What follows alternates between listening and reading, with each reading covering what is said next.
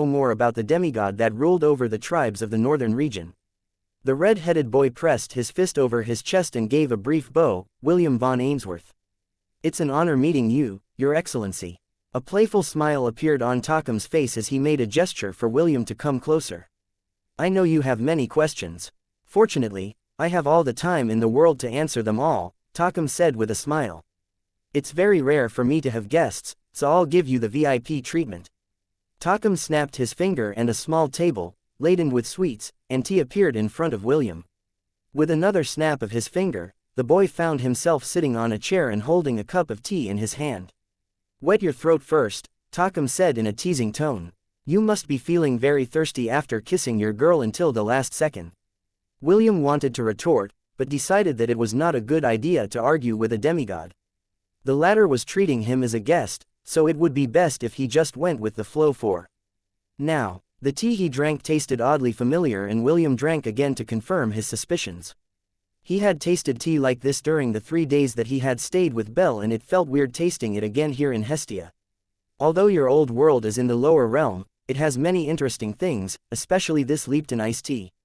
Tocum chuckled. Fortunately, we were able to get this item in bulk given the small time frame that we had.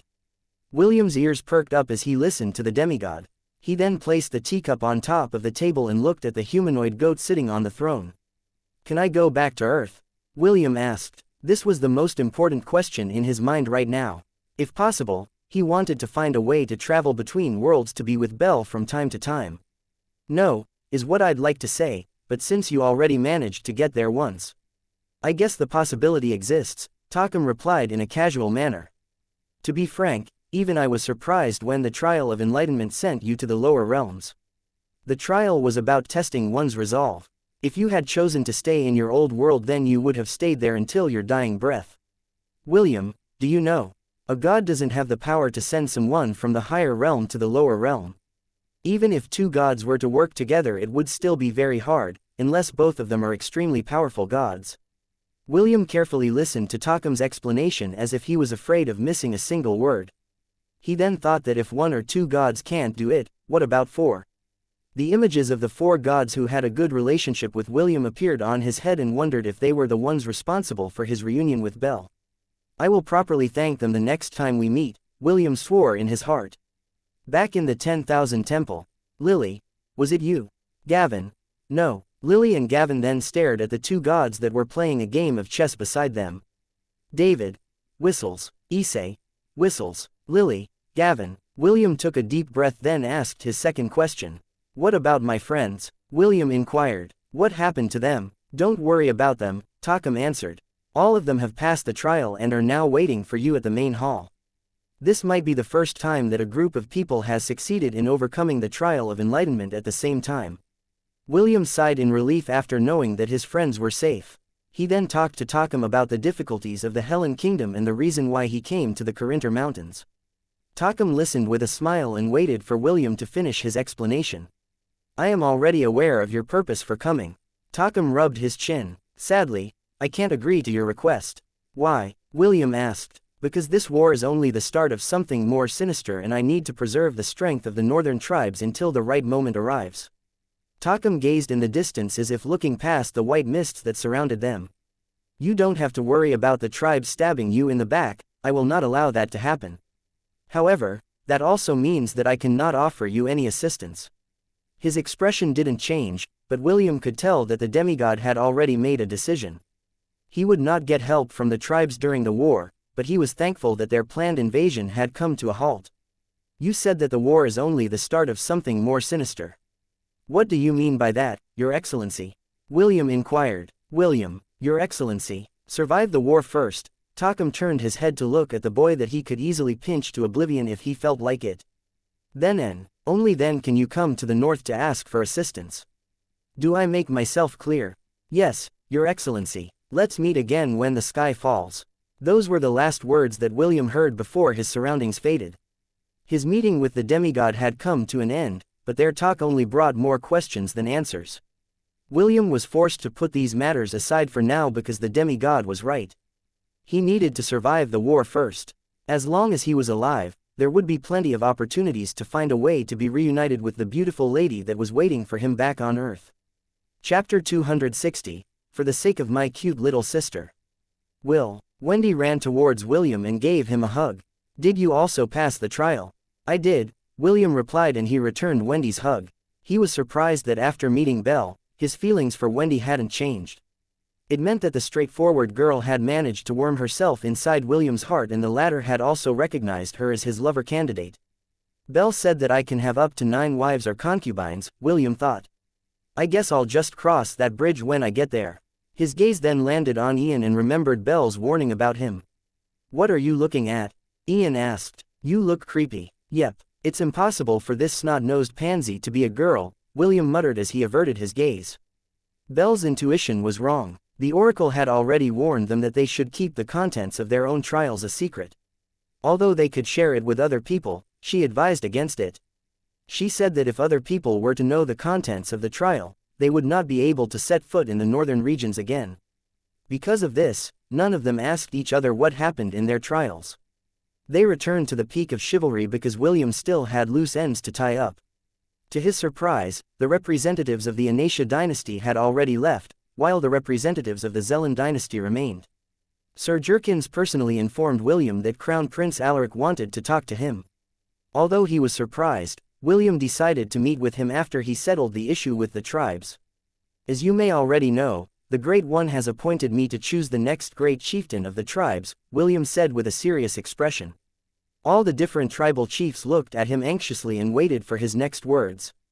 The Great One has also issued a decree, William continued his speech.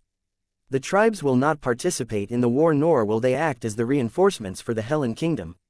They are to stay in the northern regions until the war is over. Some of the tribal chiefs sighed, while others nodded their heads.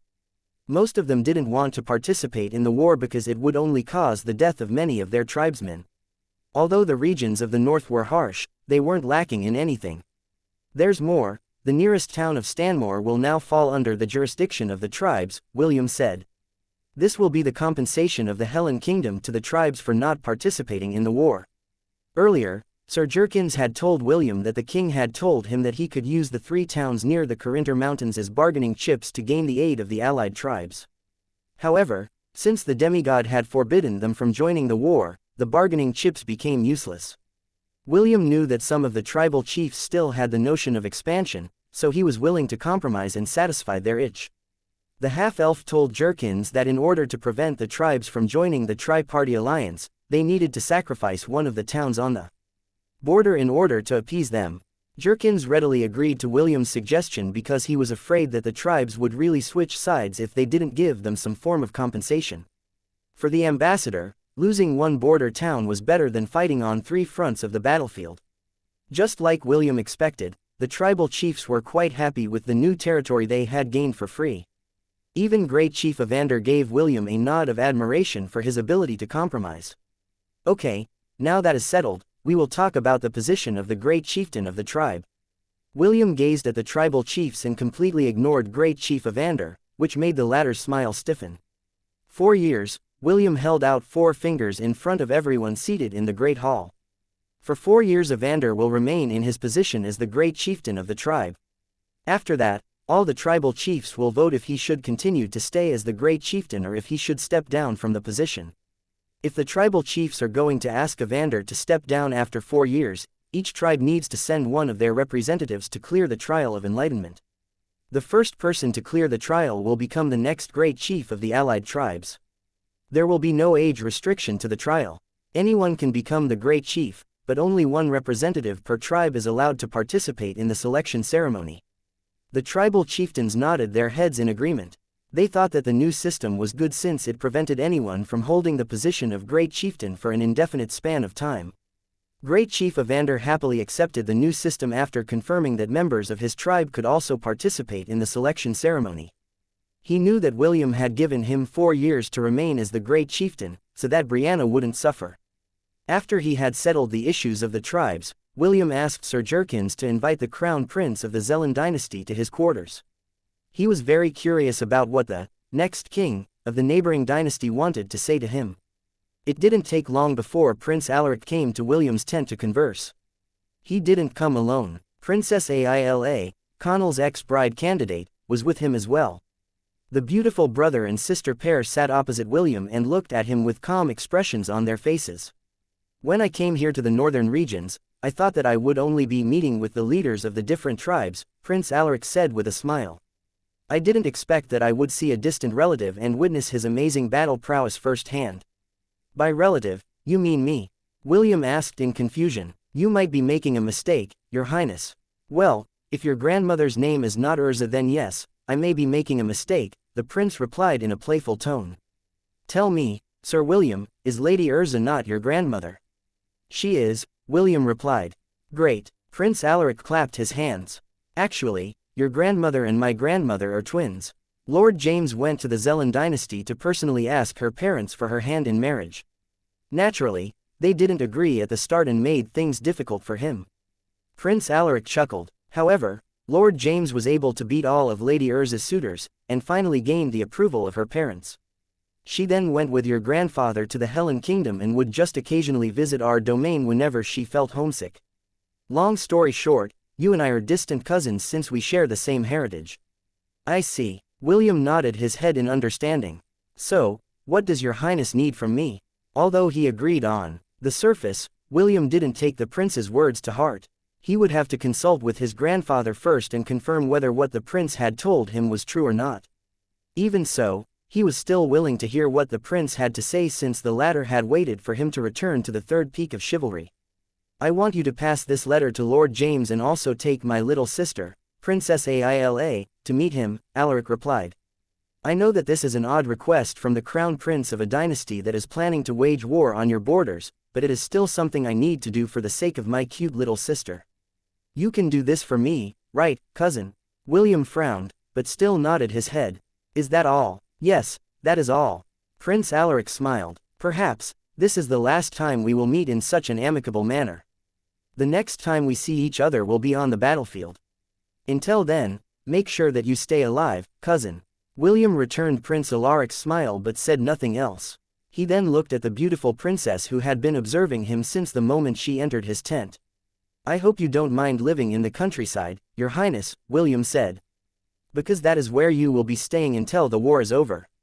As long as there is food to eat, a bed to sleep on, and a roof over my head, I believe that I will be able to manage, Sir William, Aila replied.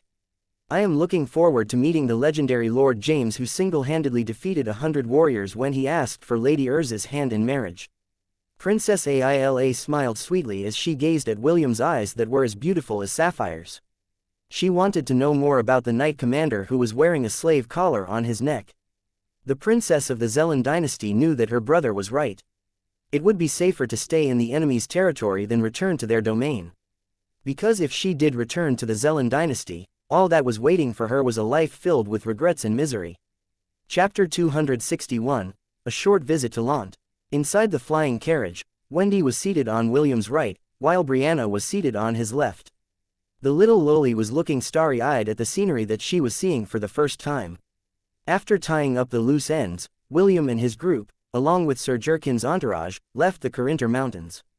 The two flying carriages flew side by side as they made their way back towards the Helen Kingdom. Don't poke your head out too much, Brianna, William said helplessly.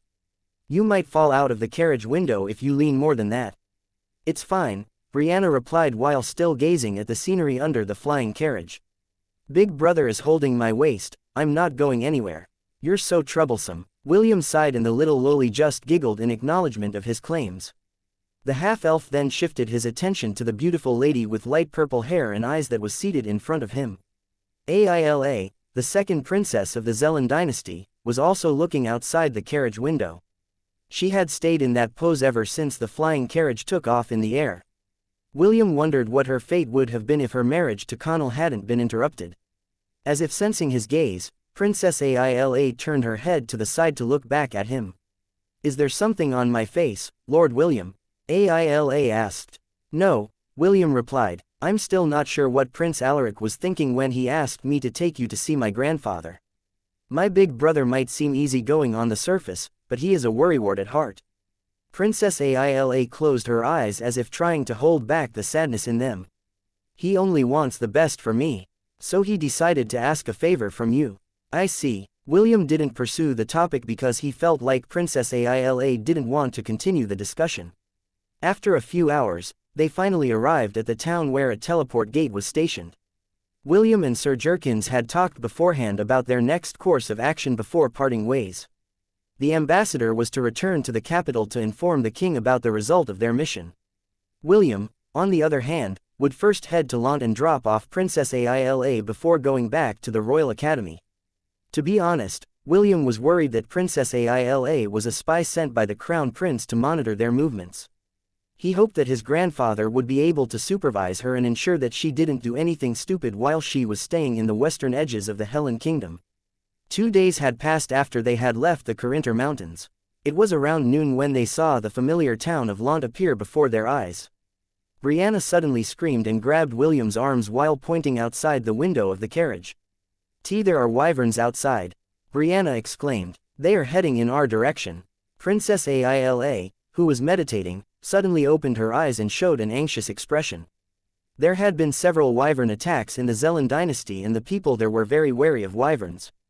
There was an occasion when her entourage was attacked by a wyvern while visiting the towns near their borders. Since then, Princess Aila had been extra careful about not venturing into the territories where wyverns were said to hunt. Don't worry, William patted the head of the anxious loli. They are on our side. Huh, Brianna looked back at William in confusion. A few seconds later, the wyverns flew alongside the flying carriage as if they were guards protecting a VIP guest. It took Brianna a minute to realize that the wyverns were indeed not there to harm them. She then poked her head out of the carriage to stare at these notorious beasts that were often called lesser dragons in their domain. Princess Aila had also calmed down after her initial shock, but she didn't let her guard down. She just stared at the wyverns outside the window with a complicated gaze, as the carriage slowly descended from the sky. Dave guided Lionheart towards the Ainsworth residence and landed 50 meters away from the main entrance. James, Mordred, Anna, Eve, and Helen were already standing in front of the entrance and waited for their guests to disembark from the carriage. "I came to visit," William said with a smile. "It's good to see you again, Grandpa, Uncle, Auntie, Eve, and Aunt Helen." Eve immediately reached out to her big brother. William chuckled as he hurriedly picked up his adorable cousin and kissed her cheeks. James smiled as he looked at the guests that William had brought along with him. He was already familiar with the others, but there were several new faces that he hadn't seen before, namely Amelia and Princess Aila, who were both beautiful ladies. The old man laughed as he patted William's shoulder. "You did well, boy. Should I start preparing for a grand wedding ceremony?" Before William could even give a retort to his shameless grandpa's words, Brianna hurriedly ran towards James and grabbed his hand. "Grandpa James, we meet again," Brianna said with a big smile on her face. "Do you remember your promise? You said that you would give me a wyvern the next time we saw each other." Brianna, James almost didn't recognize the adorable girl that suddenly clung to him. "What are you doing here? Did your old man allow you to leave the mountain? Wait, don't tell me, you ran away from home and hitched a ride?" A mischievous smile appeared on Brianna's face as she gave William a sidelong glance before returning her attention to James. "Grandpa, Big brother William said that he fell in love with me at first sight," Brianna stated with a face filled with injustice. "He challenged a prince in order to win my hand in marriage. Right now, I am his fiancé." James almost choked on his saliva when he heard Brianna's words. He then stared at William as if he was looking at a scum. "Boy, even though I always tell you to look for girls to marry, I didn't tell you to prey on little girls," James said in a righteous manner as if he was free from sin. "However, since you can't uncook cooked rice, I will turn a blind eye on this matter. Just make sure that you treat Brianna well in the future." William snorted and raised his hand to flick the lowly's forehead. Unfortunately for him, Brianna had already anticipated his reaction and backed away while giggling. She then stuck out her tongue at William, which made the half-elf scratch his head in helplessness. Eve found William's reaction funny. She then reached out her two small hands to grab his hair and pulled on it. William ignored Eve's actions as he confronted his grandpa. "It is true that I won Brianna's hand in a duel, but I intend to pair her with Prince Ernest," William hurriedly explained because his Aunt Anna and Aunt Helen were looking at him with displeasure. He didn't want the two ladies, who had helped to raise him, to have any misunderstandings. He then glared at Brianna, who was hiding behind Wendy's back. "I see." James played with his beard as he accepted William's explanation. "Then how about the other two ladies whom I haven't seen before? What is your relationship with them?" William felt relieved because his grandpa readily accepted his explanation. He then started to introduce the two new faces that accompanied him back to Lant. "The beautiful lady with green hair is Lady Amelia Louise," William said. "She is a permanent member of my own night squad." "Louise, is she perhaps the daughter of Philip, the Baron of Bradford?" James inquired. Amelia, who was standing not far away from William, made a curtsy. "It is an honor for Lord Ainsworth to know of our humble origins." James grinned as he waved his hand in a casual manner. "Your father and I are not close, and we've only met twice in the past when I was passing through your barony. Even so, Philip is well known in the noble circle for not sticking his head in places that he shouldn't stick his head in. Your father is quite an admirable person." Amelia blushed at James's praise towards her father. She didn't expect that the hidden overlord of the West had met her father in the past. After that brief exchange, William then introduced the VIP guest that had accompanied him from the Carinthar Mountains. "This beautiful lady here is the second princess of the Zelen dynasty, Aila Sol Zelen," William announced. "Her reason for coming here is due to the request of the Crown Prince, Alaric Sol Zelen. He also asked me to give this letter to you, Gramps." William took out the handwritten letter from his storage ring and presented it to his grandfather. James opened the letter and started to read. At first, there was a frown on his face, but his expression calmed down after he finished reading the letter. "Aila, was it?" James asked in a friendly manner. "From this day onwards, you will be a guest of our humble town of Lant. Although the amenities we have can't compare to the things inside the Zelen Royal Palace, they aren't too shabby either." "Thank you, Lord James." Princess Aila made a respectful curtsy towards the legendary figure that once visited their domain many years ago. "I will be in Your care from now on. James nodded his head. According to Alaric's letter, you are studying life magic, right? Yes, Lord Ainsworth. Do you have a master teaching you? James once again nodded his head. It's quite fortunate that we have a very capable life archon here in Lant. If you wish, I can introduce you to him and ask him to take you on as his disciple. Princess Isla's eyes widened in shock. She didn't expect that this small town had a life archon in it. There was only one life archon in the southern continent, and that person had been shrouded in mystery. The only thing that the life mages of the southern continent knew about this legendary figure was that he liked beautiful young women and his stamina seemed endless. Lord Ainsworth, are you referring to the archon of the Spring of Life? Princess Aila couldn't stop herself from trembling in excitement. Is he here? Is the renowned life archon, Sir Owen, here in Lant? Yes, James chuckled. Knowing that old man's taste, he would be more than happy to make you his disciple. William, who was listening to the side, had a dumbfounded expression on his face. He didn't expect that the old coot that boasted about his ability to go several rounds in bed was someone so famous. He even wondered if Princess Aila was referring to someone else, and not the shameless and perverted old man, who had secretly told William several tips on how to make a woman feel good in bed. Chapter 262. Just wait, my beloved little pets. Just because you are a princess doesn't mean that I will treat you favorably. I am a very strict teacher. Are you sure you want to become my apprentice? Yes, please, make me your disciple, Lord Owen. Very well, Owen nodded in a righteous manner. The charisma that was oozing from his body was that of a master that had faced great battles and had lived to tell the tale. William couldn't stop his lips from twitching as he stood at the side, watching this master and disciple pair. He wanted to grab the old man and shake his body so badly while shouting, "Where is the real Owen? You imposter! Tell me, where did you hide that old pervert who only knows how to boast about how he mastered the 444 positions that would make a woman go crazy?" When he saw Princess Aila kneel and pay her respects to her new master, William almost spat on the ground. The old pervert winked at him and gave him the, "Now you know how awesome I am" expression while Aila wasn't looking at him. William's reply was simple. He gave Owen the middle finger. This brief exchange between the two came to an abrupt end when Princess Aila raised her head to look at her new master. Owen extended his hand to hold her hand, which was the procedure of accepting a disciple among the life mages. Princess Aila stood up with Owen's assistance, completing the ceremony of apprenticeship. "Rest for now," Owen said in a tone that was befitting of a monk that had abstained from worldly desires. "Our training will start tomorrow.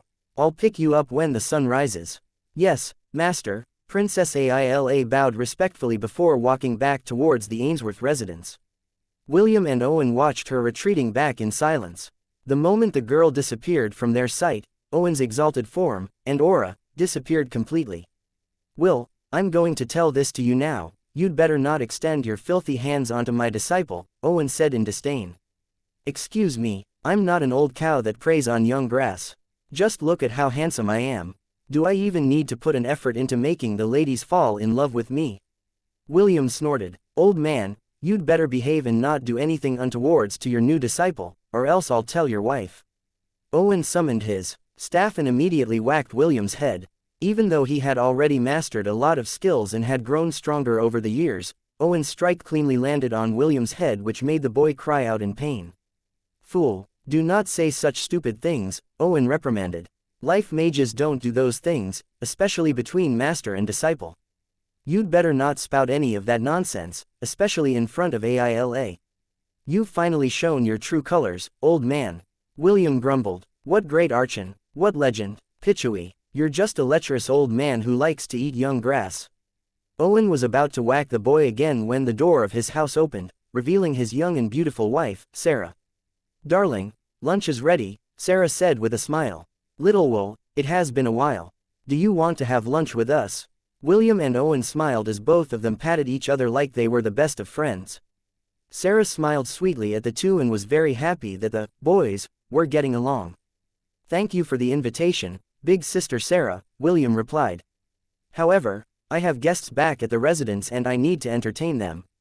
"Perhaps next time." "All right," Sarah nodded. "Make sure to visit us again, Will, and study properly at the Royal Academy." "I will, big sister." "Darling, let's go and eat while the food is still warm." "I'm coming," "Honey," Owen said. "See you later, William." "Bye-bye, Sir Owen." After the couple closed the door behind them, William shook his head helplessly as he walked back towards the residence. That old coot must have saved a planet in his past life to have Sarah as his wife, William thought. Then again, Princess Aila becoming Owen's disciple is also a good thing. Grandpa and Owen are not fools.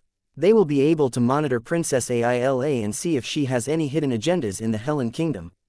The group stayed the night in Lant before going back to the capital the next day. Although William could stay longer, he had many important matters to attend to.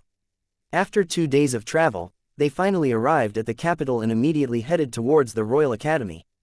2 hours after arriving at the academy, William was summoned to the palace. He took Brianna with him, because he intended to discuss with the king about making Brianna the fiancée of Prince Ernest. Although there was no certainty that Great Chief Evander and his sons would be able to retain their position as the leader of the tribes, William thought that it would be best to officially declare Brianna as Prince Ernest's fiancée since the two kids seemed to have feelings for each other. 13 days. That was the amount of time that had passed since William had left the Royal Academy, and many things had happened while they were away. The Academy was busy preparing for the inter-division battle, and all the divisions were training seriously for the chance to become this year's champion. Of course, aside from the students, Carter had also been very busy. With the help of Charlotte, and the children that had been affected by the suggestion spell, the candies had made their way to the first, second, and third years of the magic division. He didn't dare try to ensnare the fourth years because there were strong individuals like Matthew and Leah who had very strong perceptions. Carter didn't want to jeopardize his plan, so he focused on these 3 divisions. Right now, he had successfully corrupted 70% of the student body, and the rest would be fully under his control a few days before the inter-division battle started. So, Wendy and the Knight Commander have returned to the academy. Carter's face brightened when he heard Charlotte's report. He had been waiting a long time for Wendy's return and had prepared a special variety of candy just for her. This candy was more potent than the rest, and it would only take 3 to 4 days for the spell to mature inside his target's body. "Yes," Charlotte replied happily. "Right now, Wendy is resting inside her room. Do you want me to give her the candy you specially made for her?" "Yes, please." Carter handed the pouch to Charlotte with a smile. "I'm counting on you, my love." Carter drew Charlotte close and hugged her. "This weekend, invite her to have lunch with you and bring her here, to my room. That will be when we will discuss our marriage and invite her to become my second wife." "Sounds like a good plan," Charlotte nodded. She really wanted to have Wendy as Carter's second wife because she only wanted those who were close to her to share the love of her beloved man. Carter was planning to have a special time with her and Wendy on the day of the inter-division battles. All he needed to do was wait 2 more weeks before he could leave the southern continent. He would conduct a massacre, then take the talented girls of the Helen Royal Academy back to the Demon Continent. After that, he would receive the rewards that the Demon Lord promised him. Carter could feel the heat in his loins, but he endured it for now. He returned to his laboratory to make more candies. This was a crucial time, and he couldn't afford to keep thinking about the young beauties that would soon be brought back to the Demon Continent. "Just wait, my beloved little pets," Carter mused. "Soon, I will take all of you to the peak of pleasure and make you forget your lives in the southern continent." Chapter 263, William's Gamble. William was currently walking hand in hand with Brianna inside the palace. The little loli was looking everywhere with an undisguised curiosity that would make anyone label her as a country bumpkin, but she didn't care because no one was around. The half-elf discovered that Brianna had an uncanny ability to change her expressions in less than a second the moment she sensed someone aside from those close to her. One moment she looked like an ignorant bumpkin, the next she looked like a dignified princess. William was quite impressed by the loli's ability that he gave her 2 thumbs up in his heart. As they were about to reach the main hall where the king was waiting, they saw a young boy blocking their path. He tried to act calm on the surface, but his body language was saying otherwise. It was as if he wanted to run towards them, but his years of being trained as a member of the royal family prevented him from doing something unbecoming of a prince. Brianna clung to William's arm as the two neared the youngest prince of the Helen Kingdom, Prince Ernest. She had a smile on her face while looking at Prince Ernest. William, on the other hand, just played along with the adorable loli because he, too, was interested in how the young prince would react. "Sir William, I am here to congratulate you for a job well done in preventing the northern tribes from turning hostile on us, Prince Ernest said as soon as William stopped a few meters in front of him. My father is waiting at the Great Hall. Please, see him as soon as possible. I will look after Lady Brianna, while you make your report to my father. Brianna looked up at William with longing. Darling, don't take too long. I'm scared. Don't worry, honey, William replied as he patted Brianna's head. I won't be gone for long. It was then when Prince Ernest stepped forward and pried Brianna's hands off William's arm. He then pulled her away from the half-elf. The young prince hid the loli behind his back before glaring at William. Sir William, I know that the two of you are just acting, but let me say this here and now, Prince Ernest stated. Big sister Brianna is going to be my fiancée. I would appreciate it if you wouldn't make any further moves towards her. William looked at the little shrimp with amusement. Prince Ernest had a serious expression on his face, while the mischievous loli behind him was covering her lips as her body trembled. Clearly, she was doing her best not to laugh out loud. Your Highness, I won Brianna's hand in a fair duel, William said in a righteous manner. Her father has also given me his consent. What I do with her is none of your business. Sir William, your attempt to make me jealous is working. I would greatly appreciate it if we stopped this farce, right here, right now. Che, you're no fun. William crossed his arms over his chest with a smile. Although he wanted to tease the young prince a little more, he knew that now was not the time to do it. Big sister, please stop teasing me as well. Prince Ernest looked at the adorable girl behind him and pouted.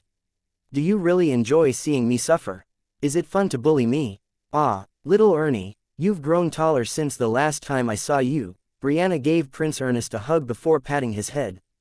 Just a few more years and you'll be taller than me. When that happens, I'm afraid that the one to be bullied would be me. I will never bully you, big sister. You'd better not, or I'll run to Darling's side. Prince Ernest nodded his head seriously, which made William grin. Looks like Prince Ernest will be a hen-pecked prince in the future, William mused. Okay, I'll meet with the king first.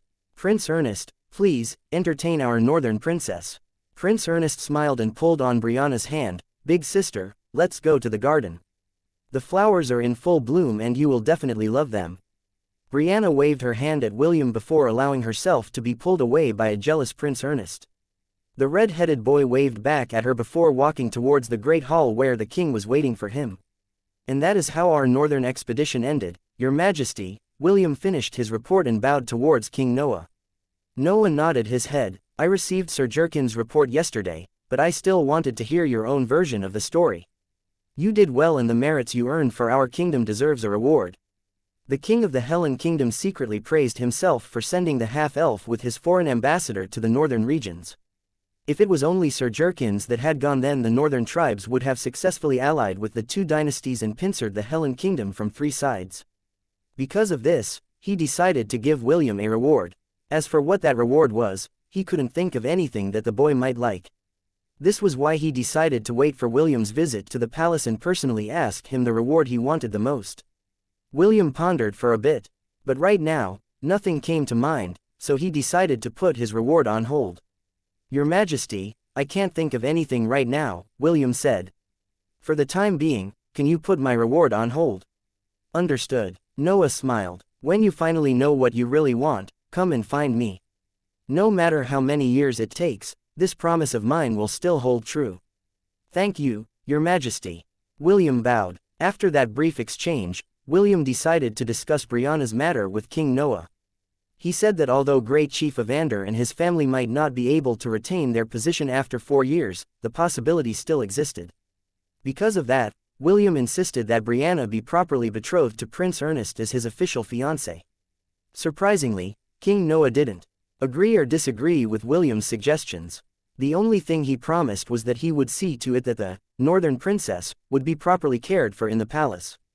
William sighed in his heart, but he knew that he couldn't be too pushy. He was about to ask for his leave when the king made a gesture for him to come closer. Sir William, there is something that I would like to entrust to you for the time being, King Noah said with a serious expression. The king then took out a sheathed dagger from his storage ring and handed it over to William. Hold on to this dagger for safekeeping, King Noah ordered. In any situation, you are not allowed to divulge to anyone, not even your family, that I gave you this dagger. Also, You will not hand this dagger over to anyone, regardless of who they are or whatever position they have. Do I make myself clear? As you command, Your Majesty, William replied as he took the sheathed dagger from the king's hand. After taking hold of the dagger, he immediately used his appraisal skill to get more information about the dagger that was entrusted to him. How come I can't read anything? William thought. I'll ask the system later. It would be disrespectful to investigate further in front of the king. William stored the dagger in his storage ring and took a step back. King Noah looked at him seriously before waving his hand. You may go. King Noah smiled. Please, do your best, and continue to protect our kingdom to the best of your abilities, Sir William. The Helen Kingdom is my homeland, William replied. I will do my best to meet your expectations, Your Majesty. After concluding his visit, William left the Great Hall and went to find Brianna in the garden. He explained that the little lowly would be staying at the palace and be treated like a VIP guest. William also warned Prince Ernest that he should take care of Brianna or else he would take her away. Prince Ernest made a solemn promise that made William and Brianna pat his shoulders in admiration.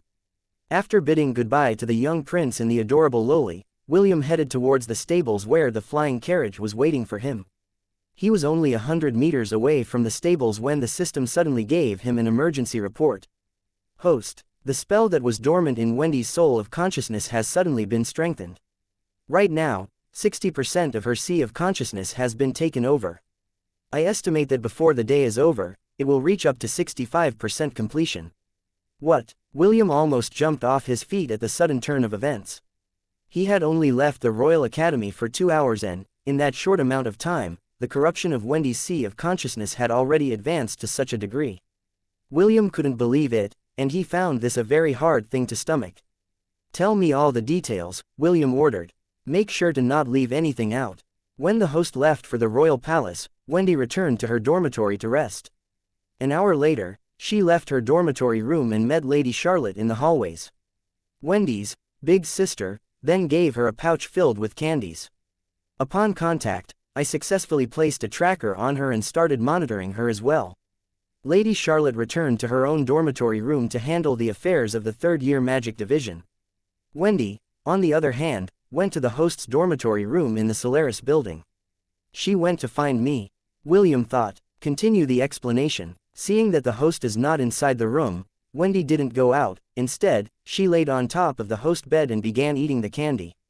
William clenched his fist so hard that his nails dug into his palm. How is she now? She is currently sleeping on the host's bed. William ran towards the stable in order to return to the Royal Academy as soon as possible. He wanted to be beside Wendy right now, and personally check her current condition. The half-elf knew that he was making a gamble with Wendy's life on the line and hated himself for it. If possible, he really wanted to kill the mastermind behind this whole incident and prevent the girl, who loved him so much, from suffering any harm. Chapter 264, Promises that he would no longer be able to keep. Half an hour earlier. It's so boring here in the academy, Wendy thought as she finished changing her clothes after taking a shower. I guess I'll just visit Will for now. I hope he's back from his meeting with the king. She had just left her room when she saw her big sister Charlotte walking in her direction with a big smile on her face. It's good to see that you're finally back. I missed you, Charlotte said as she gave Wendy a light hug. Where have you been? I missed you too, big sister. Wendy returned the hug as she replied to Charlotte's question. We went to the north to train. That's right, Sir William wanted to perfect our team formation, so we had to leave the academy to train. Is that so? I hope that the Knight Commander isn't pushing you too hard. Charlotte frowned. Make sure to tell me if he bullies you. I don't care if he's the Knight Commander or not, I'll shove a fireball right up his ass. Wendy giggled when she imagined William holding onto his bum while running away in fear. Seeing that Wendy seemed to be fine, Charlotte remembered her reason for looking for her. Here you go, some candies for you. Charlotte handed the pouch filled with candies with the, "Be thankful I care for you," expression on her face. Thank you, big sister. Wendy happily took the pouch from Charlotte's hand. You're the best. You only say those words when I give you gifts. Well then, I have to go. There are still documents that I need to work on for the third years. I only came here to check up on you and see that you're in one piece. Thank you once again, big sister. I'll treat you to something good tomorrow. You'd better remember those words. Charlotte patted Wendy's head before going back to the third-year dormitory. Wendy was about to eat a candy when she suddenly remembered what had happened in William's room when she gave him a candy. Her face reddened as she reminisced about the passionate kisses that she had shared with him. I'd better give him some candies as well, Wendy thought. She was looking forward to another kissing session with William that would only become possible because of the candies that were in her possession. Wendy had been a regular visitor of the Solaris dormitory that the guards only nodded at her and allowed her to pass without question. They knew that the beautiful lady was a member of the Knight Commander's personal night squad and gave her the respect she deserved. William's room had a special enchantment in it that prevented anyone from entering without permission. Fortunately for Wendy, she was one of the few exceptions that could enter the room without using a key. He's still not here, Wendy thought as she scanned the room. It's fine. I'll just wait for him to arrive. The blonde beauty immediately headed towards William's bed and sat on top of it. She then opened the pouch of candies and started eating. I'll only eat half and share the rest with William, Wendy thought as she put a red-colored candy inside her mouth. This way, it's a win-win for both of us. After eating 8 candies, Wendy suddenly felt drowsy and slept on top of William's bed, while hugging William's pillow. Somewhere in Asgard, Captain, please wake up. We are being dispatched to the battlefield to collect the souls of warriors. We are the team that is currently on standby, so we have to hurry before our superiors deduct our wages. Just let me sleep for 5 more minutes. What are you talking about, Captain? A beautiful lady with dark brown hair raised her voice as she shook the sleeping beauty violently. If we don't go soon, Commander Gunnar will deduct our wages. I plan to have a date with my boyfriend this month. I need to buy a new dress. You're so annoying. The sleeping beauty finally relented and propped herself up from the bed. Her long, silky, blonde hair shimmered briefly as the rays of the sun fell upon them. I'll be ready in 5 minutes. Wait for me outside. Understood. Please, hurry, Captain. Okay, stop nagging and just wait for me to finish changing my clothes. Sheesh. The blonde beauty, who seemed to be in her early 20s, walked up to her closet and began to put on her lightweight armor that was designed for the battlefield. After strapping on her protective gear, she walked towards the mirror in order to fix her hair. The image of a beautiful lady with long blonde hair and a pair of blue eyes, that were as clear as the skies of Asgard, were reflected in the mirror. She then began to comb her hair until she was satisfied with it. The blonde beauty then picked up the winged circlet lying on top of her table, and looked at the mirror one last time before going out of her room. As the captain of her squad, it was her duty to lead the other Valkyries on the battlefield to collect the souls of the brave warriors that had fallen in battle. An hour later, 12 Valkyries with their captain in the center descended towards Midgard, where a battle had just ended. They had done this duty countless times before, and they were already used to guiding the souls of the brave warriors to Valhalla. However, this time, the scene they encountered was different. There are no souls. One of the Valkyries, that were hovering above the dead bodies, stuttered. Captain Wendy, there are no souls on this battlefield, one of the Valkyries reported. It was as if they have vanished into thin air. This has never happened before. Calm down. Wendy raised her hand as her eyes scanned the bloody battlefield that was bereft of any signs of life. Go in teams of 2 and investigate. Maybe there are still lingering souls somewhere on this battlefield. We need to know what happened. Usually, hundreds, even thousands of souls, could be harvested on the battlefield where the fighting had just ended. Not all souls could go to Valhalla. Only those that fought bravely and for a righteous cause were invited to the great feast that the gods had prepared that watched over the 9 realms of Yggdrasil.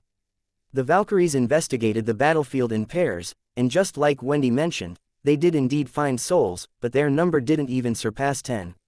While the rest of the Valkyries were doing one last sweep of the battlefield, Wendy flew towards its center and saw a young man with arrows sticking out of his body and a bloody hole in his chest. Clearly, the young man was already dead, but Wendy couldn't help but admire the warrior because he was the only one in the battlefield that had remained standing even after he died. The young man had long silver hair that fell behind his shoulders. His face was stained with blood, but that didn't prevent his good looks from showing through.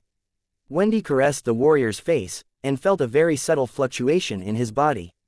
Wendy immediately used her powers and coaxed the warrior's soul, that had refused to separate from its mortal vessel, out. I, Wendy, the Valkyrie captain of Lady Brunn, have come to take you, O brave warrior, to come with me and enter Valhalla, Wendy said in a respectful tone. This was an etiquette that the Valkyries had learned during their training when addressing the brave warriors that had died on the battlefield. Soon, the soul of a young warrior appeared before Wendy. According to her estimate, the young man was still in his late teens and hadn't even grown a beard, which was very uncommon among the warriors that had ascended to Valhalla. "What is your name, brave warrior?" Wendy asked. "William," the young man answered. "William Pendragon." Wendy extended her hand in a gesture of invitation. "Come, brave William," Wendy said softly. "The halls of Asgard are waiting for you. Your duty in the mortal world is over. Your duty to protect the 9 realms is about to begin." William looked at Wendy's delicate hand before reluctantly raising his own. The Valkyrie captain could see the unwillingness in his eyes. Those were the eyes of someone that still had unfinished business in the mortal realm.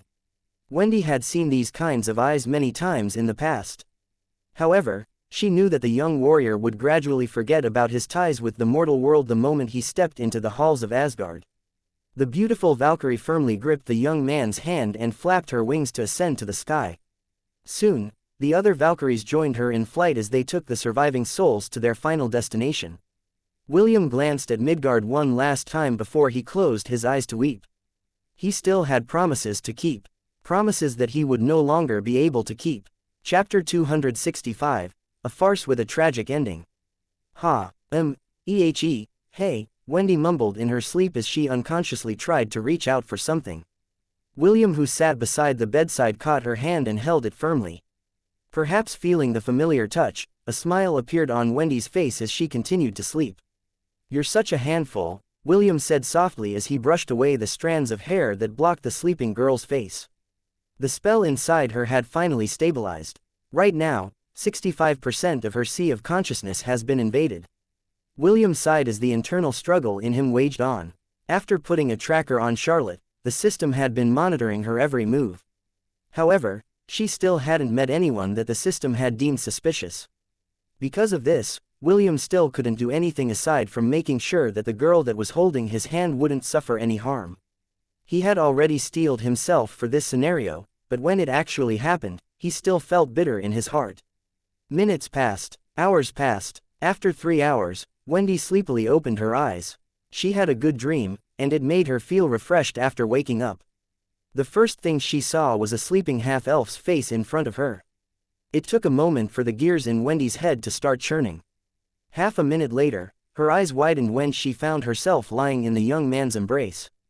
Ironically, her hands were wrapped around William as if she was holding a hug pillow. The boy, on the other hand, had his arms wrapped around her in a protective embrace. Wendy didn't know what to do at the moment. A part of her wanted to stay in William's embrace and let this moment last a little while longer, while the other part of her wanted to plant a kiss on his lips. She was afraid that if she took the initiative to kiss William, the latter would wake up and the feeling of warmth and security she was experiencing would disappear. Fortunately, before she could finalize her decision, the boy's eyes opened. Blue eyes met green and the two stared at each other for a long time before William pulled her closer to him and planted a kiss on her forehead. "Did you have a good rest?" William asked. Although he tried to hide it, there was a tinge of worry in his voice. "Yes," Wendy replied as she breathed in his scent. "I always sleep well when you are around. Then sleep here with me tonight." The two embraced each other for a while before reluctantly separating. "Will, I had a good dream, but I can't recall anything about it when I woke up," Wendy said while fixing her messy hair in front of the mirror. "Even so, I have a feeling that you were in that dream as well." William crossed his arms over his chest and gave Wendy a smile. "I don't know what your dream was about, but if I was in there then that means that it was an awesome dream."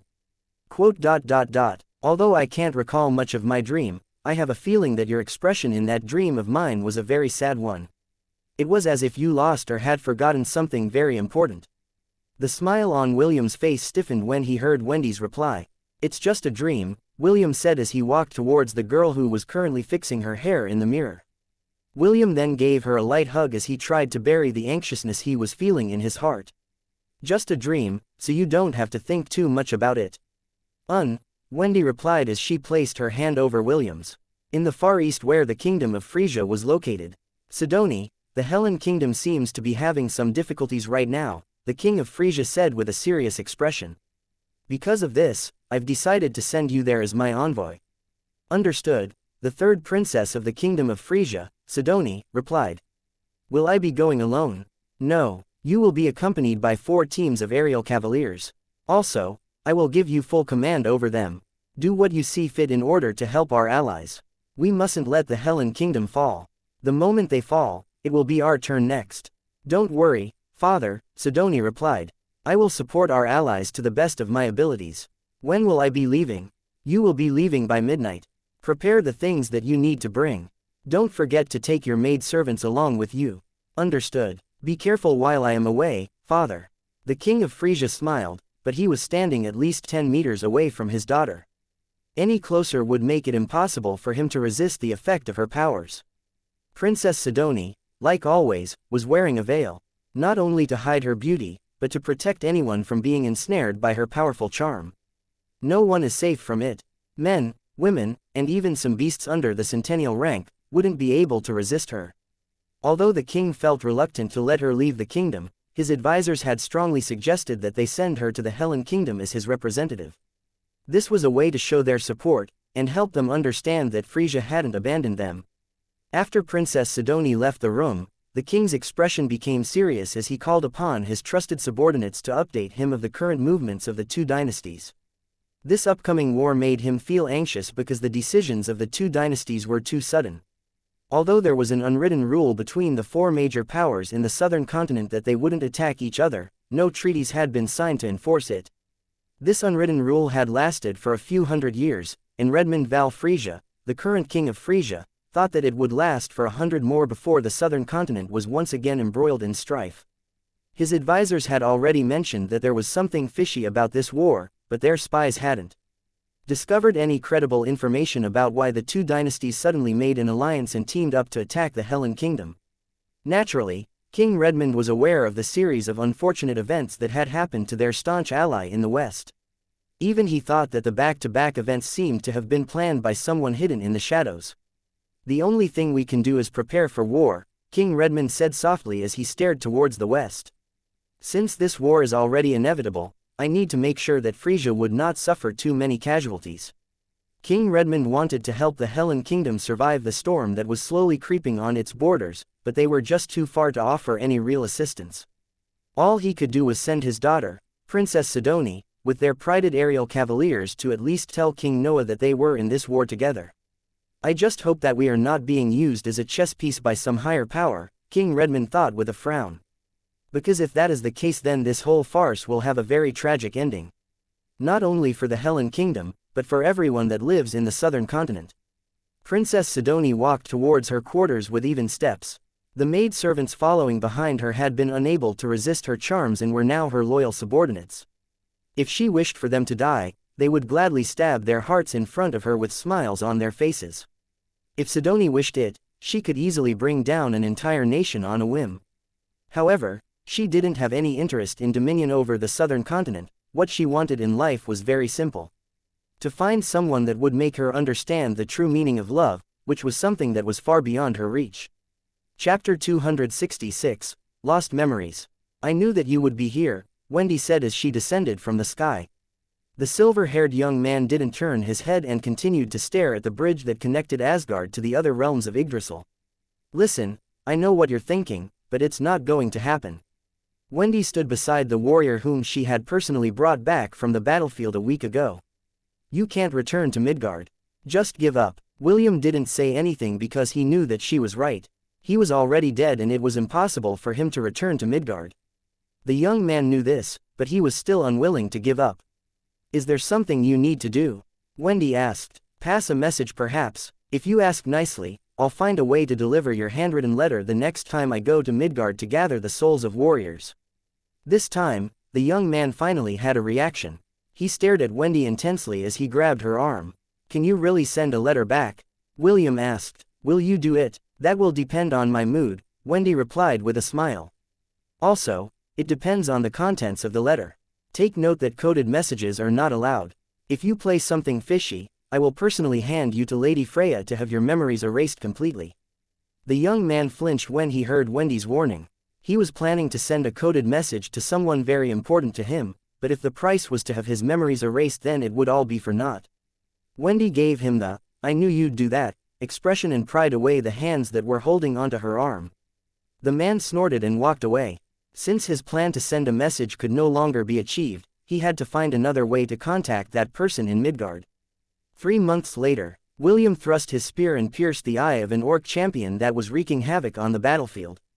The monster screamed in pain and waved its giant axe at random in order to protect itself from further attacks. Finding a gap in the orc champion's attack, William charged in and slid between its legs.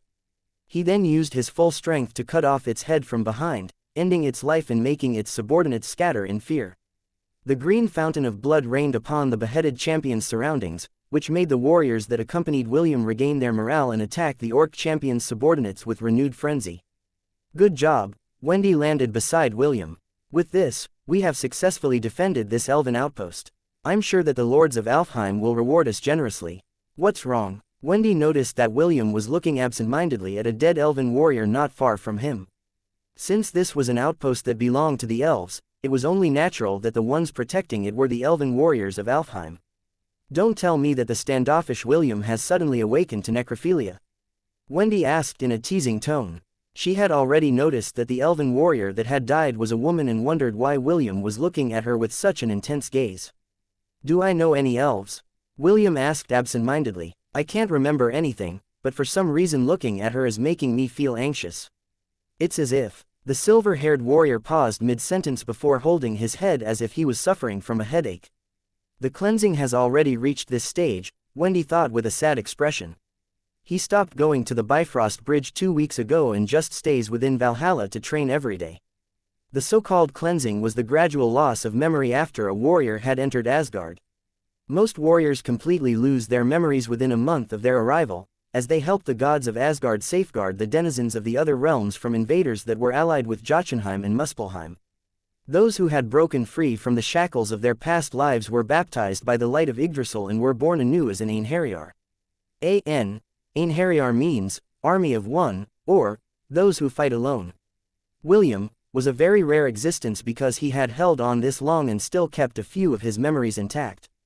However, it wouldn't be long before those precious memories of his also vanished into thin air. When that day came, he, too, would be reborn as an Einherjar. Wendy had watched over the cold, yet brave warrior, who would always fight on the front lines in order to protect his comrades. She watched him save the weak and helpless from the monsters that invaded their lands without even thinking of his own safety. Part of her wanted to see William free from the shackles that hounded him, even in the afterlife. The other part of her wanted to preserve the memories of the brave warrior that had wormed himself into her heart. Let's go back, Will, Wendy said softly as he patted the warrior's shoulder. Let's go back to Asgard. William blinked and looked at her absent-mindedly. Soon, he nodded his head and accepted Wendy's invitation. The Valkyrie captain transformed into a Pegasus and allowed William to mount her. This was a special privilege to a select few. Usually, only those that a Valkyrie had chosen to become her life partner would gain this right. Naturally, William wasn't aware of this hidden rule among those that ferried the souls of brave warriors to the halls of Valhalla. He was busy trying to grasp the fleeting memories in his hands, before they too disappeared for eternity. Inside William's quarters in the Solaris dormitory, Wendy opened her eyes and found herself inside William's room. She had been sleeping with him since the day they had returned from the north, and rumors were starting to spread in the Martial Division that she was their commander's lover. To her surprise, William didn't deny or affirm the rumors. He simply brushed them aside as if they were something insignificant and not worth his attention. Wendy's twin, Spencer, was very vocal about it and would confront William from time to time. However, after William threatened that he would kick Spencer out of the Martial Division, the Siskin brother had no choice but to back off. William was not only the commander of the Knight Order, but also the head prefect of the Martial Division. His words were law, and no matter how aggrieved he was, Spencer wasn't able to do anything in front of William. Instead, he would often tell his sister that the half-elf was a wolf in sheep's clothing, and if she wasn't careful, she would be eaten up in a heartbeat. Little did Spencer know that Wendy was looking forward to being eaten by William. It was quite unfortunate that, aside from simple hugs and kisses, William wouldn't do anything that was beyond his bottom line. Good morning, William said when he noticed that Wendy was already awake. I brought you some breakfast. William went early to the kitchen to smuggle breakfast for both of them. He had done this for the past few days, and Wendy loved these simple gestures that made her feel as if they were newlyweds. After eating breakfast, Wendy returned to the magic division because today was Saturday. It was also the day that she promised Charlotte that she would accompany her to train. "Big sister, this is not the way to the training grounds," Wendy said after she noticed that they had left the premises of the magic division. "There's a place that we need to visit first before we start our training," Charlotte replied with a smile. "I need to meet the maker of those candies that you love so much. He said that he has finished making another batch and asked me to pick them up." "Really?" Wendy was pleasantly surprised by Charlotte's words. "I've long wanted to meet the one who makes those delicious candies." "Don't worry, now is a good opportunity to meet him," Charlotte patted Wendy's head. "I'm sure that you will love him, too, Wendy. This way, the two of us can become his brides and live happily ever after." Charlotte guided Wendy towards the residences that were reserved for the teachers of the Royal Academy. The place where a certain candy maker was looking forward to her arrival. Chapter 267, I'm sorry. Are the rumors about you and Wendy true? Est asked as soon as William sat down inside the meeting room for the first-year representatives of the martial, magic, and spirit divisions. Priscilla, who accompanied William to this gathering, perked her ears up in order to listen to their conversation.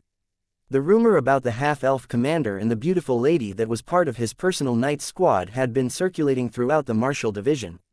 No one was brave enough to ask their commander whether it was true or not, for they didn't know how he would react to the question. Spencer had been a very good example of how William dealt with those who were trying to raise a ruckus. Wendy's twin was currently undergoing a mission to gather rare herbs that could be used to craft healing potions.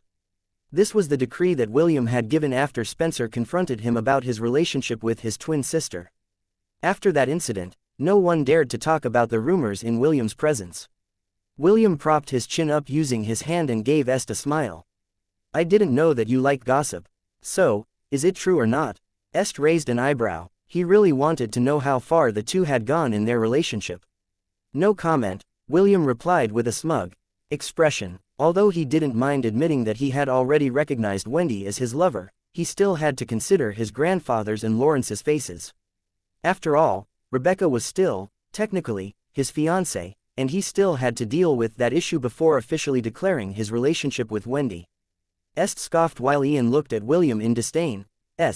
During the course of their journey in the Corinter Mountains, William had shown through his actions how much he cared about Wendy. They were always holding each other's hands and they even slept together. It was more than enough evidence to tell that the two were already in a romantic relationship. Even so, Ian was unwilling to recognize it. He would rather turn a blind eye on the two's public display of affection than to hear William officially announce that he and Wendy were now a couple. The head prefect of the Spirit Division, Erwin Boaz, was the last one to arrive in the room, followed by his vice prefect. When all the leaders of the first-year divisions had gathered, the head instructors of the divisions, Grant, Layla, and Lords, started the meeting. "In 2.5 weeks, the inter-division battle is going to begin," Grant said. "We are waiting for a special guest to arrive from the Kingdom of Frisia, so the opening ceremony might be delayed a day or two." Grant then nodded to Lords, so that she could continue the explanation. "We have already informed you of the rules of the competition," Lords stated. "We will conduct a brief review to ensure that all of you are familiar with the rules." Lords then asked the head prefects to recite the main rules of the tournament to ensure that they had memorized them properly. After that, the meeting veered in the direction of how they would conduct the battles and the point system that they would be using for the event.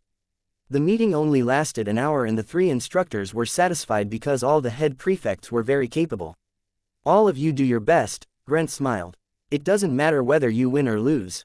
Just enjoy this event and hone your skills to fullest. All of you are now dismissed."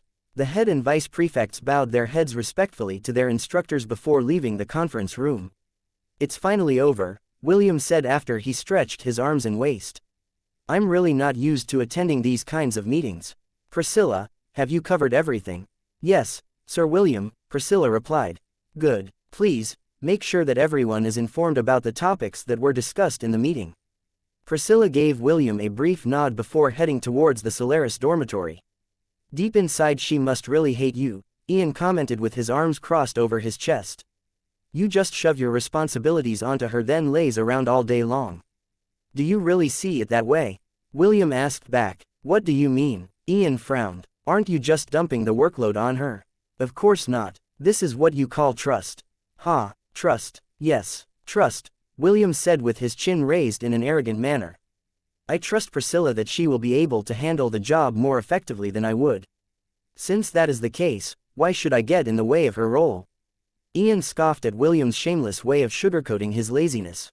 Est and Isaac, who were standing beside the two, sighed in helplessness. Ah, that reminds me, Est. William shifted his attention to his good friend. Have you thought about whether we should continue our bet or not? Est frowned. He had thought long and hard about his bet with William, and he was still on the fence whether he should agree or not. However, William's answer to his earlier question about his relationship with Wendy was brushed aside, so he was feeling irritated. Because of this, he decided to accept the half-elf's proposal and agreed to his bet. Let's do it, Est replied. I agree to the terms of our bet. Good. William chuckled as he extended his hand. May the best man win. Est firmly gripped William's hand and shook it. Suddenly, the smile on William's face vanished as a serious expression crossed over his face. What's wrong? You look like you've just swallowed a fly, Est teased the handsome half-elf that was looking at him as if William was seeing him for the first time. Host, Est's sea of consciousness has been fully invaded by the Mindweaver spell. Put a tracker on him. Include all the add-ons. William unconsciously tightened his grip on Est's hand as he did his best to control the rage that was building inside his heart. Too far. Whoever this person is has gone too far. William's breathing became heavy as he forced himself to calm down. Est was the very first friend he had made outside of Lant, and he was very special to him. For his good friend to be under the subtle control of someone from the shadows pained his heart. I'm sorry, William said softly. This was the only thing he could do for his friend. He didn't know if the mastermind was alone, or he had many helpers in the background. Until he managed to capture their trails, he couldn't afford to dispel the Mindweaver spell inside Est's body.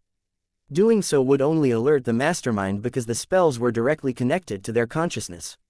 Sorry. For what? Est asked. Don't tell me you're apologizing to me because you're confident that you'll be the one to win our bet. Will, you might be strong, but don't underestimate me. I will make you taste my true power when the two of us face off in the arena. William was about to say more, but his words stopped in his throat when the system gave him an emergency notification. Host, the spell inside Wendy's body is rising at an alarming rate. The invasion on her sea of consciousness has suddenly risen to 95%. She is now currently in a trance, and is now in the presence of someone who could potentially be the mastermind behind all of this. According to my estimate, it will only take 20 more minutes before her sea of consciousness has been taken over completely.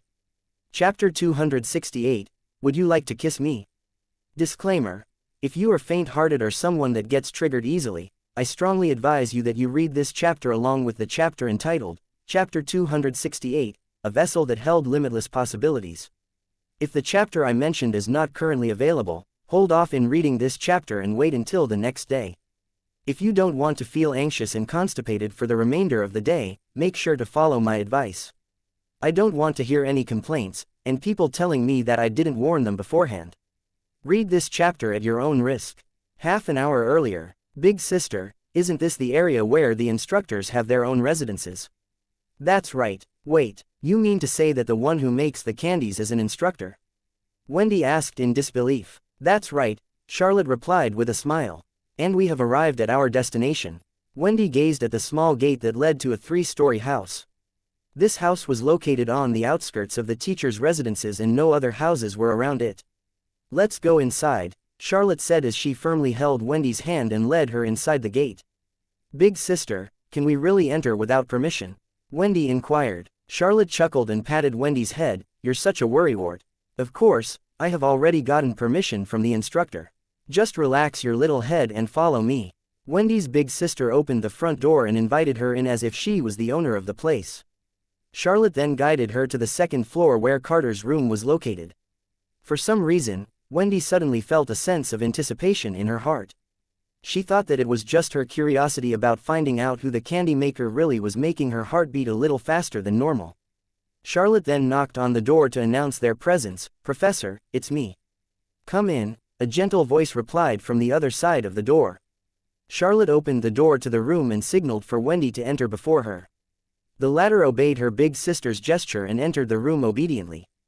After Wendy had entered the room, Charlotte also stepped inside and closed the door behind her. She made sure to lock the door properly to ensure that no one would be leaving the room without Carter's permission.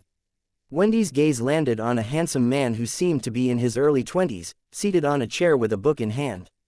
He seemed to be reading the book before they arrived, and Wendy thought that the image of an esteemed scholar fit him perfectly. "Allow me to do the introductions," Charlotte said with a smile. "Wendy, this is Professor Carter. He is the magic teacher of the 3rd years that specializes in magic combat.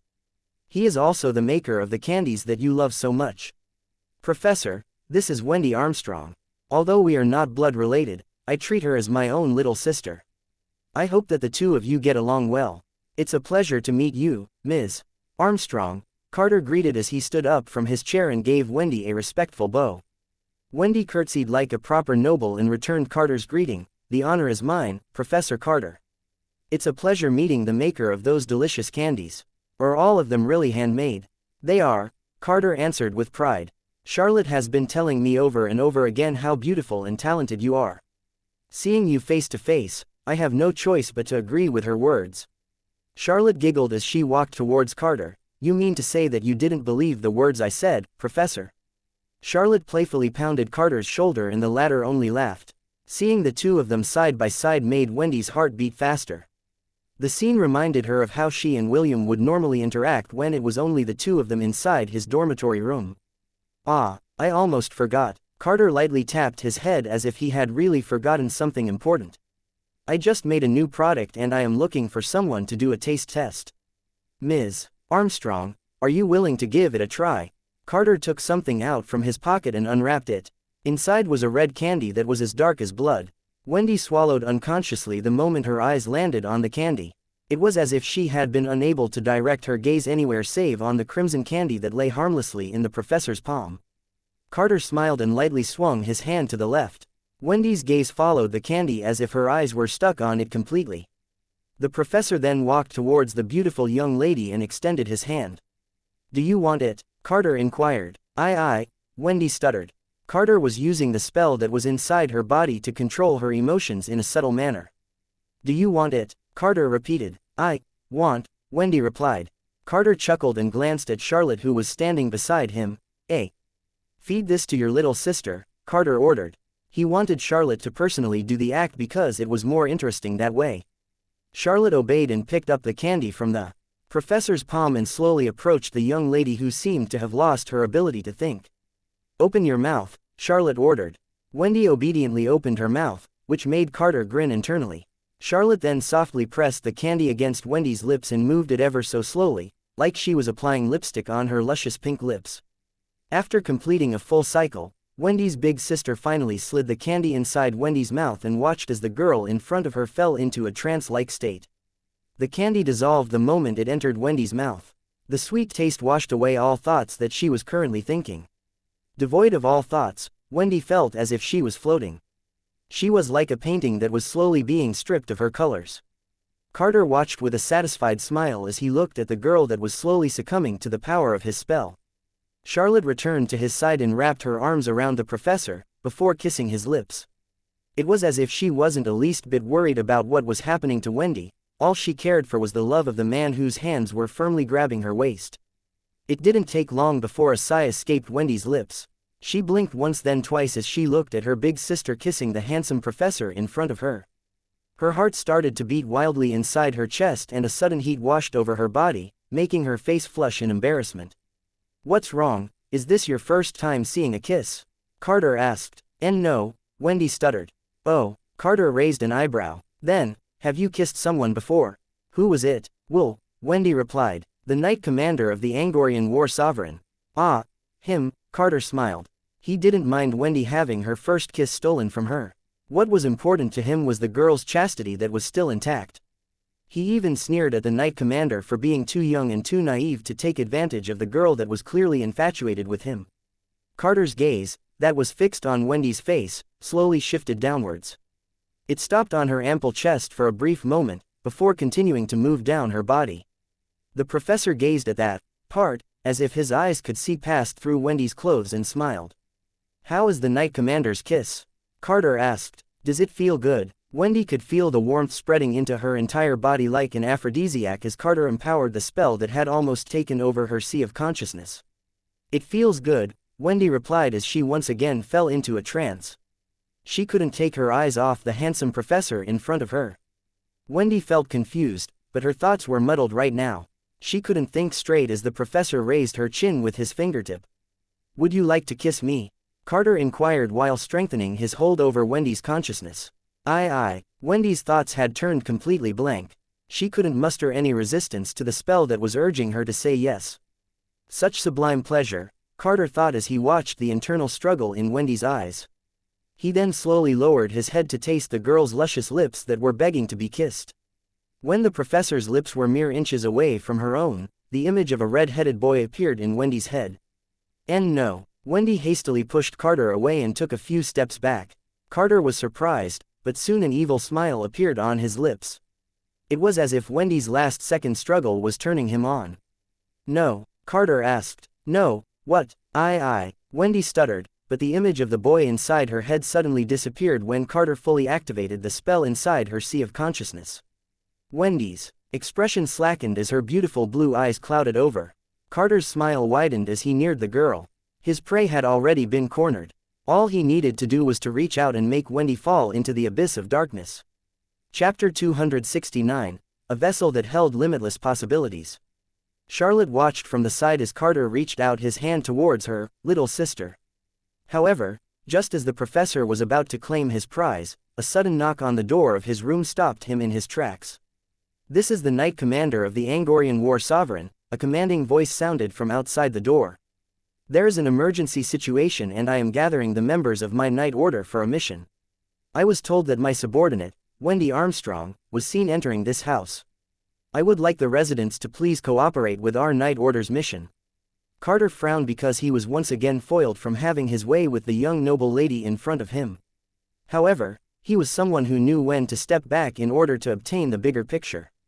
Wendy was already under his full control. The girl wouldn't be able to escape even if she wanted to. I guess putting it off for later will make the main dish more delicious, Carter thought as he calmed the heat that was surging in his body. He took a step back and glanced at the door before looking back at the dazed girl in front of him. Let's continue this later, Carter said softly. Visit me tonight, here in my room. Do you understand? Yes, Wendy muttered absent-mindedly. Her clouded eyes slowly returned to normal. Wendy blinked as she looked at the professor in front of her and tilted her head in confusion. She couldn't remember what happened after the professor had asked her to taste the candy. The blonde beauty couldn't even remember if she had tasted the candy or not. About the candy. Wendy fidgeted. You were asking me earlier to test it, right, Professor? Don't worry, you can come back later and taste as many as you want. Carter grinned as he crossed his arms over his chest. Okay. Wendy smiled and nodded her head. Another knock was heard on the door as William's voice passed through Wendy's ears. Wendy, are you here? William asked. We have an emergency mission. I came to find you. Carter walked towards the door and opened it. He then came face to face with the boy who had prevented him from conquering his target. I've long heard about the Knight Commander's fame, but I didn't have the opportunity to make your acquaintance. Carter extended his hand for a handshake. I am Professor Carter Araceli, third-year magic instructor. William replied as he shook the professor's hand. William Von Ainsworth. Carter was about to say more when a faint fragrance, that came from the young boy's body, entered his nose. His pupils shrank in their sockets as he stared directly at the boy's chest. Professor, William asked, is there something wrong? And no, Carter stuttered. It's a pleasure to meet you, Sir William. Same here, Professor, William said as he waited for the professor to release his hand. For some reason Carter was holding his hand in a vice-like grip, unwilling to let it go. Professor, you can let go of me now. As if awakening from his daze, Carter awkwardly released William's hand and scratched his cheeks. I'm sorry, it was my first time shaking the hand of a Knight Commander and I lost my composure for a while. I see, William nodded. Professor, we really have an urgent mission. If you don't mind, can you tell me if my subordinate, Wendy, is here?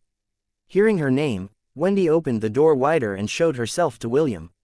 I'm here, Will, let's go. We need to go on an emergency mission. Understood, Wendy replied. Sorry, I have to go now, Big sister, Professor Carter. Don't worry about me and do your job properly. Charlotte waved at her. Be safe and may the gods watch over the two of you. Carter pressed his fist over his chest. Thank you, William and Wendy said at the same time.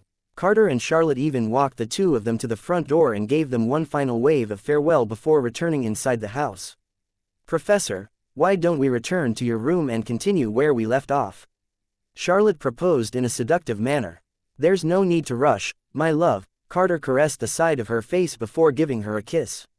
Handle your duties first and return here tonight. I suddenly remembered that I needed to do something important. A look of disappointment flashed over Charlotte's face, but she still accepted Carter's excuse. I will return tonight then. Good. I love you. I love you too, Professor. The two shared a passionate kiss before parting ways. Carter returned to his room in a hurry and closed the door behind him. His hand was trembling in excitement and there was a look of joy in his eyes. God's essence. That was definitely God's essence. Carter's eyes went bloodshot when he remembered the subtle power that pulsed within William's chest. To think that I would find someone with God's essence in this kingdom, and he seems to be completely oblivious of it. What a waste. Carter's handsome face contorted as he paced around his room. I can't be wrong. That is definitely the scent of God essence and it is stronger than the one that the princess possesses. In the past, he had encountered the same feeling when he was introduced to the princess of the demon race. The demon princess was hailed as one of the 7 deadly sins and the God essence inside her had the power to devour anything in existence. What should I do? Carter thought as he paced around the room. Should I report this? Carter immediately rejected this idea. Only a fool would report such a find to his superior and he was not stupid. Since he was the one who found it, he would claim it for himself and not share it with anyone. I need to rethink my strategy, Carter muttered. The current one is no good. Wait. That girl Wendy is close to him. I can use her. This is perfect. Carter began to laugh as a plan started to form inside his head. Being a knight commander is far superior than being a talented instructor at the Royal Academy. I guess it's time to switch bodies again. The professor grinned evilly. He never thought that he would find the perfect vessel that held limitless possibilities in a kingdom that was assigned to him. Although he felt sorry for betraying his superior's orders, he was certain that once he got hold of William's body, no one in the world would be able to stop him. Chapter 270. Pain is temporary, but my fists are eternal. Where are we going? Wendy asked. What mission will we be doing this time? William didn't answer as he led Wendy through the Solaris dormitory. The students that saw them together immediately made themselves scarce because Williams was radiating a, do not FCK with me right now bitches, aura. Wendy was oblivious of William's current expression because the red-headed boy was walking ahead of her. All she knew was that something was very different about the boy whom she had been with for the past few days. When the two finally arrived inside William's room, the red-headed boy turned around and hugged Wendy all of a sudden. The blonde beauty was caught by surprise because she didn't expect that William would suddenly hug her out of the blue. Also, the boy's body was trembling as if he was trying to hold himself back from doing something. Wendy instinctively hugged him back and caressed the back of his head. What's wrong? Did something happen? William didn't answer. Instead, he held her tighter. The scene where Carter almost kissed Wendy played over and over inside his head, and it made him feel like killing someone. He had used all of his willpower to stop himself from attacking the professor after he opened the door in his room. He knew that he still didn't know whether the professor was the true mastermind behind it all, or if he had acquaintances that were working with him inside the academy. All he knew was that he couldn't allow Wendy to be tainted by a man who would resort to such lengths to ensnare the girl that he wanted to protect. A girl that had found a place inside his heart. After calming down, William reluctantly took a step back and faced the worried-looking girl in front of him. Wendy, I want to give you something, William said as he took out a lollipop from his pocket. He removed its wrapping and presented it to the girl who loved to eat candies. This is my candy, William said. Try it, I'm sure that it tastes way better than all the candies that you have eaten in the past. Really? Wendy took the candy from William's hand and appraised it. This is the first time I've seen a candy like this. What is it called? It's called a lollipop. Lily, pop, yes. William nodded. Try it. Wendy smiled and placed the pink lollipop inside her mouth and started to lick it. It wasn't as sweet as the candy that the professor gave her, but there was an addicting taste to it that she couldn't explain. A few seconds later, she felt lightheaded, and leaned helplessly against William's body for support. Don't worry, William whispered in Wendy's ear. You're going to be fine now. Everything is going to be alright. The lollipop inside Wendy's mouth dissolved completely, and its divinity washed over Wendy's body like a gentle breeze. It felt so good that the girl sighed once before burying her head into William's chest to sleep. William sighed in relief as he gently lifted her body and carried her towards the bed, so that she could sleep more comfortably. After taking off her shoes, the red-headed boy sat beside Wendy and held her hand. He had already made his decision to remove the spell inside Wendy's body. He wouldn't allow Carter to use the Mindweaver spell to force her to do something that she didn't want to do. The scenes that the system had shared with him while he ran full speed towards Carter's residence made him want to murder Carter 1,000 times over. If he was only a few seconds late, Wendy might have already been. Killing intent rose within William's heart as his gaze sharpened like a blade. He had already considered Wendy his lover and he wouldn't allow Carter, or any man, to lay their hands on her. William wouldn't allow it, no matter who it was. Whether it was a teacher, a knight, a prince, or a king, he would kill anyone who tried to hurt Wendy. He didn't mind dirtying his hands as long as the people that were important to him lived happy and carefree lives. Soon, the killing intent receded as William got hold of his senses. The system was currently monitoring the changes in Wendy's body and her vital signs had already returned to normal. Host, the Mindweaver spell has been completely erased from Wendy's sea of consciousness. She is no longer under its effects. Also, with the power of the lollipop, she has gained a high resistance against charm spells that are not reinforced by divine powers. Thank you for the report, William replied. Did you succeed in planting the tracker on the professor's body when we shook hands? Yes, currently, the professor is sitting in his room with his eyes closed. I assume that he is just meditating, or perhaps controlling those under the effect of the Mindweaver spell from his location. Continue to monitor him, William ordered. If he does something suspicious, let me know right away. William, do you want to join my team? A beautiful Valkyrie with red hair asked with a smile. Your performance in the last battle against the orcs was amazing. I'd like to have a brave warrior like you on my team. I'm sorry, but I'm already a member of Captain Wendy's team, William replied. The Valkyrie chuckled as she leaned her voluptuous body over William's. I'm sure that I can give you more benefits than that tomboy could ever give you. If you like, I can even. Hold it right there, bitch. An enraged Wendy stormed towards William and pushed the red-haired Valkyrie aside. How many times do I need to tell you, Herja, that William is my teammate? Wendy asked with a glare. Stop poaching the warriors from our legion. Herja crossed her arms over her chest and fearlessly returned Wendy's glare. I'm just giving William an option. I mean, warriors are allowed to go to another legion if they want to. You can't make them stay by force. This is the rule that Lady Freya has decreed, is it not? Yes, what you say is true, Wendy replied with a smile that didn't reach her eyes. However, blatant poaching of a warrior from another legion is not included in Lady Freya's decree. You are overstepping your bounds. If William wants to leave my legion, then I will allow it. What I will not allow is for you, or any of the other captains, to take him away by force. Silly Wendy, Herja grinned. I'm not forcing anyone. Like I said, I am only giving William an option. I am not the first, nor will be the last to ask him to jump ship. Others have already done so before me, so it's only normal for me to join the trend as well. Herja was stating a fact and Wendy couldn't refute it. Among the new warriors that were brought to Valhalla, William was simply too eye-catching. His silver hair, coupled with his handsome looks, already made him an eye candy to the ladies. However, aside from his good looks, he was also a strong and very capable warrior. A warrior who didn't shy away in the face of danger in order to protect his comrades and allow them time to escape from an enemy that was stronger than them. Valkyries may be warriors, but they were also maidens. They were constantly looking for a life partner that could protect their backs on the battlefield. Wendy understood this, and that's why she was always in the lookout for those who were bold enough to seduce William and whisk him away from her hold. Seeing that the look on Wendy's face was close to a breaking point, Herja decided to take her leave. Although they were both Valkyries, Wendy was stronger than her. It could even be said that Wendy was among the top 3 strongest Valkyrie captains because she was blessed with superhuman strength. She could easily turn an orc warrior's head into meat paste with a single slap. This was why most Valkyries didn't want to get on her bad side. The only reason why they dared to was because of William. The silver-haired warrior was simply too irresistible for the Valkyrie captains to ignore. "Take your time and think about it, William," Herja said as wings sprouted behind her back. "You are welcome in my legion anytime." After saying those words, Herja flew towards the sky and gave William one last wink before flying away in the direction of her residence.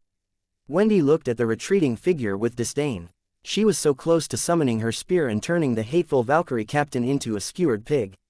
"William," Wendy said as she turned her head to look at the warrior who was looking at her with a calm expression. "I have something to ask of you."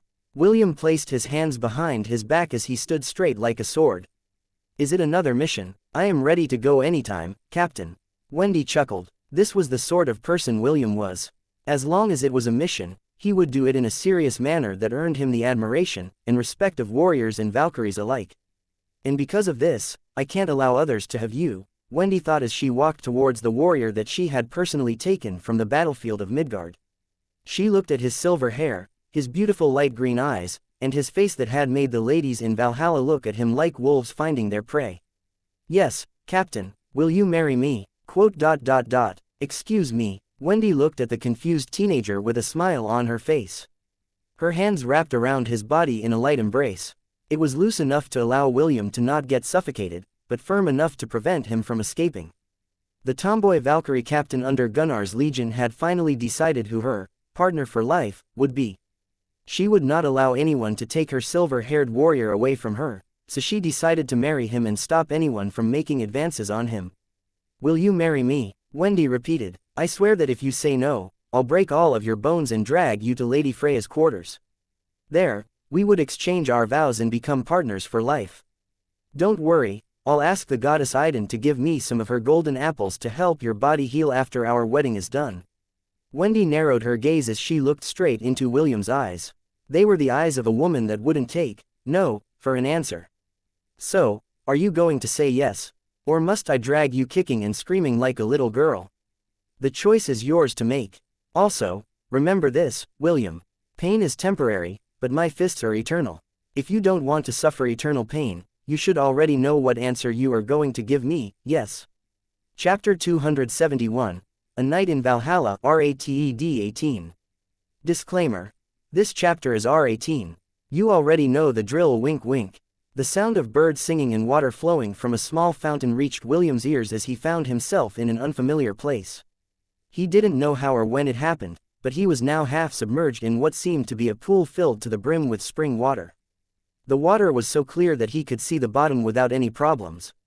William scanned his surroundings to get an idea of where he was, but what he saw made his eyes widen in shock. A vast and beautiful valley, that was dyed in the red and yellow colors of autumn, appeared in front of his eyes. Several women with a pair of white wings behind their backs flew in the distance. They were wearing a type of armor that reminded William of the Valkyries in the games that he had played back on Earth. It was late in the afternoon and the sun was slowly descending in the west. He estimated that it was only an hour or two away from sunset. It didn't take long for him to realize that he was bathing in a pool that was on top of what seemed to be a mountain that overlooked everything around him. It felt so surreal and luxurious that the red-headed boy didn't know what to think. "Aren't you finished bathing yet, husband?" A bold voice filled with eager expectation sounded behind him. When William turned his head to look, he found himself staring at a beautiful lady who seemed to be in her early 20s looking at him with a satisfied smile. Her long blonde hair rested on her waist, while a pair of light blue eyes looked at him as if she was looking at the love of her life. The 4 pairs of wings behind her back flapped softly as she landed on the ground. William looked at the lady in front of him and recognized her instantly. Although she was a bit older, taller, and more curvy, there was no doubt in his mind that the girl he was staring at was his girlfriend, Wendy. Like the Valkyries he had seen earlier, Wendy was also wearing a set of revealing lightweight armor that made William wonder if it really offered any kind of protection. "What's wrong? Haven't you finished bathing?" Wendy inquired as she moved closer. "Ah, maybe you are waiting for me to finish my duties, so that I can join you. As expected of my beloved. You really do love me." William didn't know how to react because things were happening way too fast for him to process. Before he could even reply to the lady in front of him, the latter had already removed her armor and waded into the pool towards him. Wendy?" William inquired. "You're Wendy, right? Of course, I'm Wendy. Wendy frowned. What's wrong? Do you not even recognize your own wife? Wendy had already arrived beside William and playfully caressed his chest. The moment her soft, delicate hands touched his skin, a surge of electric current passed through William's body. That was when he realized that there were a few things about his body that were different. He was a head taller than the lady in front of him, and his body was more muscular compared to his 14-year-old self. William grabbed his hair and found it long enough to rest on his shoulder. The surprising part about this was that the color of his hair was silver. He tried to reel in the surprise and confusion he was feeling and decided to ask the beautiful lady some questions. Wendy, where are we? William asked as he stopped Wendy's flirtatious hand from moving downwards. Where are Priscilla, Est, and the others? The air suddenly became tense as Wendy narrowed gaze. Who is this Priscilla, Est and the others you are talking about? Are you having an affair with the other Valkyries behind my back? Wendy released a powerful pressure that descended on William like a mountain. The expression of the beautiful young lady suddenly changed into a warrior princess who had just caught her husband cheating on her. Hey, why aren't you answering my questions? Wendy asked as her hand gripped William's wrist. The sound of something breaking and the pain that followed after made the silver-haired young man wince in pain. Seeing his pained expression, Wendy immediately released her hold on his wrist and the tense atmosphere disappeared completely. Sorry, Wendy apologized as she cradled William's injured hand. You know that I'm a very jealous person. You should know better than to mention the names of other girls in my presence. She then took out a small slice of apple from out of nowhere and made William eat it. This apple came from the golden apples of the goddess Iden, Wendy explained. It will heal most injuries, and we usually only use it when we are injured in battle. I only have 3 more slices, so you'd better not hurt yourself, okay? William wanted to say that the one who hurt him was her, but he knew better than to argue with the lady who looked like the grown-up version of Wendy, but with a more brutal personality. A few seconds after eating the sliced apple, William's injury was healed completely. He moved his hand and arm and deemed that everything was working properly. Wendy simply watched from the side as if she was amused by William's actions. You said I am your husband, when did we get married? William inquired. He needed to get more information about his wife, and this world that felt familiar to him. Has your head injury still not fully recovered? Wendy asked back. The healers said that some of your memories might have been affected because of your injury, but I didn't know that it was this serious. Wendy suddenly became anxious as she cupped William's face. I'm sorry, I wasn't able to control my strength and pushed you away during our wedding night. I didn't expect that it would hurt so much after you put your... Wendy gulped as she lowered her head to look at the little William that was currently poking her belly. William was secretly admonishing his little guy for getting excited without his permission. Even so, he kept a calm expression as he listened to Wendy's explanation. I knew you were a true warrior when I brought your soul back from the battlefield. But I never expected that you would be very manly down there as well. Wendy blushed as she averted her gaze. We only got married 3 days ago, but because of your injury, I had no choice but to wait until you were fully healed to continue the consummation of our marriage. My senior said that since we have done it once already, it shouldn't hurt as much when we do it the second time. Don't worry, they gave me ropes that can withstand the strength of a Valkyrie. You can tie me up later, so I won't be able to hurt you again. William did his best to prevent his lips from twitching after hearing Wendy's explanation. He was still finding it hard to match the crude and bold lady in front of him from the delicate and straightforward girl who would instantly blush the moment he smiled at her. So, we got married 3 days ago, but when I jammed it in during our honeymoon, she got hurt and gave me a serious head injury, William thought as beads of sweat formed on his forehead. She also managed to acquire ropes so that I could tie her up to prevent me from getting hurt again. I didn't know that I'd be able to experience bondage play for the first time in my life in a dream. William looked at his wife and pulled her close to him. He then brushed her long, silky, blonde hair as he organized his thoughts. Wendy, on the other hand, closed her eyes and wrapped her arms around William's back. Their bodies pressed against each other, as the light of the sunset slowly disappeared on the horizon. Half an hour later, Wendy flew in the air holding William in a princess carry. She headed towards a residence that was located on the cliff of the mountain. The two of them had a light dinner and then the ever-excited wife half-dragged William towards the bedroom. Although William had no experience on how the deed was done, he had watched enough to understand the basics, not to mention, a certain old man that specialized in stamina training taught him the tricks on how to make ladies feel good. I didn't think that Owen's 444 love-making techniques would be used in a dream, William mused as he tied the beautiful lady up, according to her wishes.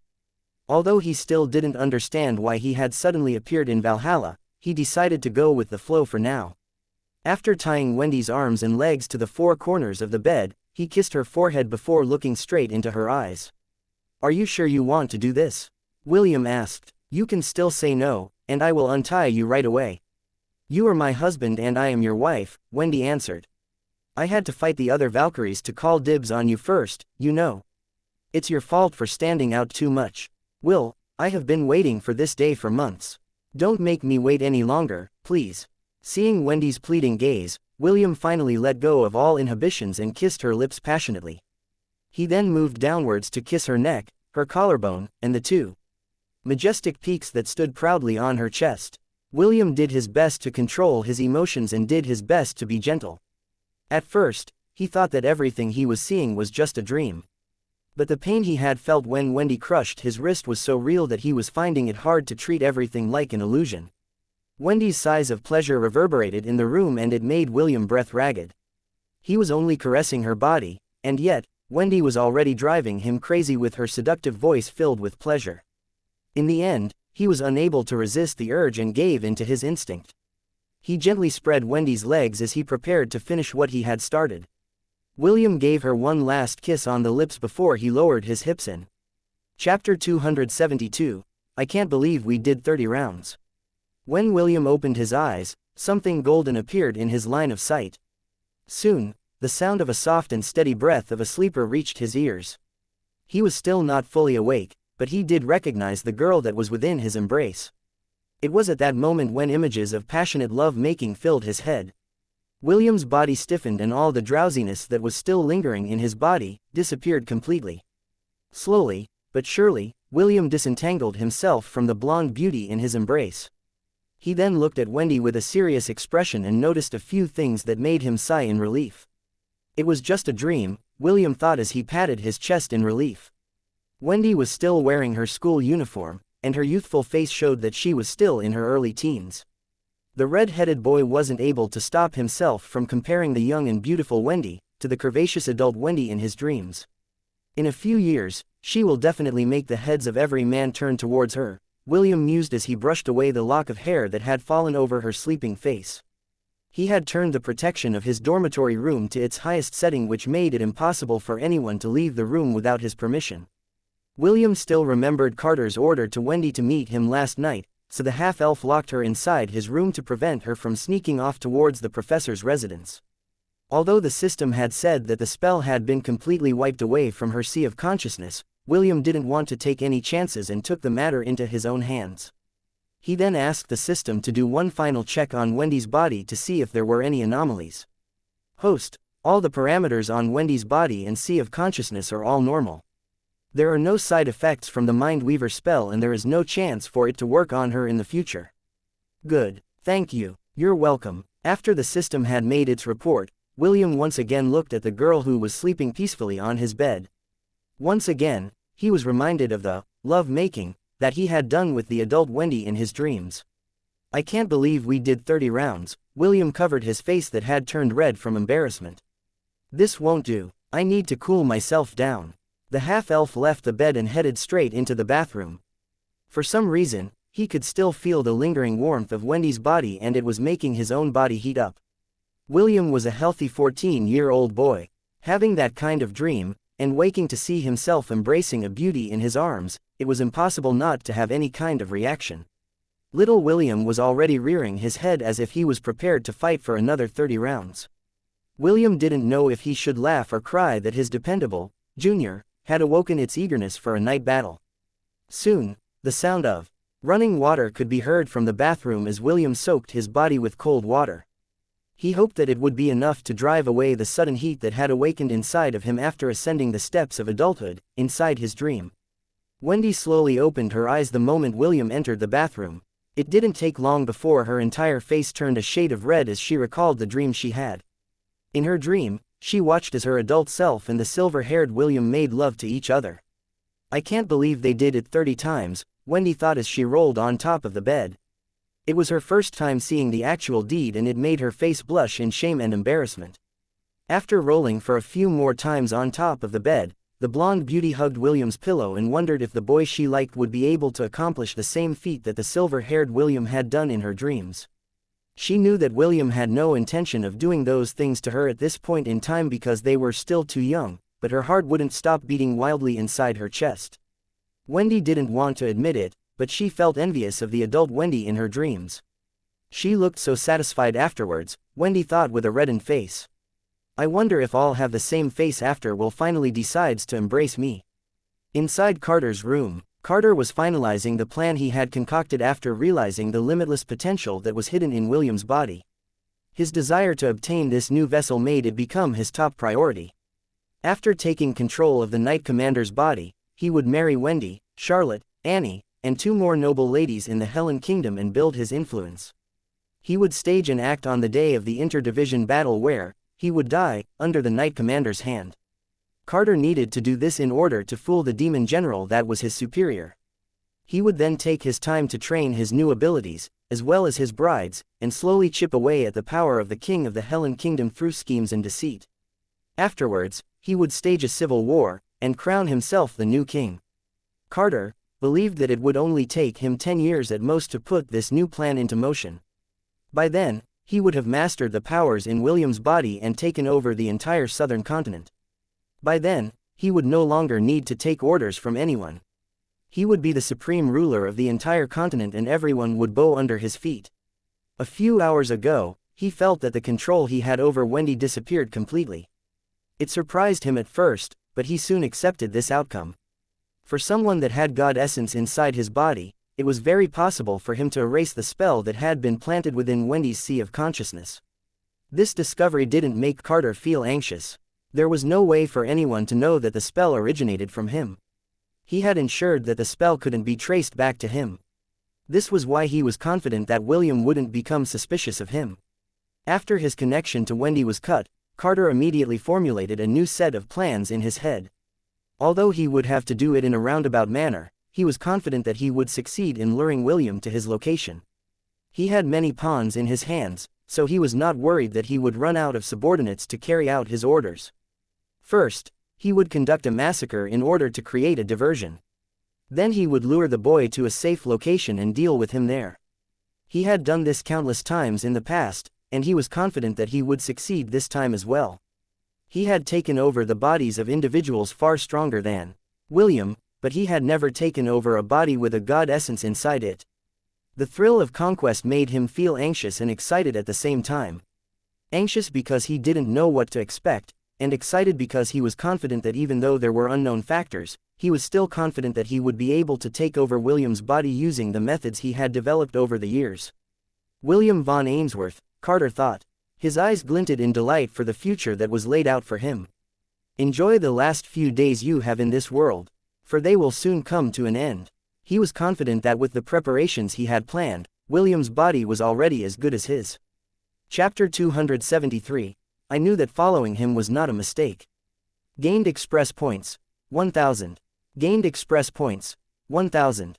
William sat in a meditative position inside a spacious cavern at the Thousand Beast domain. This is where he had deposited the magic crystal cavern that he had acquired in the Corinter Mountains during their special mission. Not far from him, Dia, Thor, and Ragnar lay in a special nest where they slept peacefully. They were still in the midst of their hibernating period. The system told William that letting the 3 kids stay inside the magic crystal cavern would greatly help them with their growth. Since that was the case, William decided to let the 3 rest inside the cavern for the remainder of their hibernation. The other beasts within the domain also didn't want to miss out on this and gathered inside the cavern as well. The Kasaganaga, Fenrir and the Trollhounds, the Blood Eagle, Cercope's monkeys, as well as the Angray birds were all inside the cavern to strengthen their bodies. All of them were magical beasts, so having a steady source of magic power was beneficial for all of them. Ella laid beside the nest of the 3 kids and looked at them with gentle eyes. She hoped that Dia, Thor, and Ragnar would soon awaken from their slumber and aid William in his undertakings. With the help of the magic crystals and the 3 centennial ants that it had eaten, the Kasaganaga's rank has increased to a Class B beast. It was currently the strongest creature that resided inside the Thousand Beast domain, followed by Fenrir and the Blood Eagle, Skadres, who both became Class C beasts not long ago. The Trollhounds, Angray birds, and the Cercopes monkeys had also increased their ranks to the middle stages of Class D beasts. William was very satisfied with the rapid growth of his small legion that would become his main fighting force, aside from his Knight Order. Every time the half-elf visited the Thousand Beast domain to check on the kids and his legion, he had spent an hour or two absorbing the magic essence in the air to increase the level of his Ice Wizard job class. When he was inside the cavern, he would gain 1,000 experience points every 5 minutes. With such an ideal place to cultivate, William wished that he could stay there for a long time. Sadly, he was too busy and could only stay for a few hours inside the domain every day. After exactly an hour, William stood up and left the cavern. Like always, he visited the different places inside his domain and consulted with the system about possible add-ons they could include after they gained more god points. Suddenly, William's body trembled and a searing pain spread across his chest. The pain was so intense that William felt that his chest was being ripped apart by an invisible force. "System, what is happening?" William asked through gritted teeth. "Host, the seal on your magic powers is about to break. The pain you are feeling right now is due to the re-emergence of the magical power that had been suppressed for the last 5 years." William's eyes widened in shock when he heard the system's reply. Soon, the surprise was replaced by happiness, but the pain he was currently experiencing made it hard for him to laugh out loud. It was then when realized that the seal on his powers broke a few weeks earlier than he initially estimated. When he asked the system about this matter, the latter told him that it was due to the absorption of the dark energy from the twin dungeon cores, which sped up the seal's duration. As if waiting for that exact moment, a powerful shockwave pulsed around the half-elf as the shackles that bound his magic powers broke one by one. The ground froze solid and ice spikes protruded out from the ground as William's first magic-based job class, Ice Wizard, resurfaced. A blizzard suddenly appeared out of nowhere, covering his surroundings in a snowy haze. The sky of the Thousand Beast domain darkened as thick storm clouds covered the sun. Dark energy oozed out from William's body as the chains binding his dark magic broke apart as well. Thunder rumbled and lightning snaked across the heavens. Some lightning bolts descended into the dark blizzard that was rampaging on the ground. A few seconds later, a terrifying tornado of ice, darkness, and lightning spiraled towards the heavens. Kasaganaga opened its eyes after sensing the disturbance within the domain. It hurriedly ran outside the cavern to investigate when a white blur streaked past it. Ella had also felt that something was happening to William, so she decided to temporarily leave her wards as she went out to check on his condition. The other creatures, except the 3 hibernating beasts, also rushed out of the cavern to see what was going on. When they saw the giant tornado in the distance, they instinctively knew that William was at the center of it all. This. The Kasaganaga's mouth dropped open as it sensed the overwhelming magic power that was congregating in the location of the dark tornado. As a demigod, it had seen many things in its long life, but it had never seen someone wield so many powers inside their body. Aside from the prevalent ice, darkness, and lightning magic, Kasaganaga also felt several powers which belonged to fire, wind, earth, and water. What was surprising was that it also felt that there were other powers in the mix that were almost too subtle to notice. Can a half-elf really wield all of these powers inside his body? The Kasaganaga thought as it tried to understand what it was currently seeing. No, even those bastard elves could only wield 3 kinds of powers at most, and they were among the races that are proficient in wielding magic and spirit powers. The deity of the sky shot down its initial assessment because William's current state was something that it had seen for the first time. After their talk during the battle at the Corinter Mountains, the Kasaganaga understood that William wanted to visit the Silvermoon continent to see his mother and also find a way to save his father. Because of this, the two had come to an understanding that they were not enemies and could even cooperate with each other in order to return Kasaganaga to its former glory. This is also a good thing, the Kasaganaga mused. Currently, I don't have the power to drown those long-eared bastards to oblivion. However, having a strong ally would help me get stronger as well. While the Kasaganaga was deep in its thoughts, the denizens of the Thousand Beast domain looked at their master with awe and admiration. I knew that following him was not a mistake. Fenrir, the leader of the trollhounds looked at the violent tornado with happiness. After it received William's blessing, it became smarter and stronger than the average trollhounds. After it hit rank C, it unlocked the ability to communicate with William and the other members of his King's Legion via telepathy. Fenrir glanced at the other trollhounds. Sensing their leader's gaze, the trollhounds looked back at Fenrir with undisguised happiness. "Grow strong, my brothers." Fenrir gave a low growl. "Someday, our master will need our strength. We mustn't disappoint him." The trollhounds howled in unison in reply to Fenrir's words. All of them vowed that they would become strong in order to fight by their leaders and master's side whenever their aid was needed. The Cercops monkeys, who were usually rowdy, had quieted down. The same could be said for the angry birds who liked to curse at others. Skadres, the blood eagle, perched on top of the Hyperion tree as its bloody eyes locked onto the half-elf that was at the center of the tornado. Unlike the others, it was a creature that could see past through most things and focus its gaze on anything that had blood in it. William had promised it that he would supply it with beasts to eat in order for it to become stronger. So far, it had only preyed upon the goblins inside the goblin crypt. To be honest, it was growing tired of eating goblins.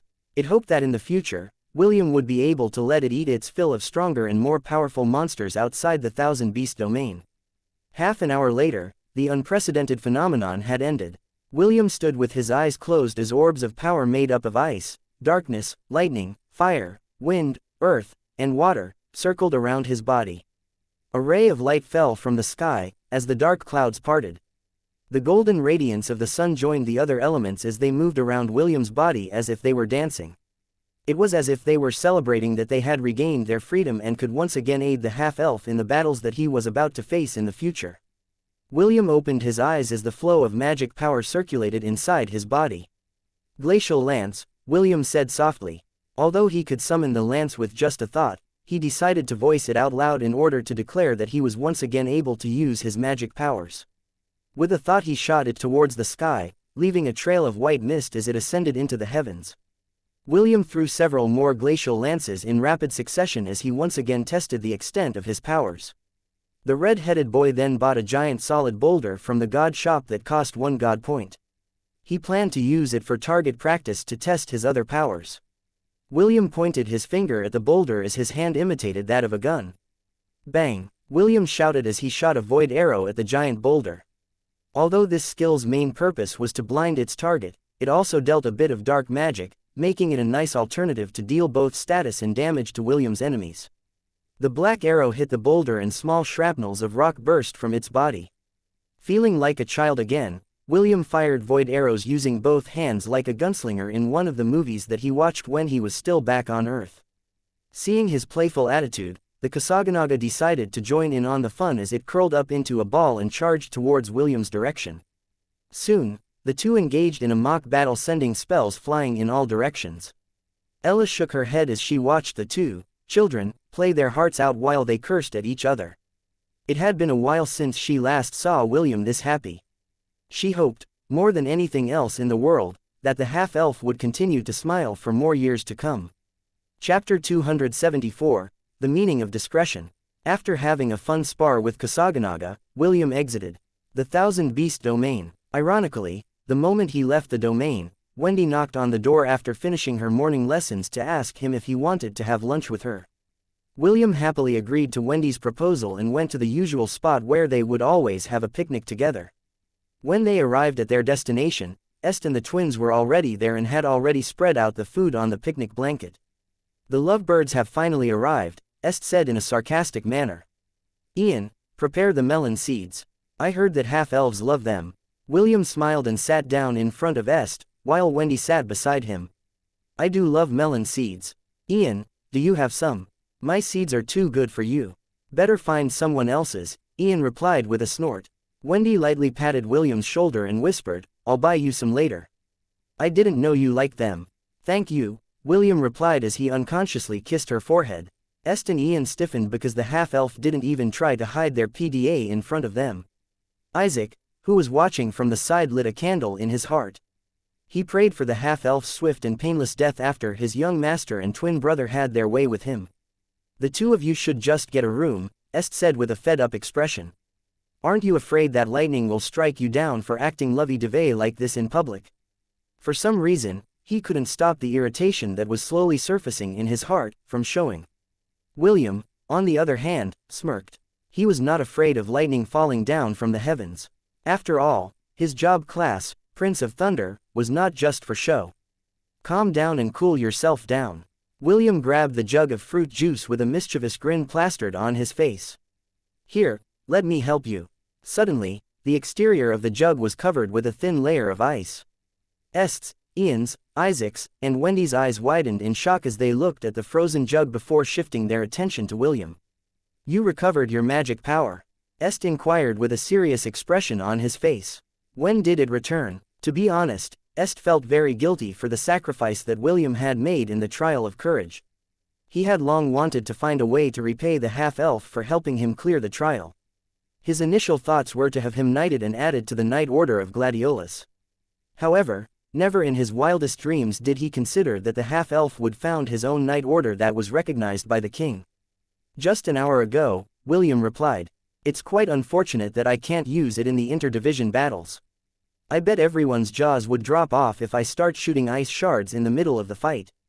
Wendy frowned as a sudden realization came to her mind. Since you have your magic back, shouldn't you be in the magic division as well? How about you tell the professors about a transfer? I'm sure Professor Layla would be extremely happy to have you. After their relationship had become more serious, William had also told her the story of how his powers were sealed. Back then, Wendy felt sad because if William hadn't lost his powers, he would be in the magic division with her. That's right, Ian seconded Wendy's claim. It is only right for you to be in the magic division since you have regained your powers. Est, however, shook his head. Although he could do that, he won't. Isn't that right, Will? William nodded to acknowledge Est's words. I will stay in the martial division, William replied. At least, until this school year ends. I still have a lot of things to do, and leaving the martial division at this time will lower their morale. I can't do that. Everyone quieted down after hearing William's reply. They knew about William's responsibility as the commander of the Angorian war sovereign. Right now, the half-elf was the pride of the martial division. If he suddenly switched to the magic division, they would be devastated. Let's not worry about this for now. William cleared his throat to change the topic. For now, you should just focus on thinking of ways to beat our lineup. Mind you, even if all the big shots among the first years were to band together, you guys won't get an easy win. Don't worry, Est commented in a calm manner. I'll make sure to beat you up in the arena. Oh, you sound confident. I wonder where that confidence of yours is coming from. Just you wait, I'll wipe that smug smile on your face and win the bet we have agreed upon.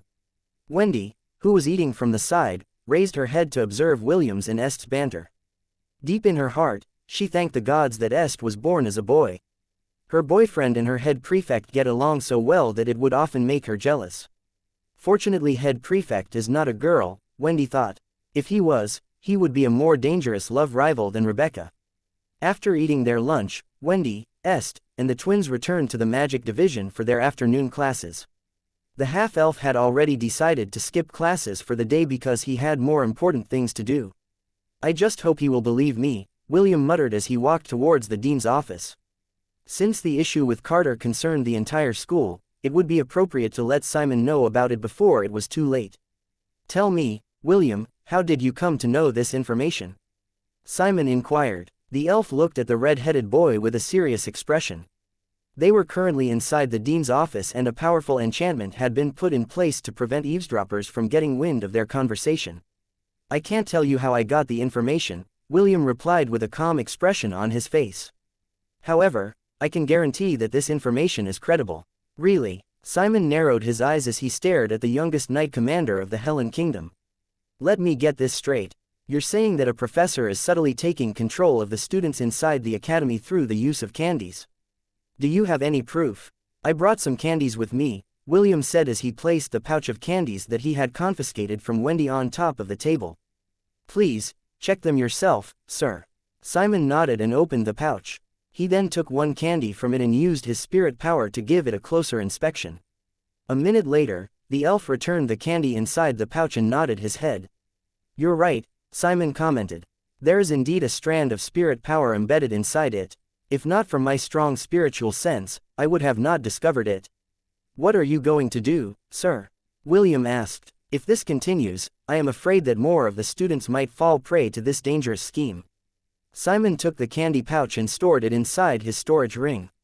He then looked at William in contemplation as if weighing the words that he wanted to say. Rest assured, I will take precautions to handle this matter, Simon stated. For now, I want you to keep this secret to yourself in order to not alarm the mastermind behind this candy incident. Not a word to anyone, do you understand? We should be ready for the possibility that the professor doing this behind the scenes is able to tap into the memories of the people under their control.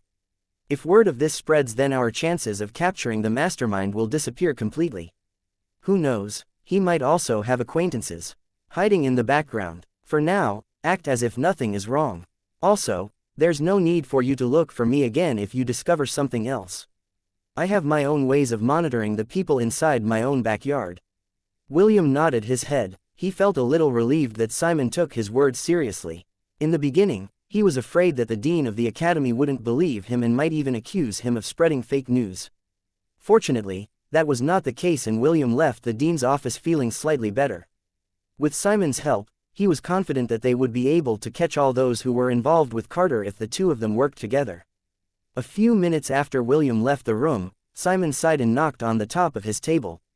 You can come out now, Simon said. It seems that your young master is very able. To think that he managed to know about this scheme without any of you telling him is quite a feat. A black mist gathered in the center of the room. Soon, a man wearing a hooded black robe materialized in front of the dean of the academy. So far, everything is in order, Ezio replied.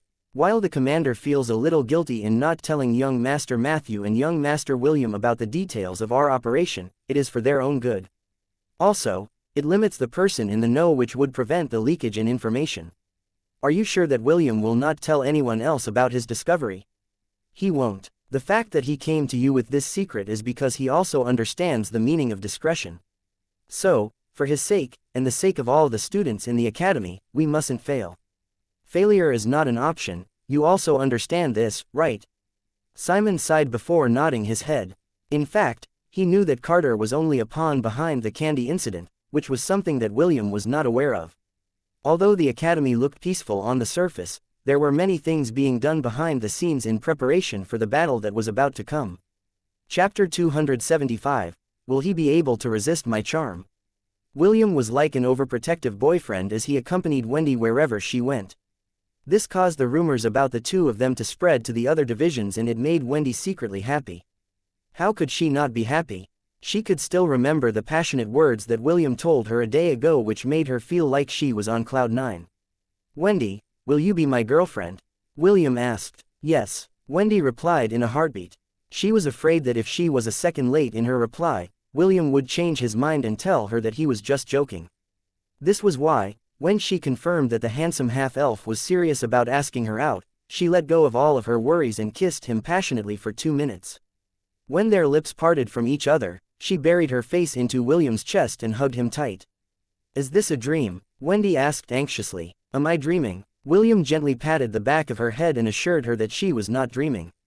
All he asked of her was to keep their relationship a secret for the time being, because he didn't want to make things difficult for his grandpa, James, and the old fox, Lawrence. I'm sorry, William apologized. Although you are now my girlfriend, and I will do my best to always be by your side, I'm afraid that I can't declare it publicly. You already know that I still have an agreement with Rebecca, and I still need to give my grandpa and Sir Lawrence some face. I will only be able to give you hugs and kisses when the two of us are behind closed doors. I'm sorry if you find my affection for you lacking when both of us are in the outside world. Wendy kissed William's cheeks as she looked him in the eye to give her reply. I understand. However, you'd better make up for it when it's just the two of us, all right? Okay, William replied. Wendy fidgeted before asking the question that was nagging at her mind. She knew that nobles usually had many wives, and she was afraid to confront William about this matter in fear that he would think that she was a nosy lover. However, in order to prepare herself for the future, she still decided to ask to put her mind at ease. Will, how many wives do you plan to have? Promise me that you won't get angry at me if I give you my answer. How many? Wendy thought that William was going to say a dozen, because some nobles really did have a dozen wives and even secret mistresses that they hid in the shadows. She hoped that William wouldn't go that route because she knew that she was the very jealous type of girl. 9 wives, William said. 9 wives, Wendy gasped. Although the number of women her boyfriend planned to marry was many, it was still better than William having a dozen wives. Wendy grudgingly nodded her head before looking at William with a pout. Womanizer. Sorry, will I be the first wife? Wendy asked. This was an important matter that she had to know. In every household, the position of first wife was important. It had the highest rank among the other wives, and the woman that held this rank was considered to be the groom's main wife. Yes, William said softly. You will be my first wife. Good. Wendy nodded her head and hugged William. Will, I love you.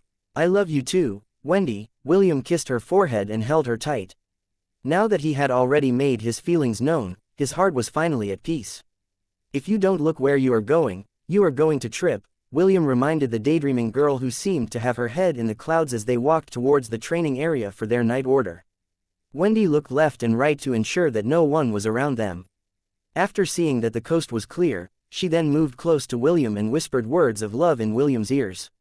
The red-headed boy smiled and gave her a quick kiss on the cheek before arriving at their destination. Today was an important day because William planned to ensure that none of his members were going to be affected by the Mindweaver spell that was slowly spreading throughout the academy. Although he felt guilty, he didn't remove the spell inside Est's and Isaac's bodies. The system had already informed him that Carter had distinctly felt the loss of his connection to Wendy when William fed her his lollipop. He didn't want the latter to become more suspicious, so he refrained from openly targeting those that were still affected by the spell. William still didn't know the professor's motives and those of his acquaintances, if he had any, within the Royal Academy. Everyone line up, William ordered as soon as he arrived at the training grounds. Today, I will give all of you a special treat for all of your hard work. He then took out a few pouches from his storage ring and handed them to his officers. Each of you takes 1 lollipop, William said in a commanding tone. This is your reward for all of your hard work. Now, all of you eat it before we start today's training. Although everyone felt confused why their commander was suddenly distributing a snack for everyone, none of them complained. Each of them stuck the lollipops inside their mouths and began to eat it. The system had informed him ahead of time that there had been a few members of his night order that had been affected by the Mindweaver spell. So, it's concentrated in the magic division, William thought. Affirmative. Fortunately, the 4th years seemed to be untouched by the effect of the Mindweaver spell. It seems that Professor Carter has only targeted the 1st year, delete S, up to the 3rd year students of the magic division. William nodded in understanding. He thinks that those without magic power are useless, so he's left the martial division alone, William mused. Also, the spirit division has very strong awareness in their sea of consciousness. They would immediately detect a spell that tried to invade their minds, causing them to conduct an investigation. Although he was an enemy, William had to admire Carter's meticulous planning. Now, all that was left for him to do was uncover the professor's agenda. As long as he was able to know it, he would be able to stop it. William's gaze scanned the members of his night order with a serious expression. He wouldn't allow anyone to take control of the organization that he had built from scratch, for they were the sword and shield that would protect the Hellen Kingdom from those who wished to harm it. Meanwhile, at the borders of the Hellen Kingdom, a legion of hippogriffs flew in a battle formation as they entered the borders of their allied kingdom. They had already been informed beforehand of the upcoming war between the Hellen Kingdom and the 2 dynasties that were just outside their borders. Because of this, they had been very vigilant during their travels and had been on high alert ever since. In the middle of the battle formation was a flying carriage pulled by a blade wyvern. This wyvern was a centennial beast and boasted incredibly high fighting abilities. Just like its name suggested, this wyvern specialized in physical combat and its whole body was as hard as adamantium. Its beak and wings were razor sharp and could easily split steel armor into 2. It was one of the protectors that ensured Princess Sidoni's safety from anyone who wished her harm. Inside the carriage, the 3rd princess of Frisia glanced at the scenery outside the carriage window. She had visited the Hellen Kingdom a few years ago, and she found it to be a strong kingdom that equaled their own. Although she was not interested in politics, she still studied the history and current situation of the 3 kingdoms that were outside the borders of Frisia. Her reason for doing this was simple. She was looking for a candidate that might help her understand the true meaning of love. A love that was strong enough to overcome the power of seduction that had been with her from the day she was born. Currently, her followers had reported a few interesting individuals that appeared in the Helen Kingdom. When she browsed the contents of the list, one particular name stood out from the rest. Currently the youngest knight commander in the history of the Helen Kingdom. According to the reports, his fighting abilities are either at the peak of the silver rank, or in the initial stages of the gold rank. He wears a slave collar on his neck. There is no information on who his master is. Pros: a half-elf, so his looks are very pleasing to the eyes. Holds a high position due to being a knight commander of the Angorian war sovereign. Cons: has no magic power. Has no spirit power. Very narcissistic. He calls a goat his mama. A slave. A slave and a knight commander at the same time. Princess Sidoni mused. Now, this is something that I have to see for myself. I wonder, will he be able to resist my charm, or will he be like the rest that would happily kneel and kiss my feet with infatuated smiles on their faces? Chapter 276, Conquest of the Southern Continent. Silvermoon Continent. Finally, the time has come. A middle-aged elf looked at the elven battleships anchored at the port with his hands behind his back. Patriarch, the representatives of the Sala, Nasir, Reese, and Aron clans have arrived. Good, let's go. Yes, Patriarch. The middle-aged man met the representatives of the different clans at a villa overlooking the ocean. There, the teenage elves looked at the flagships that floated on the water with determined expressions on their faces. When the middle-aged elf arrived, all of them stood at attention and pressed their fists against their chests in greeting. All hail the great elder. Be at ease, let's start the meeting. The middle-aged man sat on a raised chair while the other elves sat on theirs. This is an important mission that I will be assigning to all of you, young prodigies of the proud elven clans of the Silvermoon continent, the middle-aged man said in a confident tone. This mission will be dangerous, but the rewards are equally high. Everyone's gazes were locked on the middle-aged man's face as they digested every word that he said. The patriarchs of their respective clans didn't tell them anything. All they said was that the geniuses of their bloodline would undertake a mission for the glory of the entire elven race. The middle-aged man scanned the eager faces of the young elves and nodded with approval. Your mission is the conquest of the southern continent, the middle-aged man explained. Once you arrive there, you will find that the 4 kingdoms will be ripe for the picking. I want all of you, in the fastest possible time, to subjugate them in one fell swoop. The one that will oversee this mission will be my grandson, Elendor. The middle-aged man made a gesture and a handsome elf with blonde hair and green eyes walked towards him. From all angles, Elendor looked like a young man in his late teens. He was radiating a charm and charisma that made the young ladies among the elves look at him with great interest.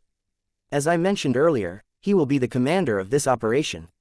I expect all of you to obey his orders, for I believe that he is more than capable enough to lead all of you in this great undertaking. The middle-aged man continued his speech. The other clans are unaware of this mission, and I would like to keep it that way. Now, go, capture the southern continent and make it the new territory of the elves. Gone are the days when our brethren are hunted down to be turned as slaves. It is now our time to turn humans into slaves. The elves will finally end our 100 years of silence and begin our conquest of the human lands. May the goddesses of the moon bless us all. May the goddesses of the moon bless us all. Central Continent. A man with graying hair stood on top of a pyramid, overlooking the young warriors that had gathered from all over his empire. He had already been alerted that the war in the southern continent was about to begin, and it was now time to take a share of the conflict. His name was Leonidas, the great emperor of the Crater Empire. A force that not many dared to offend in the southern continent. It was well known for its military might that had brought many nations to their knees and made them part of its vast empire. Just like the 4 kingdoms of the southern continent, the Crater Empire was one of the 8 overlords of the central continent. Being one of the top 8 factions in a continent that was 20 times bigger than the southern continent, proved how formidable it was. Go with haste, and reach the shores of the southern continent in a month's time, the great emperor of the Crater Empire ordered. It's time to stake a claim on distant shores. Conquer them in the name of the Crater Empire. Capture those who submit and kill those who oppose us. All of you are the proud warriors of our empire. Glory to Crater! Glory to Crater! The young warriors raised their weapons in unison. Make my granddaughter the queen of the southern continent. Great Emperor Leonidas ordered. Let them know the might of our empire. Glory to Crater! Zagarl Raneth, the demon commander and Carter's direct superior, gathered his forces. Only 10 days remained before the interdivision battle in the Helen Royal Academy was to occur. Carter's reports were very positive, and it made him look forward to the great harvest that they would have in a few days' time. He was currently making his final preparations to bring back the broodmares that Carter had ensnared in the academy. Commander Zagarl wouldn't be participating in the retrieval operation, because he was guarding their borders against the persistent invasion from the Dark Elves who had, for some unknown reason, broken off their alliance. To this day, Commander Zagarl had no idea what the dark-skinned race was thinking. All he knew was that the other forces within the demon continent were also looking forward to the aftermath of the conflict between the two sides. Because of this, he had assigned his right hand to oversee the mission personally to ensure its success. Their plan was very simple: enter the southern continent through the hidden teleport gate that they had built long ago, and connect to Carter's makeshift two-way dimensional gate within the academy. They would help Carter conduct a massacre, but their main role was to capture the young ladies to bring back the demon continent. It would be a blitzkrieg attack that would last for less than half an hour before they returned to the demon continent in haste. In order to facilitate the teleport gates, the demon race had prepared a tenth of the magic crystals that they had stored over the years. That was a lot of resources, so their mission mustn't fail at all cost. Aside from young ladies of the magic division, the demons would also capture the ladies from the spirit division. What the demon race needed were warriors that would be born with magic and spirit power. They already had strong bodies, so taking captives from the martial division would just be a waste of their time. 10,000 demon warriors. This was the number that Commander Zagarl had gathered for this massive undertaking. Their accomplices in the Helen Kingdom would create a barrier around the academy to prevent reinforcements from getting in their way. Commander Zagarl was very confident with this plan, so he wasn't worried about the results. All that he was worried about was that the demon warriors would accidentally break the girls once they were brought back to their domain. Unlike demons, human women were more delicate and prone to injuries. This was why he had repeated over and over again that anyone who dared to indulge themselves during the mission would be killed on the spot. This was the only way to prevent the unnecessary loss of broodmares that would give birth to the next generation of demons that held powerful abilities. What he didn't know was that his trusted agent within the Royal Academy had had a change of heart and formulated his own plan as well. Although Carter still felt loyal to the demon race, the temptation of the divinity inside William's body was too much for him to ignore. Because of this, there would be slight deviations to the demonic invasion that Commander Zagarl thought was already in the bag. Chapter 277, Guests from the Kingdom of Frisia, Part 1. The Crown Prince of the Helen Kingdom looked at the mirror with a serious expression. Behind him, several of his aides were holding different ceremonial clothes, all of which were made from the finest materials, and made by the best tailors of the kingdom. "Those clothes look perfect on you, Your Highness," Prince Lionel's right-hand man said with admiration. "Are you sure?" Prince Lionel turned his head in an anxious manner. "Will this really be good, or should I change clothes once again?" "Your Highness, believe me when I say that your clothes are perfect. There's no need to change anything." Prince Lionel's right-hand man was doing his best to keep the smile on his face from breaking. The prince had already spent 2 hours in front of the mirror to find the most appropriate clothes he could wear in order to receive the special guests that would be arriving in a few hours. The Crown Prince had always been confident in whatever he did. However, since the special guest that would be arriving was the love of his life, he wanted to look more presentable than he usually did in order to impress her. "Just know that if you lied to me, I'll have your head cut off," Prince Lionel said in a serious manner. "Do I make myself clear?" "Why yes, Your Highness," the man stuttered as he did his best to prevent his body from trembling all over. After looking at the mirror one last time, Prince Lionel left his room to join the delegation that would be welcoming the third princess of the Kingdom of Frisia into the Helen Kingdom. We are to mobilize and escort a VIP guest that just arrived at our border?" William asked with a frown. "Can't the other Knight Commander do it in our place? We also have the Griffin Brigade. There's no need for my Knight Order to participate in this welcoming ceremony." "Commander, this is an order from the king," the messenger from the castle stated. "The Knight Order of Gladiolus is more of a land-based unit, they only have a handful flying mounts at their disposal. Also, the Griffin Brigade is the natural enemy of hippogriffs. We can't possibly send them because it might cause unnecessary conflicts between the magical beasts." William scratched his head because he had to admit that the messenger's words held some truth in them. In the end, he reluctantly agreed to the request and gathered the members of his knight order that were given flying mounts. "Half an hour ago, the king gave me a direct order," William said as he faced his subordinates. "The third princess of Frisia has already entered our airspace and has requested an escort from our kingdom. Because of this, we will be leaving in an hour to meet them. Make your last-minute preparations and meet me at the training field in less than an hour." Dismissed. The members of the Angorian war sovereign hurriedly went to their mounts that were currently staying at the special stables that were awarded to them by the academy. All the magical beasts including the griffin, lionheart, and Conrad's wyvern, were stationed there. Priscilla was surprised by William's announcement. Soon, a very sweet smile appeared on her face as she hurried back to the Solaris dormitory to prepare for the escort mission.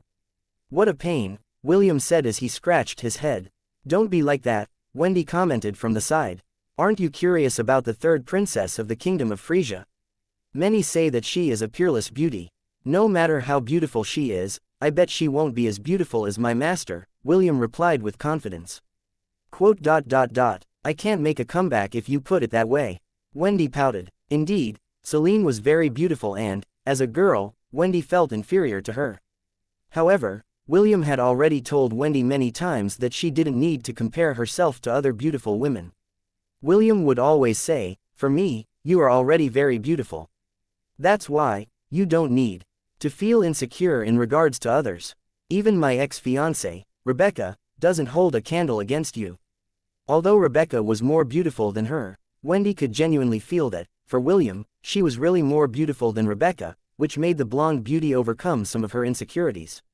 However, when Wendy asked William what he thought of his master, Celine, the half-elf would suddenly have a devilish look on his face and simply answer, "Someday, I will give my master a good spanking. That will be repayment for all the suffering I've experienced under her hand." Wendy tried to ask more about what these sufferings were, but William would silence her question with a hug or a kiss. Clearly, the red-headed boy didn't want to share his experiences and Wendy decided not to pry any further. Less than an hour later, William and the rest of his knight order had gathered in the training field. William's personal flying carriage that held the insignia of the Angorian Knight Order was also there for him to ride in. Like always, the one that would be pulling the carriage was Dave and his partner, Lionheart. This time, Priscilla summoned her alpha hippogriff and asked William to personally give her the honor of leading their knight order to meet their special guests. The half-elf readily agreed because he wasn't too interested in meeting the third princess of their allied kingdom. "Commander, I can see them now," Dave reported. "Carry on," William ordered. Wendy was currently taking a nap, with her head on his lap. William looked at the scenery outside of the flying carriage, while firmly holding the girl's waist so that she wouldn't fall off of the couch.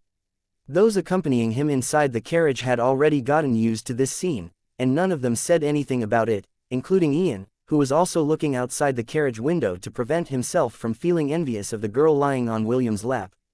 After the trial at the Peak of Enlightenment, Ian had unlocked the seal on his body to a certain extent that allowed him to harness the powers that had been sealed for just as long. He didn't say anything to Est and his brother because he was afraid that the two would get jealous of him. Still, what's the point of having this power if I can't use it out in the open? Ian thought as the entourage from the kingdom of Frisia appeared in front of them.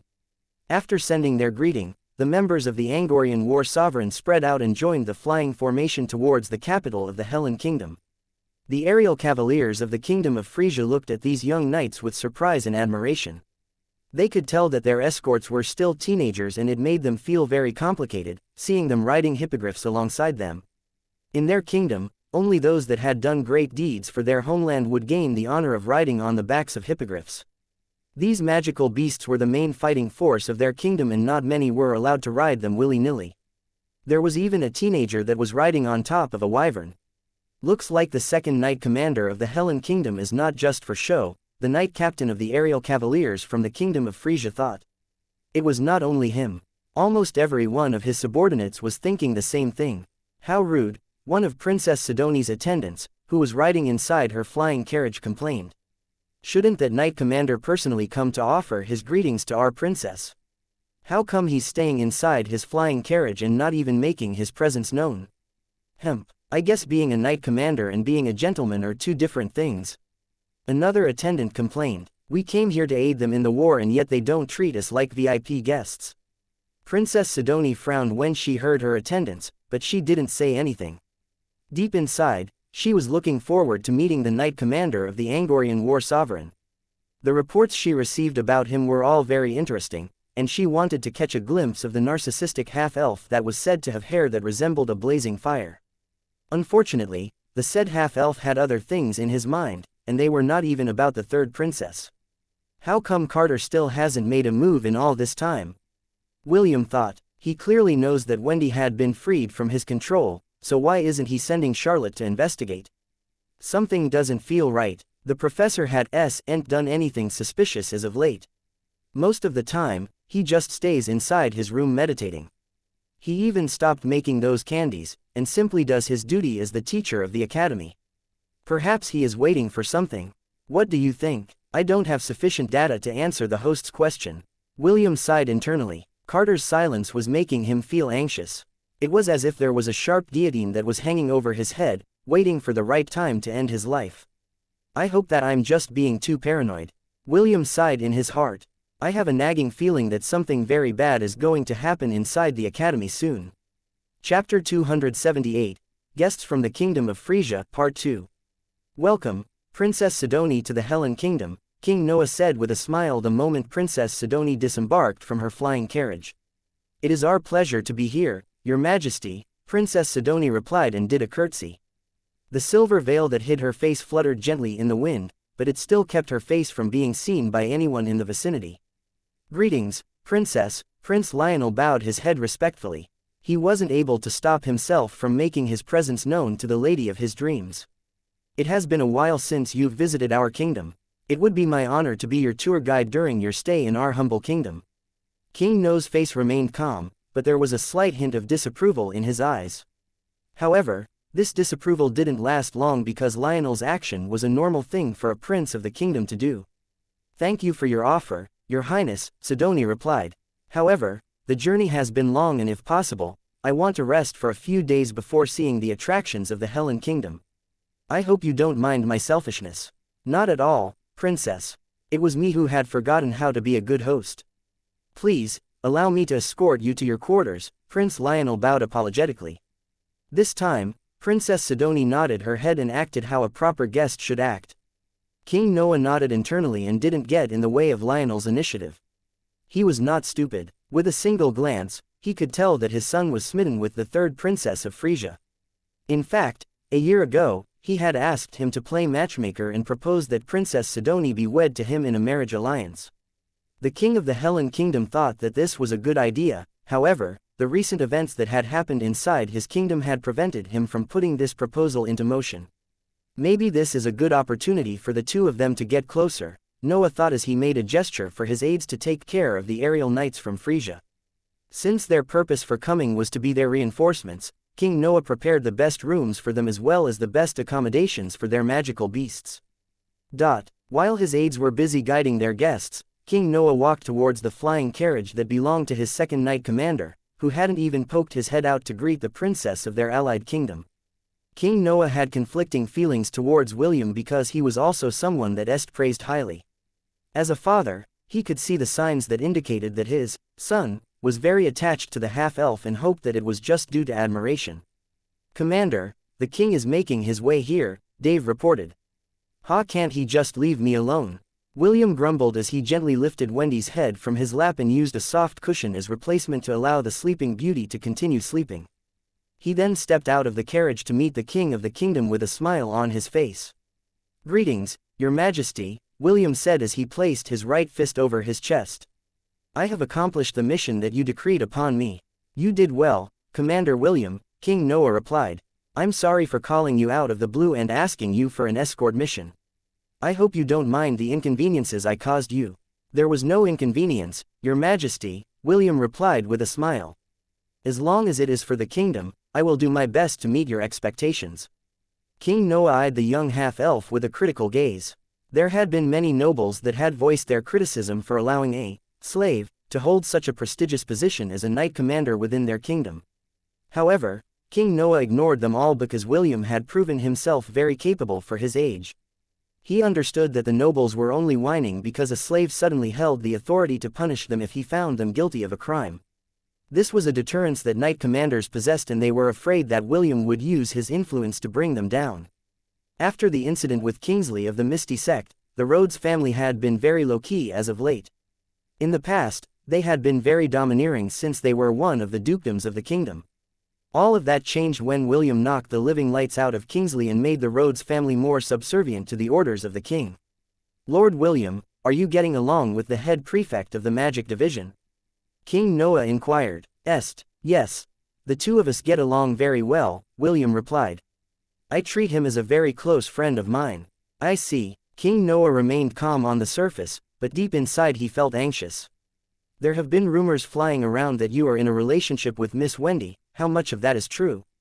William only smiled, but said nothing else. King Noah felt a headache incoming because he understood William's silence. As a king of the kingdom, he already knew how to read the unspoken words between a king and his retainer. William had silently admitted his relationship with Wendy, and King Noah didn't know how to feel about it.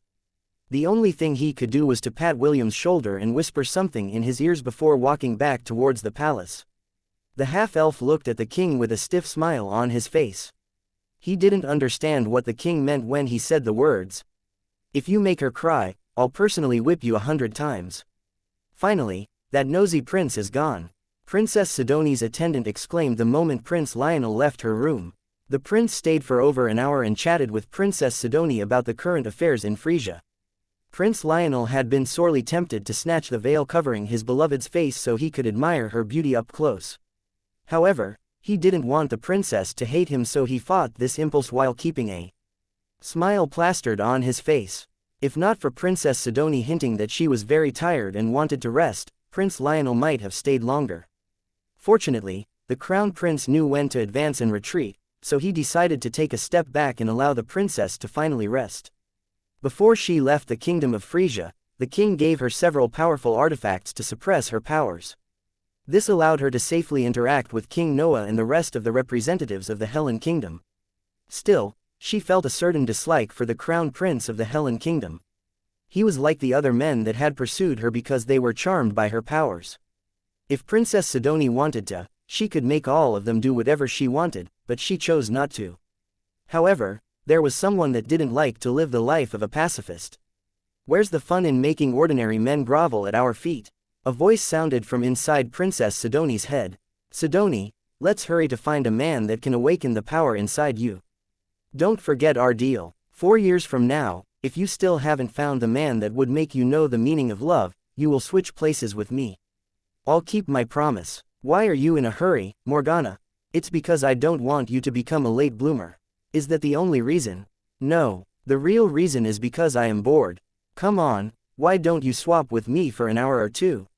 I promise I'll behave." Princess Sidoni sighed. She didn't know when or how it happened, but on her 10th birthday, a voice started speaking to her inside her head. This was also about the time that her powers had awakened and almost caused a disaster inside their kingdom. For Princess Sidoni, Morgana was an overprotective older sister that would nag at her whenever she acted timid in front of other people. Sometimes, Morgana would forcefully take over her body whenever she was in grave danger and protect her from harm. After living in the same body for many years, Princess Sidoni and Morgana had grown extremely close to each other. Sometimes, when Princess Sidoni didn't want to deal with other people, she would hide inside her sea of consciousness and allow Morgana to take over. Morgana also knew that Princess Sidoni was at the age where she would be interested in the opposite gender. However, the little girl was a romantic type. What she wanted was someone who could love her without being affected by her powers. Because of this, Morgana proposed that whenever Princess Sidoni found a candidate, Morgana would assess the man to see if he was worthy of her little sister. Princess Sidoni agreed to this condition because she knew that Morgana only wanted the best for her. Sadly, all the candidates that Princess Sidoni had chosen succumbed to her powers, even before Morgana could swap with her to assess them. "Well, don't give up. We will be staying in this kingdom for some time. Maybe we can find someone among the good-looking guys here." "Well, we still have 4 more years before our deadline ends," Princess Sidoni thought. For now, she decided to play along with her older sister, and meet the candidates of the Hellen Kingdom that had been listed by her pets, that were staying inside the Helen Kingdom. Chapter 279. I hope that the two of you can meet soon. 3 days before the interdivision battle, due to the arrival of the third princess of their allied kingdom, King Noah decided to hold a banquet for her and the knights that came to assist them in their time of need. Naturally, all the nobles headed to the capital in order to take part in the festivities. Ironically, all of the students of the Royal Academy were also asked to participate in this event, which made the students that were born commoners very happy. This was a very rare chance to see the nobles and members of the royal family up close, not to mention seeing the third princess of a neighboring kingdom in the flesh. Every student in the academy was excited, except one person. What a pain, William sighed after leaving the conference room of the academy. The half-elf had been suffering anxiety as of late because Carter hadn't been making any suspicious moves since he'd snatched Wendy out from under his nose. He was also feeling guilty about Est and Isaac, who were still under the control of the Mindweaver spell. Because of this, he didn't hesitate to plant trackers on them as well, which cost him 3,000 God points. God points, 2,980. Although the God point expenditure was high, William didn't bat an eye and did it anyway. For him, Est and Isaac were more important than God points. There were times when he had to stop himself from giving them his lollipop in order for the spell to be broken completely, because he was afraid that if he continued, Carter would cease his activities altogether. William wanted to know the professor's goal and if he had other acquaintances that were helping him from the shadows. You have that sad expression on your face again. What's wrong? Wendy asked as she moved towards her boyfriend and gave him a hug. Are you worried about something? Yes, William replied as he hugged her tightly. I am feeling very anxious as of late. Not only that, I am also feeling guilty. Wendy hummed as she gently patted the back of William's head. After becoming William's not-so-secret girlfriend, the blonde beauty had gotten to know that her lover would tell her the things that he wanted her to know. Since William wasn't telling her the reason behind why he was feeling anxious and guilty, she knew that it was not because he didn't want to tell her, but he couldn't. Because of this, she didn't pry any further and just helped him to calm down. I love you, Wendy said as she kissed his lips. I love you too, William replied and kissed her back. Wendy had officially moved into William's room, bringing half of the clothes in her closet with her. Ever since she and William had dreamt about that passionate night in Valhalla, the two's relationship had become much closer than before. Ironically, they would often dream about the continuation of those dreams where the silver-haired William and the adult Wendy would go to the realms of Yggdrasil to protect them from invaders who wished to conquer them. Naturally, aside from fighting, the two would spend intimate moments together. These dreams would often make Wendy's face turn beet red each time she woke up before William and saw him sleeping next to her. Of course, those intimate, adult scenes were restricted to their dreams. William didn't do anything to her, aside from hugs and kisses when both of them were awake. Feeling better? Wendy asked. Much better, William smiled and kissed her forehead. The beautiful blonde then dragged William to the bed in order to talk about their plans for the banquet, which would be held tonight. I heard that the third princess is so beautiful that she has to cover her face with a veil, Wendy said like an auntie who liked gossip. I wonder if the rumors are true. If we go by the script, she would definitely be an earth-shaking beauty that would make all the men fall on their knees and beg for her good graces, William replied. Including you? Wendy inquired. I haven't seen her face, so I can't say for certain. However, there is one thing that I am sure of, William answered with a smug expression on her face. She will definitely fall in love with me. Wendy pouted and pinched William's waist. Instead of feeling pain, the half-elf just smiled and enjoyed Wendy's jealous action. You're so full of yourself, Wendy wrinkled her nose in annoyance. William pinched his lover's nose with a teasing smile. And that's the reason why you fell in love with me, right? Hemp. Wendy pounded William's chest, and the latter only laughed as he caught her fists. The hours passed as the two prepared for the banquet. Although Wendy tried to hide it, she was looking forward to introducing William to her father in a discreet manner at the banquet. She had asked William if it was fine for her parents to know about their relationship. The half-elf had no qualms about informing Wendy's parents because he planned to take this relationship seriously. The only request was that it wouldn't be made public until after his duel with Rebecca was over. Wendy agreed to William's condition and silently apologized to Rebecca inside her heart. Although she knew that Rebecca and William didn't have any feelings for each other, she still felt like a thieving cat that got in the way of her good friend's love relationship. Beautiful, simply beautiful, William praised Wendy after he helped her put on her dress for the party. He was even the one who helped brush her hair and chose the accessories she was going to wear. The half-elf was almost half tempted to not let her go to the banquet and lock her up in his room to prevent other men from looking at her. I bet that you say that to all the girls, Wendy replied in a sarcastic manner, but deep inside she was very happy to be praised by William. Not to all the girls, William corrected her. I only say that to the girls close to my heart. Oh, aside from me, who else do you call beautiful? My master and a black-haired beauty that is waiting for me to sweep her off her feet. Priscilla. Wendy raised an eyebrow as she looked at the handsome red-headed boy who was wearing the ceremonial black attire of the Angorian war sovereign. Not her, William shook his head. Someone that holds my heart close to her chest and thinks about me every single day. What is her name? Belle. Wendy tilted her head as she tried to recall the names of the girls that were close to William. Her memory was good, so she easily concluded that she hadn't met the girl named Belle before in her life. Where is she? Wendy asked as she looked straight into William's light green eyes that reflected her image back to her. William sighed before answering Wendy's question. The short reunion with Belle was one of his most precious memories. In a place far from my reach, William answered with a sad expression. He then caressed the side of Wendy's face and looked at her with a serious expression. I hope that the two of you can meet soon. I wish for that as well. Shall we go now? Okay. Wendy nodded her head. William then bent his elbow in a gentlemanly manner to escort the beautiful lady outside the Solaris dormitory, where Dave was waiting for them. They were already an hour late for the party, but William didn't care. For him, this party was just a way to blow off steam and meet Wendy's parents. Although he couldn't publicly announce their relationship, that didn't mean that he wouldn't meet with his girlfriend's parents.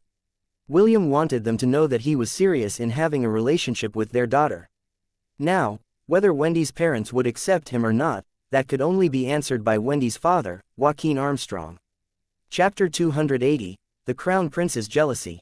When they arrived at the banquet, the party was already in full swing. The performers took center stage at the center of the hall, and wowed the crowd with their amazing performances. The moment William's name was announced by the head butler of the palace, all eyes went towards the main entrance to see him. William walked confidently with Wendy by his side. The two of them looked like a perfect couple, which made the ladies and men sigh in admiration. Fortunately, Rebecca wasn't at the party because she had already traveled to the central continent to start her training at the Misty Sect. After their humiliating defeat, that was witnessed by the nobles of the kingdom, the representatives of the Misty Sect left in haste in order to save what little dignity they had left. Unfortunately, even though Rebecca wasn't at the party, Rebecca's grandfather, Lawrence, and her father, Duke Dillion, were there due to the king's summons. Duke Dillion hatefully glared at William, not because he was escorting Wendy at the party, but because he felt that he had been slapped in the face due to the Misty Sect's loss under William's hand. Lawrence, on the other hand, had a calm expression on his face. Originally he was thinking of having a one-on-one talk with William in regards to the rumors that were flying around about his relationship with Wendy. However, he could tell with a glance that the beautiful young lady and the half-elf did have feelings for each other. The old fox sighed in his heart because he knew that William also had his interest at heart since he had not declared their relationship officially. As long as the Knight Commander kept mum about his relationship with Wendy, even though their feelings for each other were obvious for everyone to see, no one could say anything unless William confirmed it himself. William's and Lawrence's gazes met and the two gave each other a brief nod before averting their gazes. It was an understanding between gentlemen, and Lawrence had no qualms with William having Wendy as his secret fiancée. At the table reserved for the special guests of the kingdom, Prince Lionel chatted with Princess Sidonie with a big smile on his face. The third princess did her duty as expected of a princess of a kingdom and tolerated Prince Lionel's mindless chatter. If not for Morgana telling her that the one she was waiting for had arrived, the princess might still be chatting with Prince Lionel about how the hippogriffs give birth to their young. Well, he is indeed a looker. Morgana's voice sounded like a purring cat as Princess Sidonie gazed at the handsome half-elf that had just arrived in the banquet hall. Seeing her attention was diverted from him, Prince Lionel frowned and followed her gaze. When he saw William and the beautiful blonde beauty accompanying him, the frown on the crown prince's face deepened. Of course, this only lasted for a brief moment before it returned to its usual calm expression. He is the youngest knight commander of our kingdom, Prince Lionel took the initiative to introduce William to Princess Sidonie. His name is William Von Ainsworth, a country bumpkin and a slave who somehow managed to catch father's attention. Princess Sidonie didn't miss the contempt and ridicule in Prince Lionel's voice when he mentioned William's name. He must have done something exceptional if he was given the position of Knight Commander, Princess Sidonie said to test the waters in order to gain more information from Prince Lionel. If not, he wouldn't be given such an important role at such a young age. Prince Lionel chuckled as he reluctantly nodded his head. This is true. However, only my father knows about this exceptional merit that he did for the kingdom. Lord William was like a mushroom that suddenly popped out of the woodwork and surprised not only me, but all the nobles within our kingdom. Are you interested in him, Princess? The question sounded so harmless, but there was slight tension in the air as Prince Lionel stared at the veil that was blocking his beloved's beautiful face. It is impossible for me not to be interested in such a young prodigy, Princess Sidonie replied. I would be extremely grateful if His Highness would introduce me to your Knight Commander. Of course, Princess. Prince Lionel smiled and nodded his head. As the host, it is our duty to grant the wishes of our esteemed guest. Prince Lionel subtly clenched his fist under the table. His gaze landed on the smiling half-elf in the distance and wished that he could strangle him then and there. For William to be noticed by the lady of his dreams made Prince Lionel jealous beyond compare. He then organized his thoughts to think of a way to humiliate the commander of the Knight Order in front of the princess. That is the only way he could calm the rage in his heart that was fanned by his jealousy. Naturally, Princess Sidonie and Morgana noticed the subtle changes in the Crown Prince's mannerism. Morgana giggled from within Princess Sidonie's sea of consciousness because she liked to drive the men around her, little sister, crazy. If not for the fact that she really cared about her, she would have already taken over her body and brought the Helen Kingdom to her knees. Sadly, she couldn't do that, for the time wasn't ripe. Princess Sidonie's full power would only be unlocked the day she came of age, and that was still 2 years away from happening. For now, she decided to just let nature take its course, as Princess Sidonie enjoyed her teenage years under her protection. William, who was completely oblivious of the Crown Prince's jealousy, walked towards the tables that were designated for their Knight Order. He was doing his best not to glance in Carter's direction, who was seated among the staff of the Royal Academy. The professor had finally broken his isolation and participated in the banquet for the guests of their kingdom. Since his senses were honed in the professor's direction, he felt Carter's stare directed at him and Wendy. William didn't know what the professor was thinking at this point in time because the system was not omnipotent enough to do that. It could only monitor what Carter saw, heard, and the fluctuation of his emotions. Right now, Carter was eyeing William like a wolf that had found its prey. He was observing the boy's expression and every gesture and imprinting them into his subconscious mind. That way, when he finally took control of William's body, he would be able to act the way he did and fool everyone around him. 3 more days, Carter thought. 3 more days and I will have a new vessel. If possible, Carter wished that the days would pass quickly, so that the day of the interdivision battle would arrive sooner. The plan that he had painstakingly concocted from the shadows had already been laid out. He had already placed a subtle command on those that were under his spell, and it would activate on the day of the welcoming ceremony. Carter's plan was really simple. Use the people that were close to William as the knife that would stab him from the back, and force him to make a difficult choice. A choice that would make the half-elf regret that he didn't kill Carter sooner. Chapter 281, Isle of Hope, Isle of Tears. The Angorian war sovereign and the members of the aerial cavaliers of Frisia hit it off pretty well. Since they all had something in common, the young knights asked the veterans in the aerial cavalry for some pointers about how to take better care of their dependable mounts.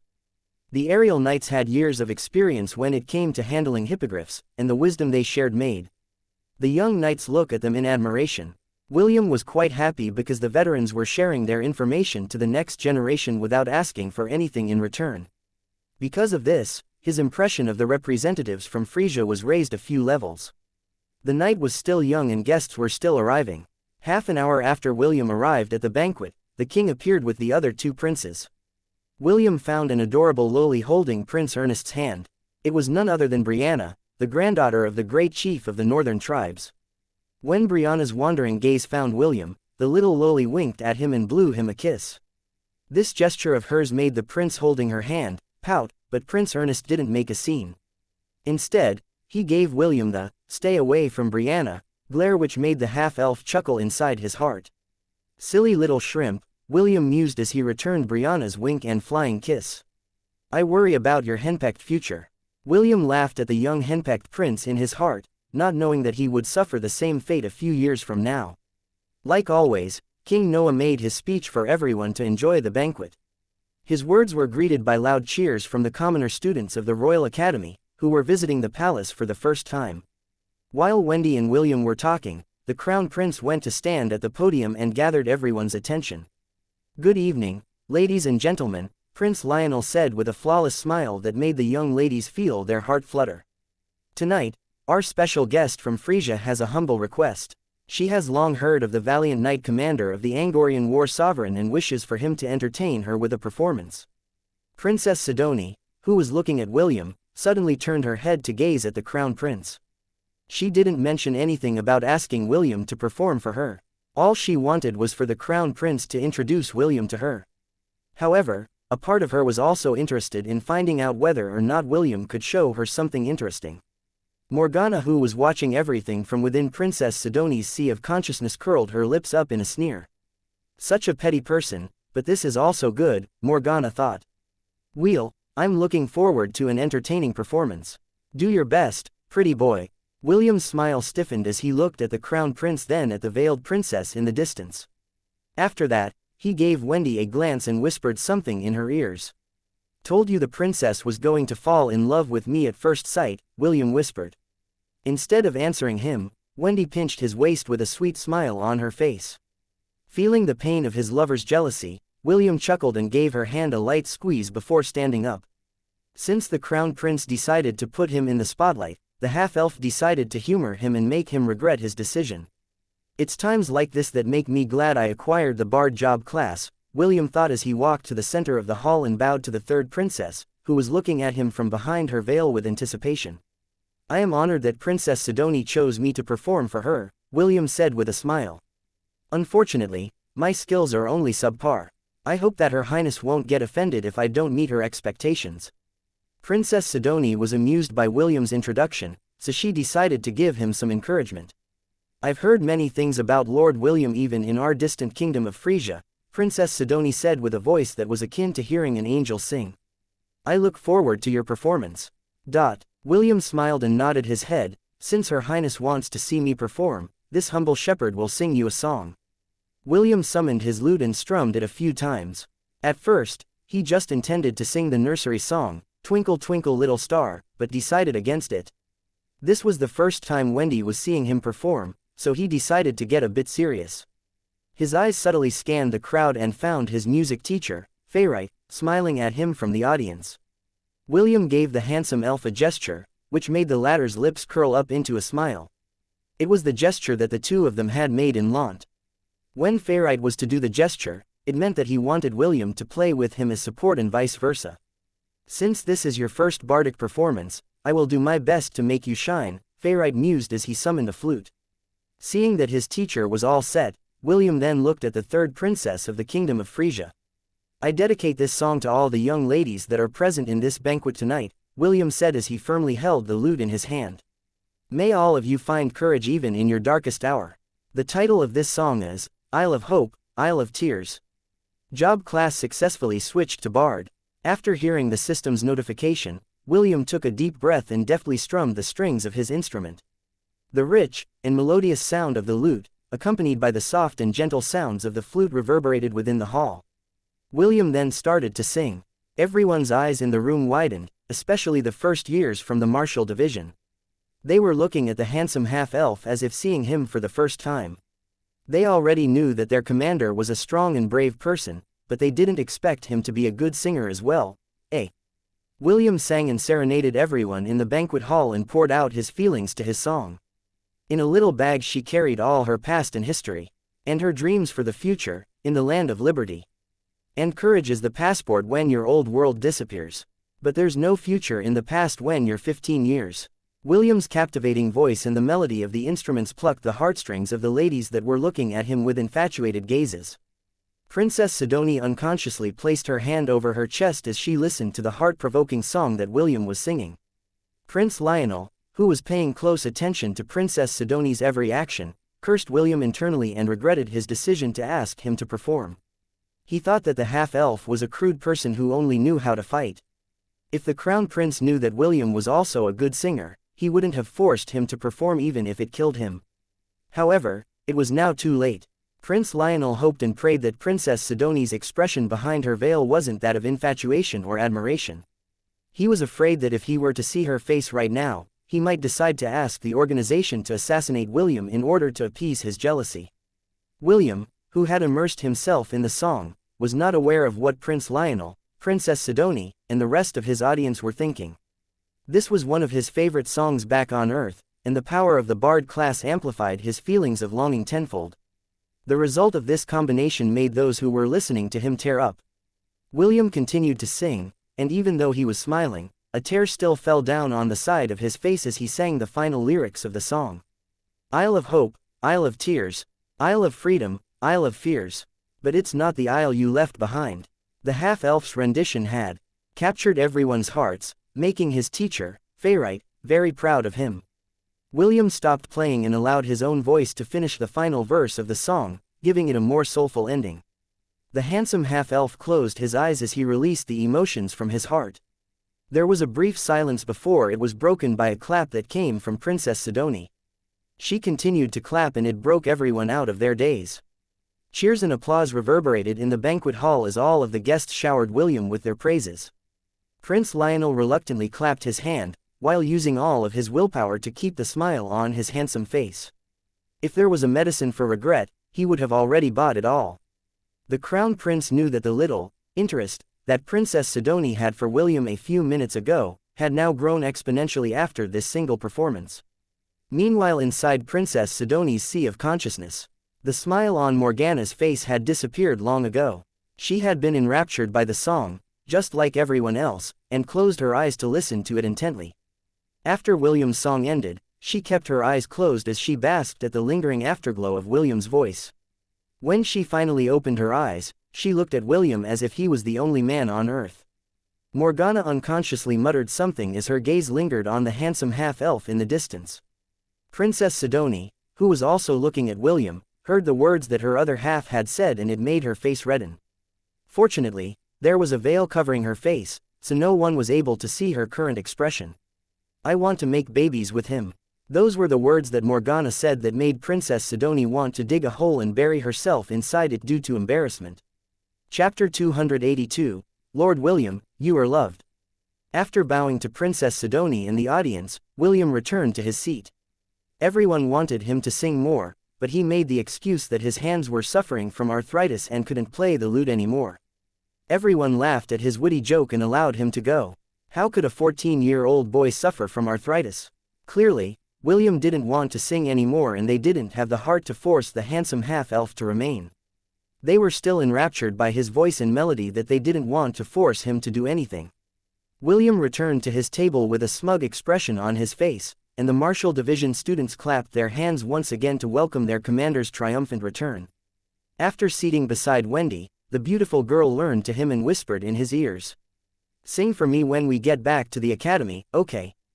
The two were about to go into their own little world again when they were interrupted by a light cough from Ian.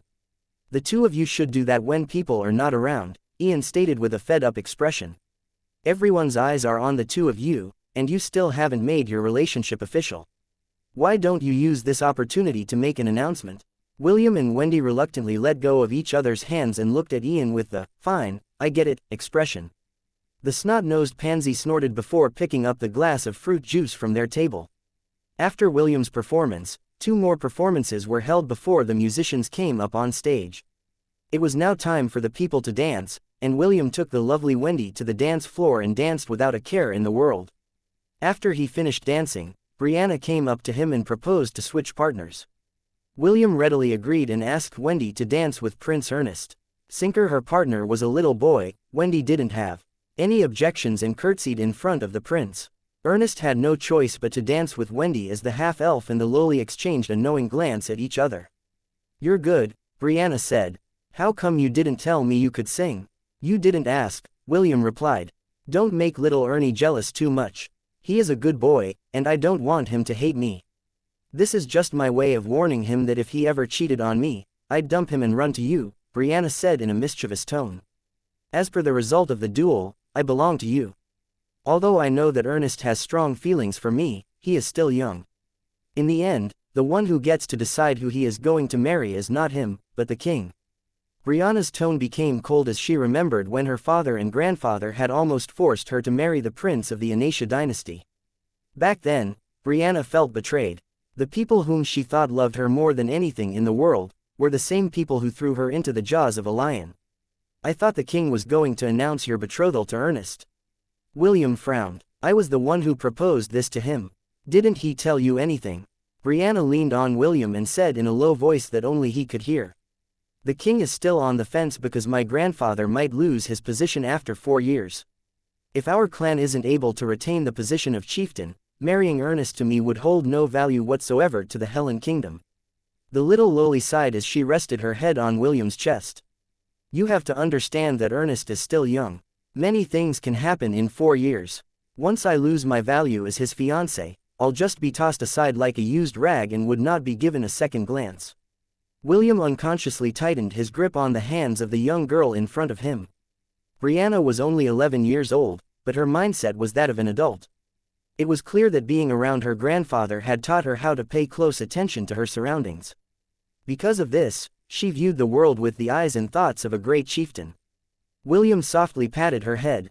Don't worry, if the king or Ernest bullies you, I will make them pay tenfold. This is my promise to you.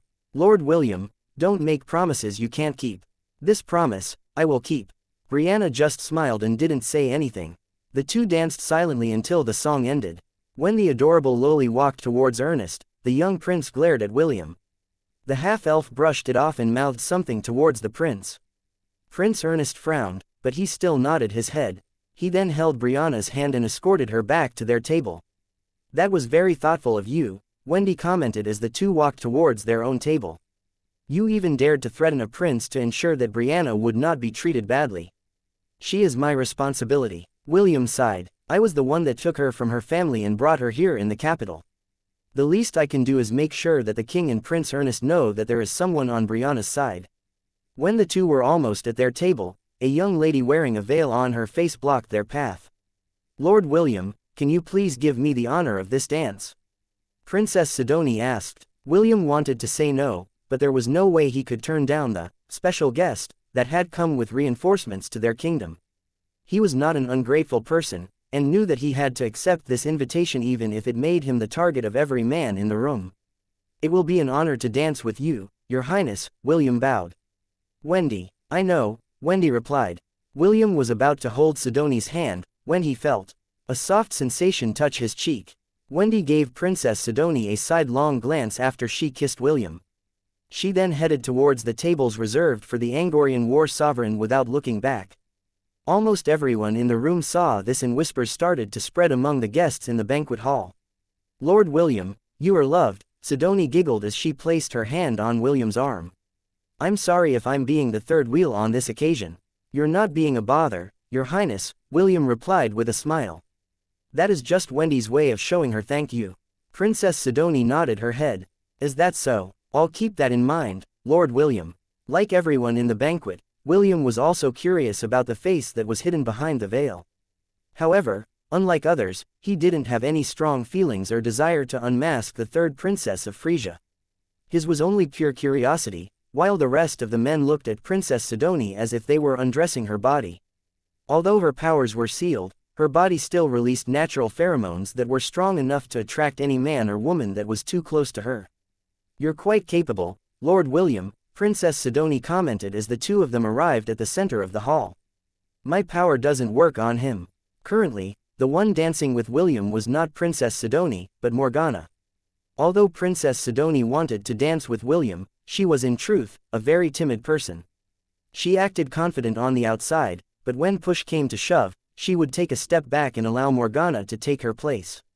The longer the two danced, the sweeter Morgana's smile became. Princess Sidonie, who was also observing from within her sea of consciousness, noticed the half-elf's expression. Both girls could see the smile on William's face, but they knew he was just faking it. This made the two of them more interested in him and left them to plan what they might do so they could get to know more about him during their stay in the capital of the Helen Kingdom. Looks like your princess is captivated by a boy that is 5 years younger than you, Prince Rufus chuckled as he stood beside his older brother. You need to step up your game, big brother. Shut up, Prince Lionel said in a voice that only Rufus could hear. His tone was so dangerously close to his breaking point that Rufus, who always bantered with him, raised his eyebrow in genuine surprise. You can have your little ice princess, Rufus, Prince Lionel smiled at his little brother like a snake that was about to strike. But if you say another word, I swear by my name that I will make you regret it. Lionel leaned close and whispered in Rufus's ears, annoy me and I promise that I will rape that bitch in front of you. Let's see if you can keep that smug expression on your face then. The crown prince walked away and left the banquet. He was afraid that if he stayed any longer, he would do something he wasn't supposed to do, and make a fool of himself in front of everyone. Since when did your threats scare me? Prince Rufus watched his older brothers retreating back with a sneer. You're not a snake, big brother, but a worm that I can easily crush under my foot. Your days of playing crown prince are already numbered. Prince Rufus placed his hands on his back as he glanced at the corner of the room. A man wearing a noble's clothing met his gaze and gave him a brief nod. Prince Rufus nodded back and looked at his father, King Noah. The one who will get the key is me, Prince Rufus vowed. After that, let's see what kind of face you'll be making, dear brother of mine. Chapter 283, Day of the Interdivision Battle, Part 1. William glared at the giant worm in front of him. He was currently in a weakened state and couldn't use his full power, but nevertheless the battle between the two raged on until the very world itself started to distort. Just surrender, half-elf. The worm said via telepathy. Your resistance is futile, you can't fight the inevitable. William firmly held Stormcaller in his hands as lightning crackled from its spear blade. The only thing that is inevitable is your demise, worm, William replied hatefully. I will not forgive you for what you have done. With a shout William charged forward like a lightning bolt, while his opponent turned into a beam of dark light. The two clashed repeatedly, causing cracks within the world, but William didn't care. He would kill the bastard in front of him, even if he died in the process. William abruptly opened his eyes and sat up from the bed, panting for breath. He knew he had a very bad dream, but he couldn't remember everything that happened. The only thing he could remember was him lying on the ground in a pool of blood. Will, a sleepy voice sounded beside him, as Wendy rubbed her eyes and sat up from the bed as well. She was wearing a one-piece, black, nightdress. This was the first time she had worn something like this while sleeping beside William. Spencer would definitely faint in shock if he saw it. Unfortunately, William was still too shaken by the dream to appreciate his girlfriend's nightdress. I'm fine, William replied hoarsely, just a bad dream. Wendy moved closer and gave William a hug. The red-headed boy wrapped his arms around her and buried his head in her chest. Wendy's whispered words of assurance in William's ear as she patted the boy's head to help him relax his nerves. 5 minutes passed, and William's breathing stabilized. Wendy's voice, warmth, softness, and the delicate hand brushing his hair helped him to calm down. He continued to hug her as the tension in his body disappeared completely. In a few hours, the interdivision battle is going to start, Wendy said after she felt William's body relaxing. Are you perhaps anxious about the outcome of the battle?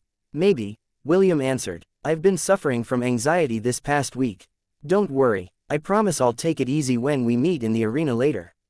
Wendy lightly pressed on William's ears, hitting the pressure points in them to help him calm down more. William hummed as he enjoyed the sensation of Wendy's soft hands on his ears. Feeling better, a whole lot better. Thank you, Wendy. You're welcome, Wendy replied. She then looked at the clock hanging on the wall. It was only 2 in the morning and there were still 4 hours before sunrise. Let's go back to sleep, Wendy proposed. We will need it before morning comes. William nodded his head as the two lay on the bed together. Wendy rested her head on William's shoulder and placed her hand on his chest. William held her waist firmly and closed his eyes to sleep. Wendy was right, he would need all the rest he could get in order to prepare for the interdivision battle that would be held at the Grand Colosseum in a few hours. Although it wasn't easy, the red-headed boy was able to sleep after an hour. This time around, he had a dreamless sleep and woke up at 6 in the morning. When he opened his eyes, Wendy was no longer beside him. The half-elf almost panicked, but immediately calmed down after he heard the sound of running water in the bathroom. What is wrong with me? William rubbed his face with his palms in order to remove the last dregs of sleep from his system. Get a grip, everything is fine, all is well. William gave himself some assurance before talking to the system about Carter's activities. Like always, the system didn't find anything suspicious and reported Carter's actions throughout the night. Maybe I should just kill him and get this over with. William's eyes sharpened as a faint killing intent oozed out from his body. He was seriously considering killing Carter today, but decided to push it aside until after the interdivision battle. A professor dying during this important event would surely cause a big ruckus and an extensive investigation would be conducted. Although William was confident that he could cover his tracks, he was still inside the academy. There could be someone powerful enough to detect the faint traces he would not be able to erase and link the crime to him. This was something that he didn't want to have happen because it would cause many complications and would affect the morale of his Night Order, family, and friends. While William was pondering about his next course of action, the bathroom door opened and Wendy came out with a towel wrapped around her body. She was using a hand towel to dry her hair as she walked towards William, who was sitting on the bed. William extended his hand, and Wendy handed the towel to him. The half-elf then took over the role of drying Wendy's hair while the latter sat beside him. Isn't it hard to maintain long hair? William asked out of curiosity. A bit, Wendy replied. By the way, what do you like more, long or short hair? Long hair. Please, don't cut your hair, Wendy. Don't worry, I prefer to have my hair long as well. After drying Wendy's hair, William went to the bathroom to bathe as well. Half an hour later, the two were fully dressed. They shared a parting kiss before leaving the room since Wendy still had to return to the Magic Division and wait for the tournament to start. William, on the other hand, went to dining room of the Solaris dormitory. The majority of students were already there, but not all of them had an appetite. Anxiety could be seen on their faces, which was perfectly normal because they would be fighting against the magic and spirit divisions. This time, they wouldn't be sparring, but fighting for real. The moment William entered the dining hall, all eyes locked onto him. He gave them all a brief nod as he walked to his seat and ate heartily. Unlike the rest of the martial class, he was confident that he could beat anyone he faced in the arena. Seeing that their commander was enjoying his meal, the rest of the students also regained their appetite and started to eat. The instructors, who saw the change in the students' mood, nodded their heads in relief. They had already tried earlier to cheer the students up by offering rewards, but it didn't help their cause. Fortunately, William's confident actions inspired them to eat their breakfast in preparation for the big fight ahead. Another hour passed as the students of the Martial Division walked towards the Grand Coliseum of the Royal Academy. Each division had their own coliseum, but the Grand Coliseum was the biggest of them all. This was where the major events of the Academy were held and it could easily seat more than 300,000 spectators. William was in the lead and he walked with even steps and radiated confidence.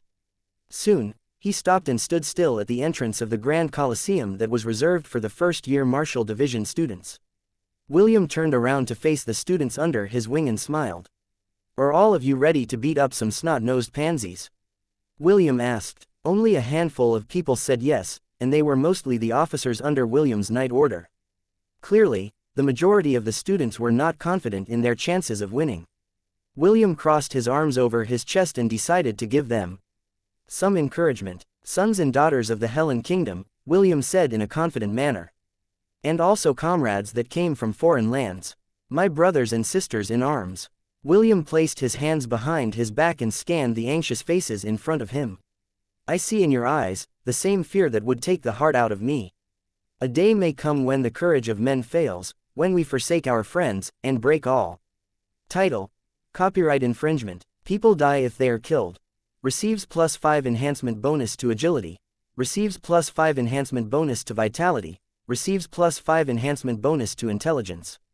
William almost choked on his saliva when he saw the notification that appeared on his status page. He then cleared his throat and continued his speech. In life, we will encounter many defeats, but we must not be defeated, William said firmly. A few years ago, the disciple from the Misty Sect defeated me in a duel. Back then, I felt really depressed and was on the verge of giving up. The ears of the students perked up because they remembered the day when William arrived at the academy for his knighting ceremony. There, he dueled the disciple of the Misty Sect, Kingsley. I trained hard, very hard. William raised his chin in arrogance. Even if all of you combined all the training that you have done in the past 4 years of your lives, I dare say that you wouldn't even come close to the training and suffering that I experienced in those 4 years. Because of this training, I was able to easily defeat that disciple of the Misty Sect in our rematch. I will not lie to all of you. Punching that bastard felt good. The half-elf smiled evilly, and it made the students of the martial division smile as well. Did you see how far he flew after taking a single punch from me? That, my brothers and sisters, is the sweet taste of revenge. William then turned around to face the grand stadium. He still didn't move from where he stood because he was still not finished with his speech. Today, we may encounter many defeats, but you must never be defeated. Just remember the name of the person that beat you. We will gang up on them after the tournament, and drag them to the back of the academy to beat them until their parents won't be able to recognize them anymore. Let's go. Make sure to raise your chins and show them the might of the martial division. Quote. William walked proudly towards the entrance of the stadium, while the students of the martial division cursed him silently. After saying all those encouraging words, their shameless commander ruined it all with the ending of his speech. Ganging up on a single person? How shameless. Kenneth chuckled as he walked towards the entrance of the Grand Colosseum. Priscilla sighed while holding her forehead, as she, too, walked towards the entrance. Spencer and Drake exchanged a glance at each other with a smile, before following their shameless commander. It didn't take long before the rest of the martial division marched towards the entrance as well. They were no longer feeling anxious. Instead, they were now looking forward to the great battle that was waiting for them. Their commander was right. They may suffer losses, but they must never be defeated. Chapter 284, Day of the Interdivision Battle, Part 2. Carter carefully checked his professor's uniform as he looked at his reflection in the mirror. He didn't know how it happened, but he felt something foreign inside his body and went on high alert. Carter was sure that the foreign entity had appeared the day that he had met William face to face. Because of this, he decided to play it safe and just stayed inside his residence. Fortunately, the entirety of the students in the first, second, and third year students of the Magic Division were already under his command. He ordered these students to complete the tasks he had left for them to do. Deep down, Carter was feeling incredibly excited. He tried to remove the foreign invader inside his body, but none of his methods worked. He assumed that this was done by William's god essence, and his interest in his future vessel grew exponentially. I wonder what other secrets are waiting for me to uncover, Carter thought as turned his head to leave his room. Time to start the first phase of my plan. The professor activated the suggestion spell and gave out a command. He was looking forward to seeing the expression on William's face when he saw. Wendy, come with me for a while, Est said with a smile. There's something that I forgot in the Magic Division and I will need your assistance. Est then turned to look at Ian, who stood beside him. Ian, stay here and take command of the students while I am away. I will return as soon as possible. Understood, young master. Ian nodded his head. Est left the Grand Colosseum with Isaac and Wendy following behind his back. The system didn't detect anything suspicious with their conversation, since Wendy was the Magic Division's secretary, and one of Est's officers. Upon arriving at the premises of the Magic Division, Est took Wendy to the garden. It was the same garden where Wendy had brought William, when he accidentally wandered inside their division. Wendy was quite familiar with the path because it was the same path that led them to her secret place. Just as she expected, Est stopped in front of the statue. Head Prefect, what are we doing here? Wendy asked. Est looked at the statue as if he was admiring its beauty. A few seconds later, a sigh escaped his lips as he said the words that had been locked up inside his heart for a very long time. It's not fair, Est said with his back still facing Wendy. I was the one who saw him first. Why must you get in the way? Head Prefect, Wendy, why must you get in the way? Can't you just find other boys to become your boyfriend? Why must you choose William of all people? Est then turned to look at Wendy with a hateful expression. Why must you get in the way of my love? Answer me, why? Wendy was shocked by the sudden change in Est's expression. She didn't expect to see the hate-filled look on the handsome boy's face, and she could tell that he really hated her to the bone. I don't understand, Wendy stuttered. What does the head prefect mean by getting in the way of your love? What does this have to do with Will? You don't understand, Est laughed in contempt. What is there to not understand? I was the one who saw him first. I was the one who loved him first. For 4 years, I always thought of him. Then, someone like you came along and snatched him from me. Tell me, how should I deal with this hate I am feeling right now?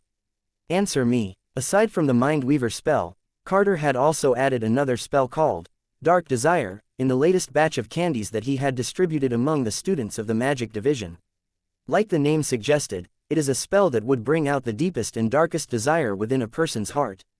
Est's love for William was distorted due to the corruption of his sea of consciousness, and the spell Dark Desire multiplied this corruption tenfold. Right now, Est hated Wendy with a vengeance.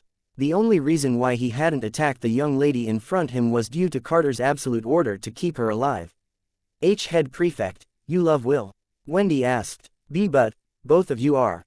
Before Wendy could even finish her words, she felt a sudden pang of pain behind her neck before her world descended into darkness. Isaac was there to support Wendy's body and prevented her from falling on the ground.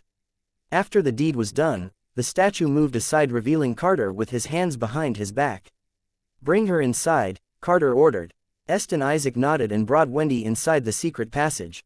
The two spells had firmly taken hold of their sea of consciousness, and they thought that what they were doing was the right thing to do.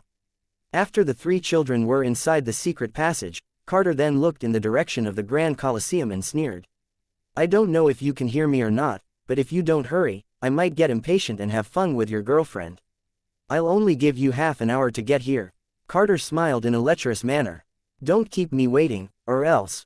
Carter chuckled as he entered the secret passage. Not long after, the statue moved to block the entrance as if the earlier incident had never happened.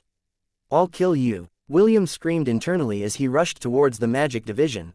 The moment Isaac attacked Wendy, the system immediately informed William of what was happening. William's eyes were already bloodshot as he used his movement technique to its limit.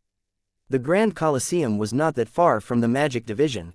At most, it would only take him 5 minutes to reach his destination. However, every second that passed felt like years to him. For some reason, the system's trackers weren't working inside the secret cavern that was hidden in the garden of the Magic Division. What William and Wendy didn't know was that the underground lake had another secret exit near the teachers' residences. The moment Carter stepped into that place, the system's tracking on him had been cut off. Naturally, the system had reported this anomaly to William, but as the head prefect of the first years, he just couldn't leave them when the tournament was about to start. He planned to investigate Carter's whereabouts after the opening ceremony had finished. However, William and the system didn't expect that the professor had this trump card hidden up his sleeve. The half-elf had never run this fast in his lifetime. He was pushing himself to the limit just to arrive a second sooner, so he could save Wendy from the clutches of the lecherous professor who had been targeting her from the start. When William arrived at the garden, he immediately moved the hand of the statue to allow him entry into the secret passage. A few seconds later, he arrived at the underground lake and saw Wendy tied up on one of the walls of the cavern with steel chains. William breathed a sigh of relief because aside from being unconscious, she was completely unharmed. "Well, that was faster than I expected," Carter said with amusement. He was leaning on the cave wall not far from where Wendy was chained. Est and Isaac, on the other hand, stood beside Wendy with their weapons drawn and pointed at her body. "What do you want?" William roared. "Release Wendy right now." "Okay, I'll release her," Carter replied with a smile. "That is what you wanted to hear, right?" Carter sneered. He then waved his hand and erected a magic barrier around Wendy, Est, and Isaac. He didn't want to take any chances, and he knew that he had the upper hand in this situation. He had waited for this moment for days, and he would not allow William to escape his grasp. As long as he had a hostage, the half-elf would be forced to listen to his demands. "What do you want?" William said through gritted teeth. The half-elf had been secretly calculating the best way to save Wendy, but the professor's magic barrier prevented him from doing anything reckless. It was at this moment when he realized that he wasn't dealing with a small fry, but a cautious person that had planned this scenario in order to lure him into a trap. Carter appraised William from where he stood. The longer he looked, the more satisfied he was with the new vessel that he would soon be inhabiting. "Drink this first," Carter said as he threw a vial that contained a purple liquid towards the boy. "Only by drinking this will we start our conversation." William caught the vial and appraised its contents. He hesitated after reading the information of the vial, but he still drank it in the end. Soon, William felt his world spin around him as he fell down on his knees. Carter's smile widened as he walked towards the fallen boy who was suffering from the effect of the special serum that he had made. Such strong willpower, Carter said as he lifted William's chin with his finger. Very admirable. FCKU, William said through gritted teeth. Carter didn't seem to be offended by William's words, instead he took out another vial from his pocket. He then used his hand to pry open William's mouth and poured its contents inside it. I know that you're not an ordinary person, so I'm not taking any chances, Carter stated. Here, have another. After emptying the second vial, Carter took another one and forced William to drink it. William's eyes rolled into the back of his head as he lost consciousness completely. After checking the boy's vital signs, the professor lifted the boy's body with one hand. The half-elf hung limp in Carter's hold like a puppet waiting to be manipulated by a puppeteer. The two of you guard the entrance, Carter ordered. Do not leave your spot until I tell you. Understood. Yes. Est and Isaac walked towards the passageway and left the underground lake. Est gave the unconscious William a brief glance before turning his head away. As he walked towards the exit of the cave, a single tear streamed down the side of his face. He wiped it away in a casual manner as if it was a nuisance. Carter didn't see this because he wasn't paying attention to anyone aside from the boy in his hand. The reason why he ordered Est and Isaac to leave was because he would start the process of taking over William's body. Although the two teenagers were under his spell, there was a small chance for the both of them to regain control over their senses after seeing Carter's true form. When Carter felt that the two kids were now outside the cavern and guarding the entrance, he then activated the spells embedded in the students inside the Grand Colosseum to proceed with the next phase of his plan. Go on, my little pets, Carter said as he empowered the spell that lay dormant within the consciousness of the students under his command. Start a massacre. Kill as many as you can. Cover the Colosseum grounds with the blood of your friends and acquaintances. Kill for me. Offer your lives as a sacrifice for my rebirth. Carter's laughter echoed off the walls surrounding the underground lake. The moment he had been waiting for was finally at hand. Chapter 285, Start of a Massacre. King Noah walked towards the podium and scanned the thousands of students that were gathered in the Grand Colosseum. There should have been more, but they had fallen due to the dungeon outbreaks that had suddenly erupted in many places in the kingdom. That event greatly saddened him, and the Dean of the Royal Academy, for the students were the seeds that they were supposed to nurture in order to keep their kingdom strong. After taking a deep breath, King Noah stood in front of everyone and started his opening speech. For many years, our kingdom has stood tall within the southern continent, King Noah said in a voice that was magnified using a magic artifact. 4 years ago, we withstood the beast tide that dared to threaten the people of our lands. We were victorious in that battle at the price of many of our brave countrymen. A few months ago, another major event happened without warning. This time around, we were forced to seek the help of every able-bodied young man and woman to protect the land that we call our home.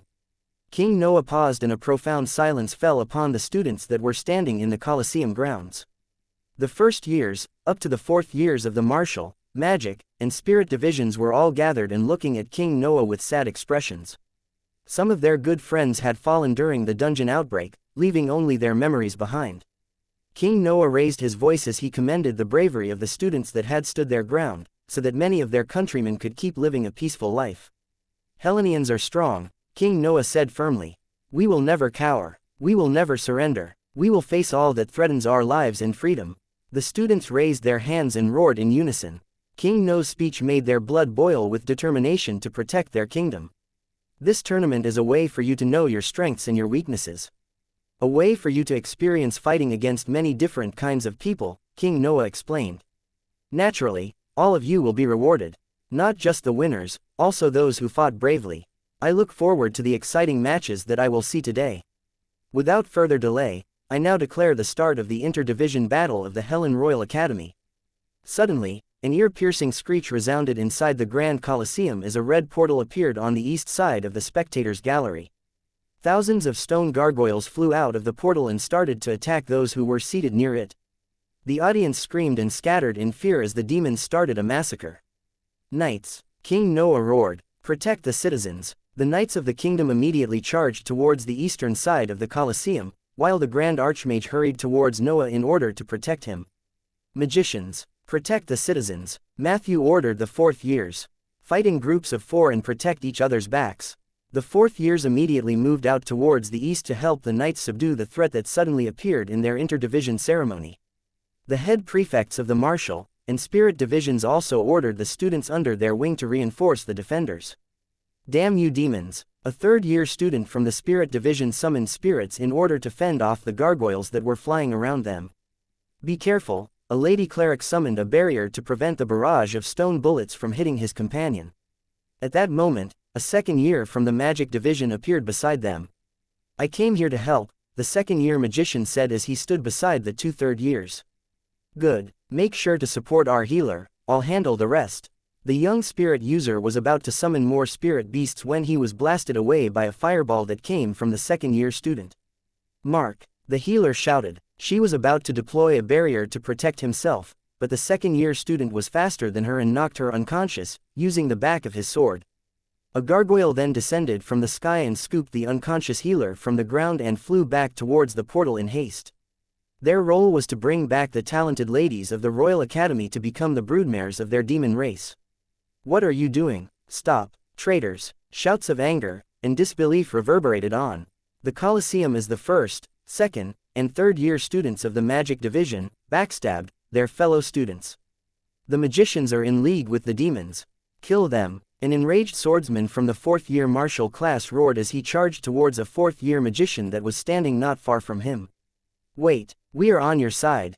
The magician raised his hand to prove that he had no intention to fight. Unfortunately, the widespread backstabbing of the magicians had already made it impossible for anyone to believe his words.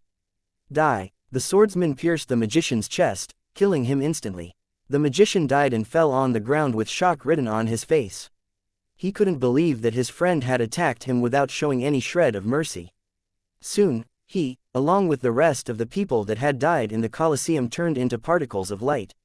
Fourth years, rally to me, Matthew shouted in order to recall the fourth years of the magic division. Defend yourselves, but do not attack anyone. I repeat, defend yourselves, but don't attack anyone. Leah, who was standing beside him, created a water barrier to protect the two of them from the attacks that were coming from the spirit and martial division. Just like the rest of the students, both of them were caught by surprise by the unexpected turn of events that decimated almost a third of the students within the Colosseum grounds.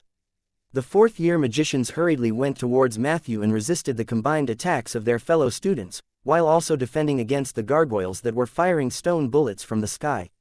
Tens of thousands of gargoyles suddenly appeared in the battlefield, and it was almost impossible to wipe them all out using an area of effect spell. What made things even harder was that the magicians had turned code and attacked the defenders from all sides, increasing the chaos in the battlefield. Angorian knights, attack the younger magicians, but do not target the fourth years. Priscilla commanded after killing one of the magicians with an arrow. Remember, target only those that are actively attacking the other students. Brutus and Bruno's eyes were bloodshot as they attacked their classmates who were wantonly killing the students from the other divisions. They didn't know what was happening, but all the people that they knew were acting like berserk spellcasters who couldn't distinguish between friend or foe. What is happening to your classmates? Spencer shouted as he fought his way towards the twin brothers who were in the middle of the crossfire. Where's Wendy? Brutus summoned an earthwall to defend against a fireball that came from a third-year student. The fireball exploded, but the stone wall remained firm and stable. Wendy left half an hour ago with the head prefect, Bruno answered as he fired multiple fire bolts at the third year that attacked them. Unfortunately, the third year was well versed in fire magic and easily neutralized Bruno's attack. Where did they go? Spencer asked as he channeled his aura on his spear. He then threw it towards the third-year magician without waiting for Bruno's answer. Spencer's weapon aura allowed him to increase the speed of his attacks exponentially. Whether it was thrusts, slash, or throwing attacks, all of them were multiplied tenfold once he imbued his aura into his weapon. The spear flew like a bullet and pierced through the magician's chest, ending his life in the process. The last thing I heard from the head prefect is that they left something in the magic division, Bruno answered as he fired several fire bolts at his classmates who were running amok. Maybe they're still there. I got it. Both of you stay alive. Spencer ran towards the fallen magician to retrieve his spear. As soon as he retrieved his spear, the magician turned into particles of light, which made Spencer sigh in relief. He then hurried towards the exit of the arena in order to find his twin sister and protect her from the demons that had suddenly invaded their academy. Just as Carter ordered, the first, second, and third-year magicians had positioned themselves among the members of the Spirit Division. These students were rich in spirit powers and would be the perfect incubators for the next generation of demons. This was why Carter ordered them to only knock the girls unconscious, while killing the boys using a surprise attack. A black gargoyle that was 3 times bigger than the rest stood near the portal and observed the mayhem that was happening. His name was Ottos, the right-hand man of Commander Zagal. The demon commander ordered him to carry out the plan and ensure that Carter would be able to safely leave the academy under his watch. So far, the plan was proceeding smoothly as the students of the Royal Academy died left and right.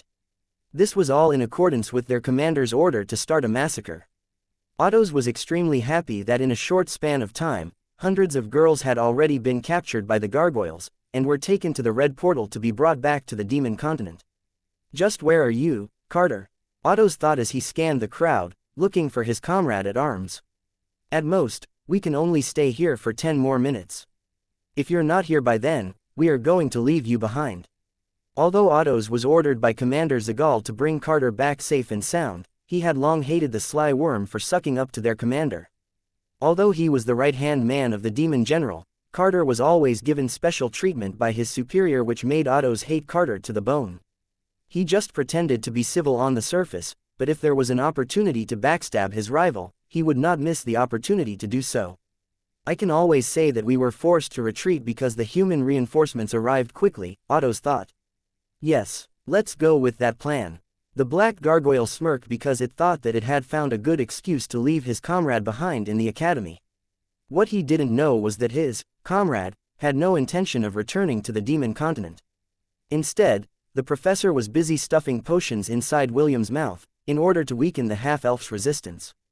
He intended to personally enter William's sea of consciousness to devour his soul and completely take over his body. Chapter 286, On the Verge of Collapse.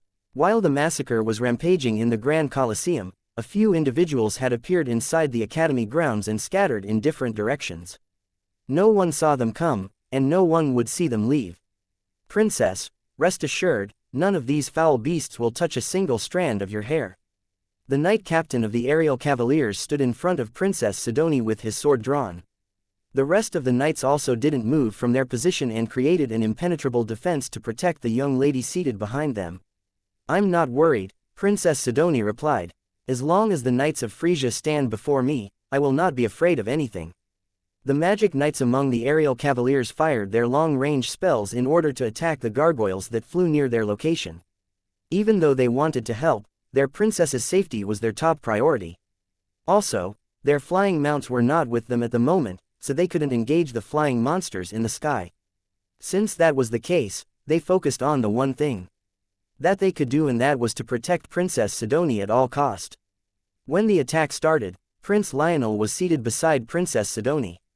However, after seeing the traitorous magicians attract their classmates, the knight captain of Princess Sidonie's royal guard politely asked the crown prince to return to King No's side. In fear that Prince Lionel would suddenly turn coat and attack the princess, they used a diplomatic approach to make the prince evacuate. Seeing that the knight captain was firm in his decision, Prince Lionel decided to take a step back and agree to their request. However, deep inside, he was feeling irritated because an opportunity to save Princess Sidonie was lost due to the knight captain's interference. I wonder what he would think if you told him that you'd rather let a gargoyle snatch you away than chat with him for a minute longer. Although I agree with your words, I can't possibly say that to a crown prince of a kingdom. Big sister, what are your thoughts about this incident? Something is very fishy about this incident. Sidonie, swap with me for now. I want to be ready just in case of an emergency.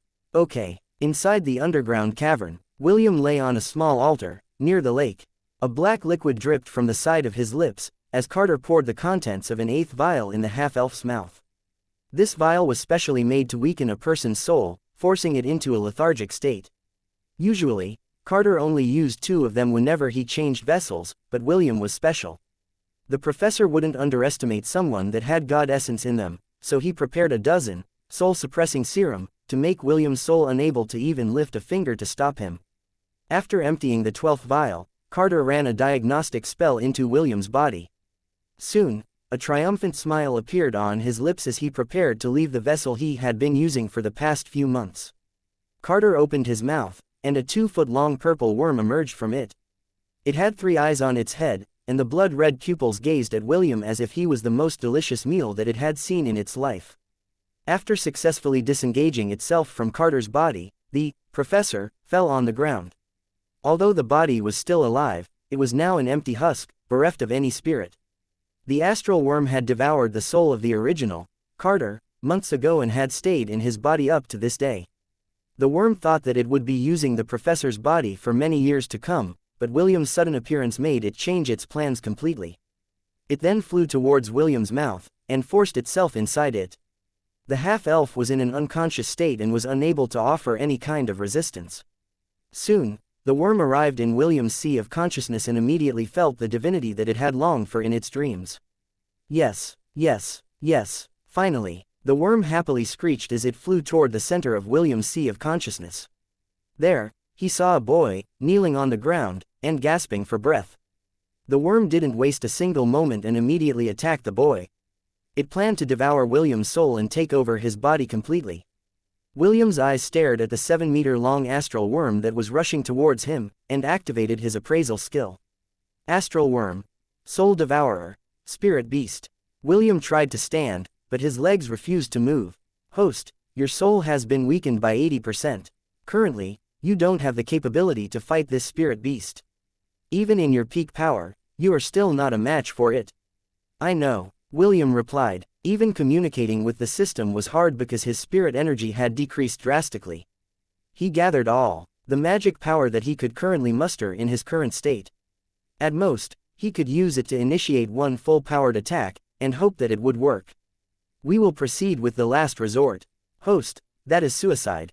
I'd rather commit suicide than be devoured by this bastard. Activate it, now. The system knew that William was right. Now was the moment of life and death.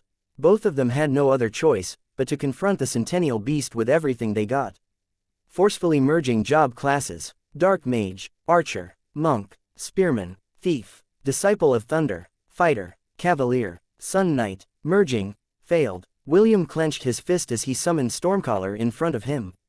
The spear of the Ainsworth family shone with defiance as lightning snaked around its body. Lightning God War Art, 13 form. Go for the kill, William said through gritted teeth. Gabolg. William also channeled all the magic power he currently had and boosted Stormcaller's power as much as he could. The lightning spear charged towards the approaching astral worm like a railgun. It roared and thunder followed in its wake. It was a weapon that had gained sentience long ago, and was only waiting for someone that had the affinity of lightning to wield its powers. After William unlocked the Disciple of Thunder, the Ainsworth family heirloom once again appeared on the battlefield, like it did thousands of years ago. It had realized William's current situation, and the threat that was fast approaching its current master. Empowered by William's lightning god war art, and his magic, it flew towards the astral worm like a raging lightning bolt. It was the only thing that stood between the devourer of souls, and a helpless shepherd, that was on the verge of collapse. Chapter 287, Took You Long Enough. Mordred arrived at the Grand Colosseum and immediately transformed to help deal with the demonic invasion. After a brief moment, a 6-meter-long red dragon appeared inside the Grand Colosseum and started to obliterate all the gargoyle in its path. After its initial rampage, the dragon targeted the gargoyles that were carrying the girls towards the portals. It grabbed the gargoyles in the air and crushed them with its powerful claws. It then caught the falling girl and placed her on the ground before continuing its battle with the gargoyles in the air. Matthew glanced at the red dragon and sighed in relief. He had recognized his father, so the burden in his heart eased. With additional reinforcements helping them, he ordered the fourth-year students to focus on the girls that were falling out of the air to prevent them from falling to their doom. After the initial confusion, the other divisions now knew that the fourth-year students of the Magic Division were still on their side, so they stopped attacking them. They now focused on the first, second, and third-year Magic Divisions, who were still helping the gargoyles capture the students of the academy. Ottos narrowed his eyes and personally engaged the red dragon in an aerial battle. The commander of the demons used an artifact that Commander Zagarl had given him that would boost his strength by 5 times for a short period of time. The gargoyle's strength immediately soared up to millennial rank and he faced the red dragon head-on. Their collision sent shockwaves through the air and repelled the gargoyles surrounding them. The red dragon was only at the peak of the centennial rank, so the gargoyle managed to push it away in their initial clash. Even so, it didn't back down and engaged Autos in a dogfight. Each time the two beasts collided, powerful gusts of wind would blow, sending demons and humans in every direction. Aside from Autos, there were 5 more centennial-ranked gargoyles that were sent to oversee the operation. Although they were in the middle ranks, they were still centennial-ranked creatures, which made them a grade above ordinary fighters. Man, this is quite exciting. The last time we had this much fun was when we went to the south to help the young master, Damien said. Let's go. It would be bad if the boss thought that we were slacking off, Gideon commented. Suddenly 2 portals appeared behind the 2 men. Above Damien, a giant portal appeared and one of the apex predators of the sky screeched as it made its entrance. It was none other than a roc. It was a flying beast that was at the peak of the centennial rank. Damien appeared on the back of the giant bird with his arms crossed over his chest. The roc flew towards one of the centennial-ranked gargoyles and engaged it in combat. Let's go, partner, Gideon shouted. A giant beast slithered out of the portal and bowed its head, so that Gideon could ride it. The name of the snake was Bashi, and it was Gideon's most powerful beast companion. It was a half-dragon half-snake creature, and was also at the peak of the centennial rank. Without waiting for Gideon's order, the snake zoomed in on the other centennial gargoyle in the distance. It leapt into the air and lashed its powerful tail, bringing the flying demonic creature to the ground. Autos frowned when he saw that the reinforcements had arrived faster than he had anticipated. They had only been around for 5 minutes, and yet, his forces were now being decimated at an alarming pace. Retreat, Autos ordered. Protect those carrying the broodmares at all costs. Head towards the red portal as fast as you can. After issuing his orders, Autos joined both of his hands and pummeled the head of the red dragon, sending it crashing towards the ground. He then flew towards the gargoyles that were carrying the girls to protect them from those who were trying to save the students. The 2 remaining centennial gargoyles followed Autos' lead and helped their subordinates resist the frenzied attacks of the knights and the students of the academy. Since you're still not here, then I'm leaving you behind, Autos sneered as he and the rest of the centennial gargoyles entered the portal. Thousands of gargoyles were still flying within the Grand Colosseum. They were brought here as suicide fighters, and their role was to kill as many people as they could while their superiors escaped through the red portal. They were beings created from magic cores, so Commander Zagarl didn't care whether they lived or died. For him, they were disposable cannon fodders that could be replaced at any given time. Their only value was to capture their targets and defend the portal until their superiors, and the girls, had been safely delivered to the demon continent. Stand back, Emrys, the Grand Archmage of the kingdom, ordered. He raised his hand in the air and activated a 7th circle spell to obliterate all the demons that were blocking the portal. Firestorm, Emrys shouted after a short chant. Roaring flames surged above the Grand Colosseum as giant fireballs fell down like rain. Everything that it touched was reduced to ashes. The students hurriedly protected themselves with defensive magic in order to protect themselves from the explosions that were happening in front of them. In that single spell, thousands of gargoyles died, but a few thousand still remained. After realizing that they didn't have much time left to live, the gargoyles went into a frenzy and descended from the sky en masse. They were like suicide bombers that were planning to take anyone they could with them to the afterlife. Screams of anger and pain resounded within the stadium as several students turned into particles of light after the collision with the gargoyle horde. While this was happening, Autos and the rest of the demons were flying through the warp tunnel that would send them back to the demon continent. It didn't take them long before they saw the exit of the tunnel. Autos had a big grin on its face as he left the tunnel behind. He was already imagining the praises he would receive from the demon general, Zagarl, and the rewards that would be showered on him after a successful mission. Autos' grin stiffened when the familiar scene of the demon continent didn't appear in his sights. After exiting the tunnel, the first thing he saw was a bald monk, drinking a jug of alcohol, while sitting on the shoulder of a giant golden ape. Yo, took you long enough, Dwayne greeted the gargoyles with a smiling face. He then drank the jug of alcohol in his hand and burped afterwards. I was getting bored, you see. Above the giant golden ape, several wyverns flew and looked at the gargoyles in disdain. They had already killed the gargoyles that had appeared before them, and all the girls that they had captured had all been saved. Autos looked at the ground. Pieces of stone had been scattered everywhere. They were the body parts of his subordinates who had died after encountering Dave, the Orobro, and the Wyverns after exiting the portal. The commander of the demon invasion roared in anger. He thought that his mission had been a complete success. He thought that what was waiting for him were the praises and rewards from the demon general. Instead, what waited for him was the giant, golden, fist of the Orobro that didn't give the gargoyle commander a chance to vent his frustration. Chapter 288, The Power of the Jack of All Trades, Part 1. Lightning and thunder roared in fury as Stormcaller charged towards the astral worm in a straight line. The astral worm was a demonic creature and had a distinct weakness against the lightning element. Even so, it didn't decrease its speed and faced the spear head-on. "Your resistance is futile," the astral worm said via telepathy. The disdain in its voice echoed throughout William's sea of consciousness as it looked down on William's last struggle. "I've already devoured the souls of more than 50 powerful people in my lifetime, and I have also absorbed their powers. You will suffer the same fate, so just submit and allow me to devour your soul." A protective barrier covered the astral worm's body as it collided with Stormcaller. William gritted his teeth as he urged Stormcaller to pierce through the worm's barrier, but it was to no avail. The face-off lasted for a full minute. Before the power behind the spear's charge dissipated, the worm lashed out its tail and sent it flying towards the east side of William's sea of consciousness. It then charged full speed at William in order to devour him once and for all. "Soleil, come forth," William pleaded. The ring transformed into a golden spear and stood in front of William. The red-headed boy held the spear and channeled his aura into it. "Go," William ordered. Soleil flew towards the east where Stormcaller was sent by the astral worm's attack, leaving William behind. When the astral worm was only 10 meters away from William, the boy activated Soleil's special ability and instantly teleported to where the spear was. The worm's jaws slammed down on the location where William kneeled a few seconds ago and chewed aggressively. Tasting nothing inside its mouth, it then turned its head to look towards the east and saw the boy grasping the golden spear for dear life as it sped off into the distance. "Resistance is futile," the astral worm roared and lunged towards the east.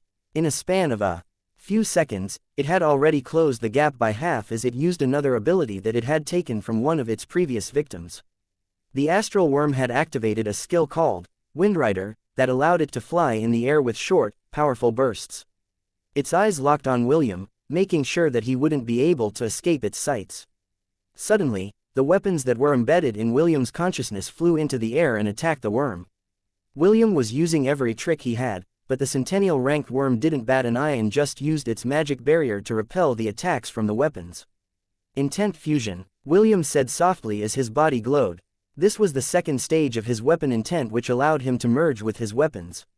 Soleil's body blazed as it curved sideways to attack the astral worm that was hell-bent on catching it. Two rays of light, one dark, one golden, zigzagged across William's sea of consciousness. Every time the two beams of light intersected, cracks would appear in the sky. The sea below the two combatants churned as if it was boiling, heralding that the end of the world was at hand. The astral worm was impressed by William's willpower, but it knew that it was only a matter of time before the boy burned out the remaining power in his soul. The destruction that was happening around them was proof that William was nearing his limit. Deep inside, the soul-devouring worm was happily anticipating the moment when William's soul power would run out. When that happened, the new vessel that it had dreamed about would finally fall into its hands. The four gods that were watching William from the Temple of 10,000 Gods had grim expressions on their faces. They watched helplessly as William fought with his life on the line, but they also knew that it was all for naught. Gavin clenched his fist as he watched one of his two followers about to meet his end by the jaws of the astral worm. After watching for half a minute, the god of all trades unclenched his hands as he made his decision. Power gathered in Gavin's body as he locked onto the divinity that he had given William many years ago. Lily, Issei, and David looked at him with serious expressions, but they didn't do anything to stop him. What Gavin was attempting to do was to forcefully possess William's body using the power of the god contract. This act allowed the believers of the gods to use their powers for a short period of time. However, doing this was not advised if the god's follower was in a severely weakened state like William. If Gavin made a mistake, he would shatter William's soul the moment he descended into the half-elf's sea of consciousness. "God," Gavin said with determination. "Descent." Gwark. William's blood spurted out of his mouth as his soul's connection with Soleil disengaged. He wasn't able to endure the last clash between himself and the astral worm, which dispelled the effect of his intent fusion. William's body fell helplessly from the sky, and the astral worm didn't waste any time and immediately rushed towards him. Ha ha ha ha! The astral worm roared in laughter. It then opened its jaws to devour William's soul. It's over, half-elf. Your soul is mine. Not on my watch. A booming voice slammed down on the astral worm's consciousness, which made it flinch in pain, momentarily stopping its charge towards William. Suddenly, a golden beam shot down from the heavens and covered William in a radiant light. William's eyes widened in shock as he saw a familiar figure standing before him. Gavin, his patron god, stood with his hands behind his back and a sorrowful look on his face. Will, do you want to experience the power of the Jack of all trades before you once again cross into the afterlife? Gavin asked. Gavin and William both knew that he couldn't be saved anymore. The damage to his soul had already started, and Gavin's descent made its demise even faster. During William's and Celine's training, the half-elf had died many times within his sea of consciousness. However, he still revived because it took a very powerful attack to destroy a soul. Unfortunately, his opponent this time specialized in devouring souls. There wouldn't be a second chance once the astral worm had eaten its prey. All that waited for the soul that got devoured was a slow and painful absorption. The astral worm would then acquire that soul's powers and become stronger. Gavin's descent was not done the proper way. It was a forceful possession that disregarded the will of the follower that had chosen him as their patron god.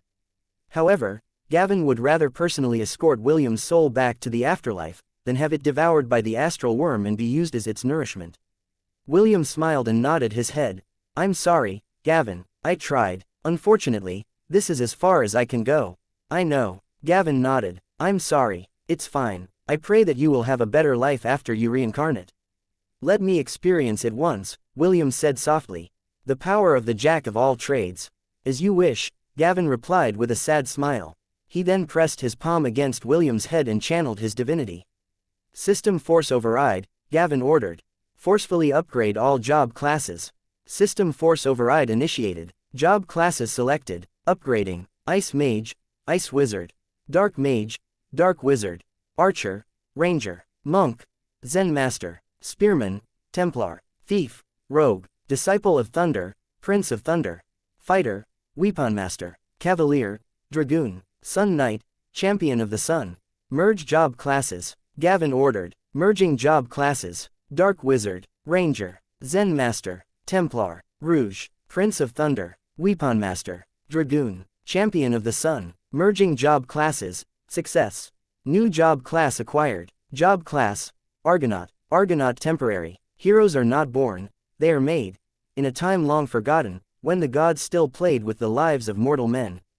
A group of the strongest and bravest heroes banded together and rose up among the masses to challenge their reign. They completed the many quests that the gods had imposed on them and finally gained their approval. In the end, this group of heroes were hailed as Argonauts. Mortal men and women who had won humanity's freedom and ushered in the dawn of a new era for mankind. Increase magic damage resistance by 50%. Increase physical damage resistance by 50%. Increase physical damage plus 50%. Increase magic damage plus 50%. Host has learned skill. Charge of the Argonauts. Jack of all trades. Jack of all trades temporary. A jack of all trades is a master of none, but oftentimes better than a master of one. Increase magic damage dealt by 100%. Increase physical damage dealt by 100%. Receives plus 500 enhancement bonus to all stats. Great power surged over William's soul as Gavin's divinity empowered his entire being. Go, Will, Gavin said softly. Crush this worm and make sure that it will never hurt anyone again from this day onward. Gavin turned into particles of light as he returned to the Temple of 10,000 Gods. When the blinding light receded, the astral worm glared in William's direction. A sphere of light glowed in the sky like a miniature sun. Soon, the light faded and William appeared wearing a golden suit of armor. The half-elf was wearing a winged circlet, and holding a spear in each hand, namely, Stormcaller and Soleil. On his back, several tendrils of light that were similar to a golden aurora borealis fluttered like a cape. William stared at the astral worm with a calm expression on his face. The giant, that seemed to be undefeatable a while ago, now looked like a little worm that he could crush if he were to simply step on it. Lightning God War Art, 12th form, William said as he raised Stormcaller and Soleil at the same time with the intention to strike. Strike with precision, Gingnur. William threw both spears towards the astral worm. Fire and lightning criss-crossed across the skies with a vengeance. The astral worm instinctively knew that it wouldn't survive if he got hit by the two spears that filled it with dread. It immediately moved to the side in order to evade, but it was all for naught. Your resistance is futile, William muttered as he gazed at his adversary's last struggle. You can't fight the inevitable. Soon a scream filled with fear and pain echoed within William's sea of consciousness. It was only the start of the astral worm's suffering, for William intended to kill it countless times, until its soul ceased to exist. Chapter 289, The Power of the Jack of All Trades, Part 2. Name: William Von Ainsworth. Health points: 170,300 282,500.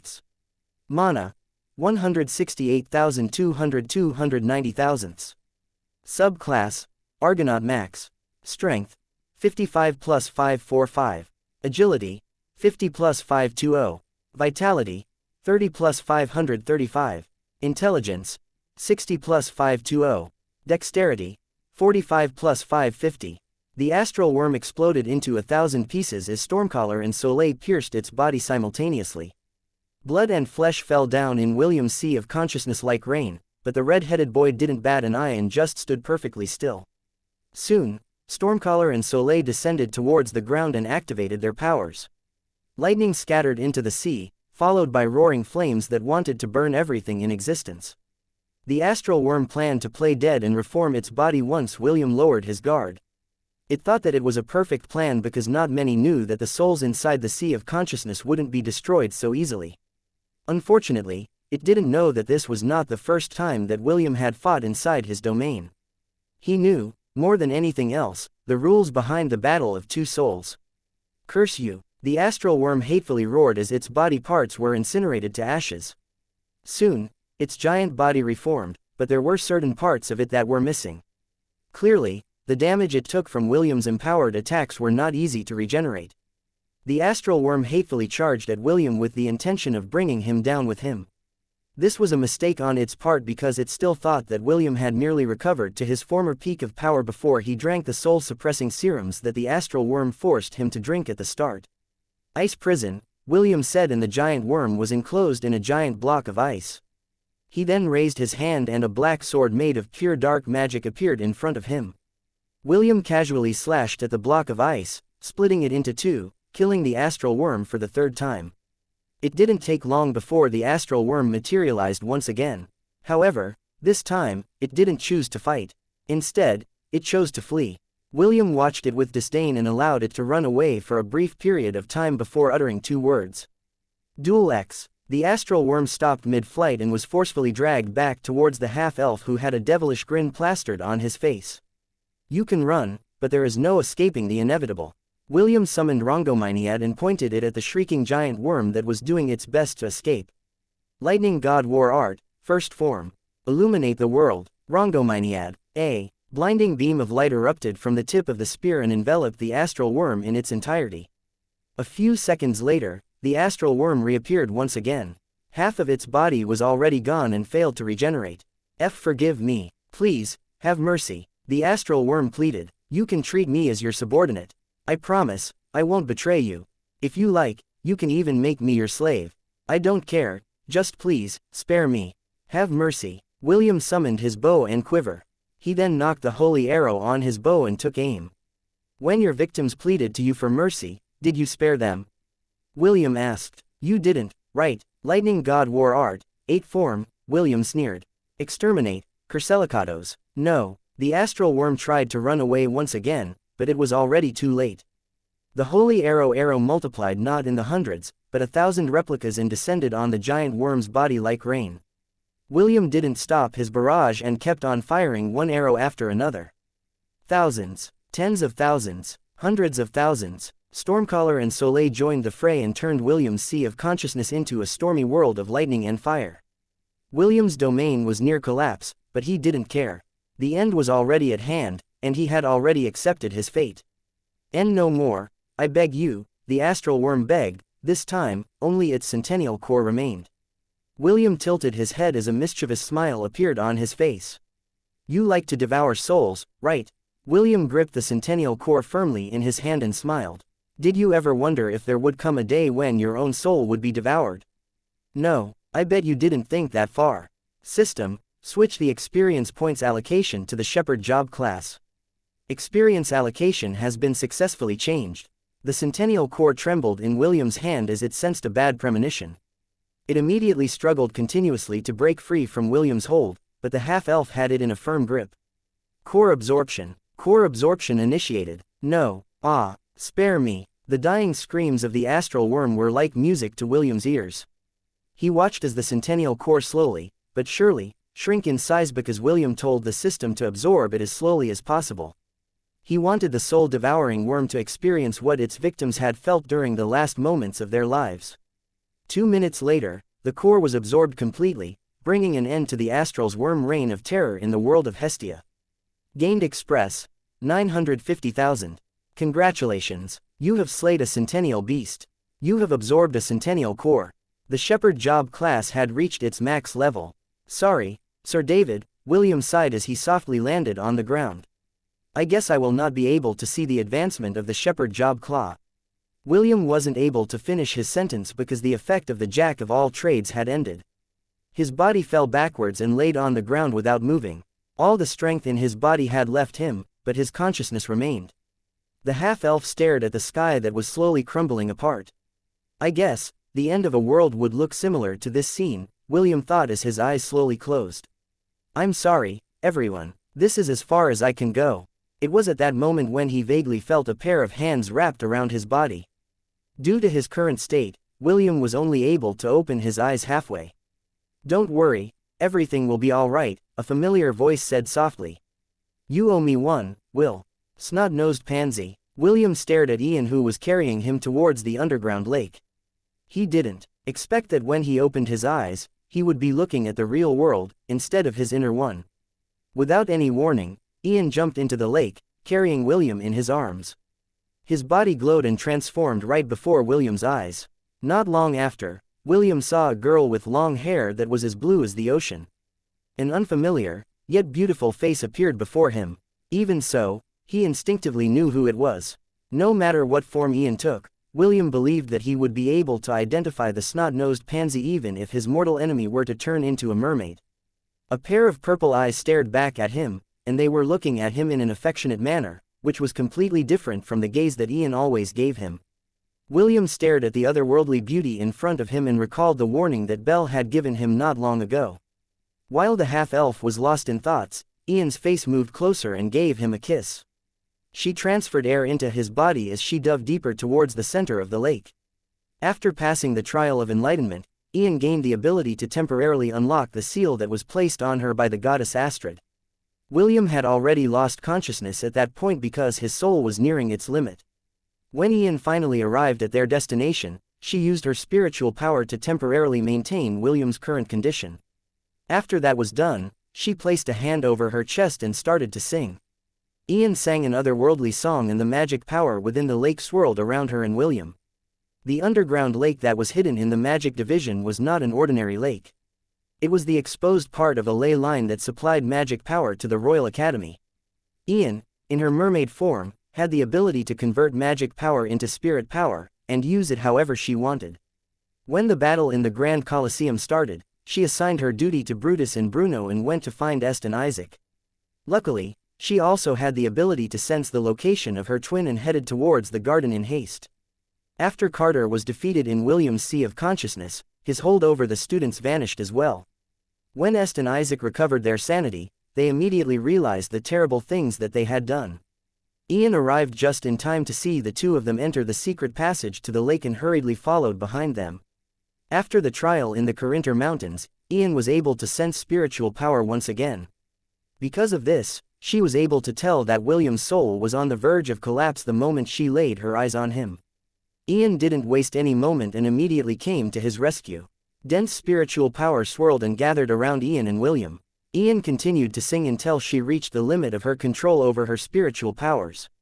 A blue gem, the size of a pigeon's egg, appeared on Ian's chest and started to absorb the spiritual energy swirling around them. The dense spiritual energy flowed towards the gem on her chest, as if it was a small black hole that was greedily sucking in everything around it. Soon, all the spiritual energy had been absorbed and Ian's singing stopped. "You better take responsibility after you've recovered," Ian said with a hint of exhaustion in her voice. "I will give you the most precious treasure of the mermaid race." Ian braced herself as she plucked the blue gem out from her chest. Blue blood gushed out as soon as the gem was taken out from her body, but she ignored it. The blue-haired beauty endured the pain and pressed the gem over William's own chest. She watched as the gem embedded itself into William's skin and merged with his body. Only after the gem disappeared from her sight did she manage to breathe a sigh of relief. The wound on her chest gradually healed by itself, but the luster in Ian's blue hair, purple eyes, and body dimmed as well. What she had given William was half of her spiritual core. In essence, she had given him half of her heart. It was the only way that Ian could think of to prevent William's spiritual world from being destroyed completely. "Sleep and recover," Ian whispered softly. "Quarrel with me again after you do. I will be waiting for you, Will." Ian leaned close to kiss the unconscious half-elf one more time to give him some air to breathe. She then swam towards the surface, where her love rivals were anxiously waiting for the red-headed boy's return. Deep inside her heart, Ian hoped that William would treat her better when he woke up. When she had seen William lying on the ground, dying from having his spiritual world destroyed, she finally realized that the feelings she had for the boy were just as strong as the feelings that Est and Wendy had for him. Because of this, she decided to throw caution into the wind and let her true feelings burst forth. As to what the consequences of her actions would be, she didn't care. After all, she would make the half-elf in her embrace take full responsibility for getting into a situation where she was forced to give him her heart. Chapter 290, Are You Also in Love with Will? The battle in the Grand Colosseum continued for another half an hour after Ottos entered the portal.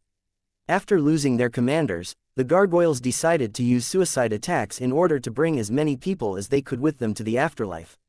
Most of them succeeded before shattering into pieces, while others were destroyed by the strong fighters on the human side. King Noah and the Grand Archmage, Emrys, looked at the scene with grim expressions on their faces. "Fortunately, we were forewarned," King Noah muttered softly. "If James hadn't shared this information with us, many lives would have been lost today." "Not only that, Your Majesty," Emrys commented. "All the students that the demons captured would have lived lives far worse than death." "True," King Noah agreed. "It is impossible for the demons to have staged an event like this on their own. Perhaps the organization is also behind this incident." "The chances are very high, Your Majesty," Emrys frowned. "Unfortunately, I'm afraid that this is not yet over." Simon did well in connecting the entire academy to his personal domain. "Although we used many resources, the results are still satisfactory. I'm sure that the demons will think twice before they set their sights on the Helen Kingdom again after this incident. They've suffered many losses in this mission of theirs." Both men looked at the knights, and the students of the other divisions, that had surrounded the first, second, and third-year students of the magic division. Although Carter's control over them had dissipated, their minds were still unstable due to the effect of the spells inside their sea of consciousness.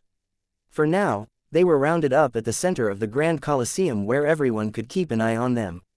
Although this treatment seemed unfair, no one wanted to take chances.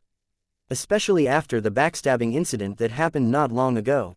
"How is he?" Est asked anxiously as he looked at William's face that was as pale as a candle. "He's safe, for now," Ian replied.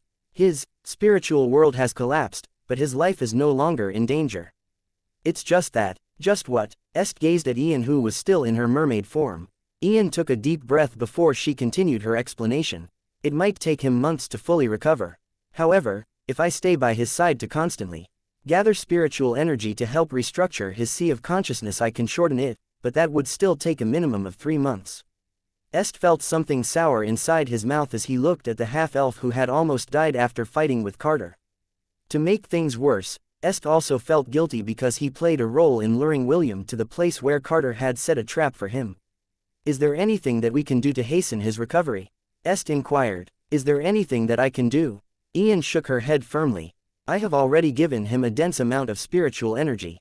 Giving him any more at this point will cause harm to his body. I intend to help him repair his sea of consciousness from the inside. That is all that we can do for now. Can I help? Is there a way that I can help him?" Est looked at Ian with a pleading gaze. Ian didn't have the heart to say no, so she reluctantly nodded her head, and told Est that he could come with her when they entered William's spiritual world. A voice sounded from behind Ian and Est. Wendy had regained her consciousness and looked at her lover, who was currently cradled in Ian's arms. What happened to him? Wendy ran towards them as she held William's shoulder anxiously. Who are you? What did you do to him? Est took a deep breath and explained the situation to Wendy. He told her everything that happened right after she was knocked unconscious by Isaac. How Carter forced William to drink an unknown serum and the battle that happened within the half-elf's sea of consciousness. Wendy listened calmly to Est's explanation from start to end. After hearing that William was temporarily safe, the anxiousness in her eyes lessened, but it was soon replaced by sadness. I'm sorry, this is all my fault. Est bowed his head in apology. If I was only strong enough to resist the spell, all of this might have been prevented. It's all my fault. Wendy shook her head as she looked at her head prefect, who was stricken by guilt and grief. Head prefect, it's not your fault, Wendy replied. I'm sure that Will also doesn't blame you for the things that happened. If there was someone to blame, it would be none other than that hateful demon who instigated all of this. Wendy gnashed her teeth in anger as her eyes locked on Carter, who was lying on the ground, unconscious. Now that the astral worm had left his body, all that remained was an empty, living husk. Est followed Wendy's gaze and shook his head. Clearly, he didn't want Wendy to do anything reckless and harm the soulless body lying on the ground. Let the king handle this, Est stated. Someone has to take the blame, and preserving the professor's body is a must because it will serve as evidence. Also, the original owner of that body is innocent. He was just one of the many victims of that demonic worm that devoured people's souls. Wendy reluctantly nodded her head as she looked at Ian. You still haven't answered my question earlier. Who are you? Instead of answering Wendy, Ian undid her transformation. The blonde beauty's mouth opened wide in shock as she stared at Ian, who was looking at her with a serious expression. Why, you're a girl. Wendy's grip on William's shoulder tightened as she stared wide-eyed at the boy in front of her. Why are you pretending to be a boy? Are you doing this to get close to Will? Wait, I'm not pretending to be a boy, Ian replied. I was originally a girl, but was placed under a powerful curse. This is the reason why I am currently a boy. And just so you know, I also like William. After almost losing William to the demon, Ian felt a heart-wrenching pain inside her chest.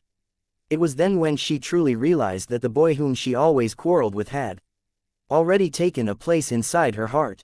Wendy gazed straight into Ian's eyes and understood that she was dead serious. Wendy then turned her head to look at Est, who was standing beside her. Earlier you said that I got in your way. Are you also a girl? Yes, Est nodded. Do you also like William? I've liked him for years. After getting the answer to her question, Wendy shifted her attention to Isaac. Are you a girl as well? Yes, Isaac answered. Are you also in love with Will? Wendy inquired. If not for the fact that the poor half-elf was already in a half-dead state, Wendy would have definitely smacked his head to vent out the frustrations that were welling up inside her heart and called him womanizer. Me? Isaac pointed at himself with a surprised expression. No, I'm not in love with William. We're only friends. Okay, good. Wendy patted her chest in relief.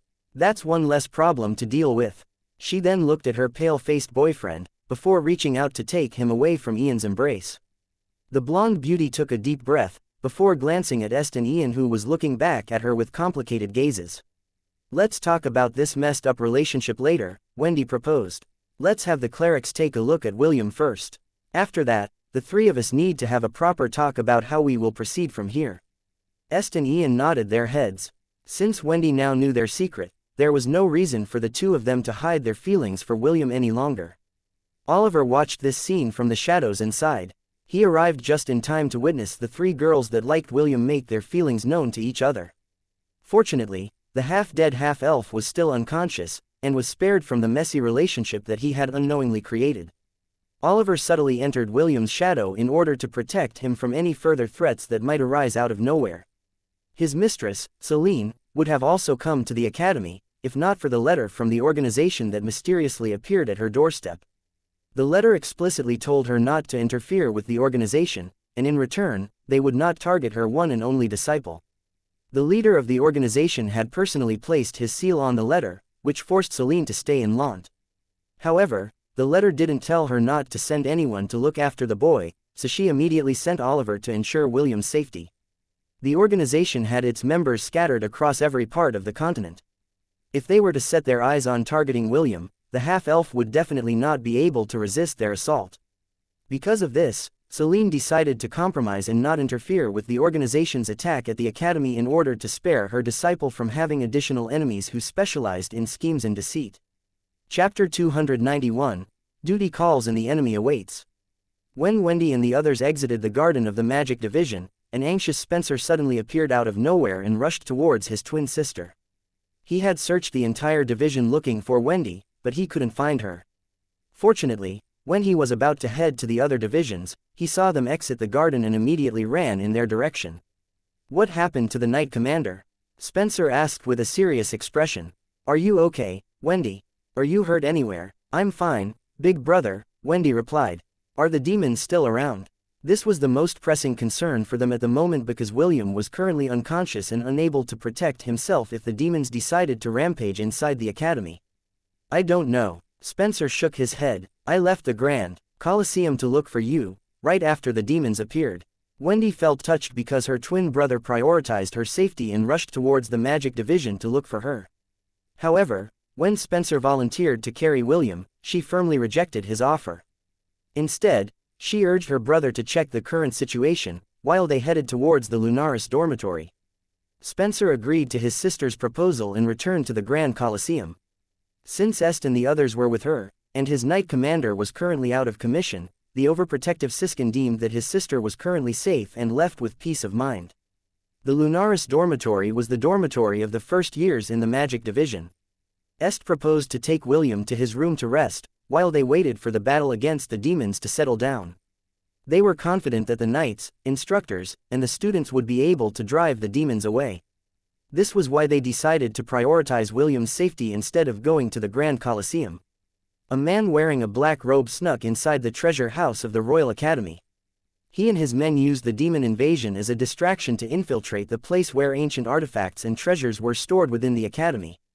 The black-robed man was one of the members of the organization that helped the demon race set a warp portal in the Grand Colosseum. If the astral worm was there, it would recognize the man as the same person that had given it, Carter, to be used as a vessel in order to enter the academy and carry out its mission. Due to the sudden turn of events, the defenders of the treasury were forced to split their forces and reinforce the defenders at the Colosseum. Those that remained behind were easily dealt with by the members of the organization who specialized in fighting. "Sir, all the guards had been eliminated," a man wearing a black mask reported. "Good," the black-robed man replied. "Guard all entrances and make sure that no one disturbs me." "Yes, sir." The man wearing the black mask nodded his head and stood at the entrance to prevent anyone from interfering with his superior's mission. After walking for a few minutes, the black-robed man stopped in front of a huge black door that was covered in many ancient runes. It was the entrance that led to the treasure house. Only the dean of the academy had the key to open it. Fortunately, they managed to steal the key a day ago, while the dean was having a meeting outside the academy. They left a perfect replica behind in order to prevent Simon, the dean of the academy, from finding anything suspicious. The black-robed man took out a small silver orb from his storage ring and raised it above his head. "Let the glory of the Helen Academy forever burn brightly," the man shouted, and the silver orb in his hand glowed. The door of the treasury slowly opened, revealing mountains of gold coins, jewels, weapons, armors, and other artifacts that had been stored in the academy for many years. The lips of the black-robed man curled up into a grin as he stared at the priceless treasures that were inside the treasure vault. His leader ordered him to ransack the academy's treasury in order to increase their organization's funding. They had used many resources and manpower to instigate the war between the kingdoms and dynasties, and also support the demon race's invasion. Their coffers had decreased by half and they needed some immediate sources of income to keep their operation going smoothly. The black-robed man was about to enter the treasure vault when a hand patted his shoulder from behind. "Good job," a voice filled with happiness sounded from behind the robed man. "I'll take it from here. You can rest in peace." Before the black-robed man could even react, the same hand that had patted his shoulder grabbed his head and gave it a twist. The sound of bones breaking reverberated within the quiet treasure vault.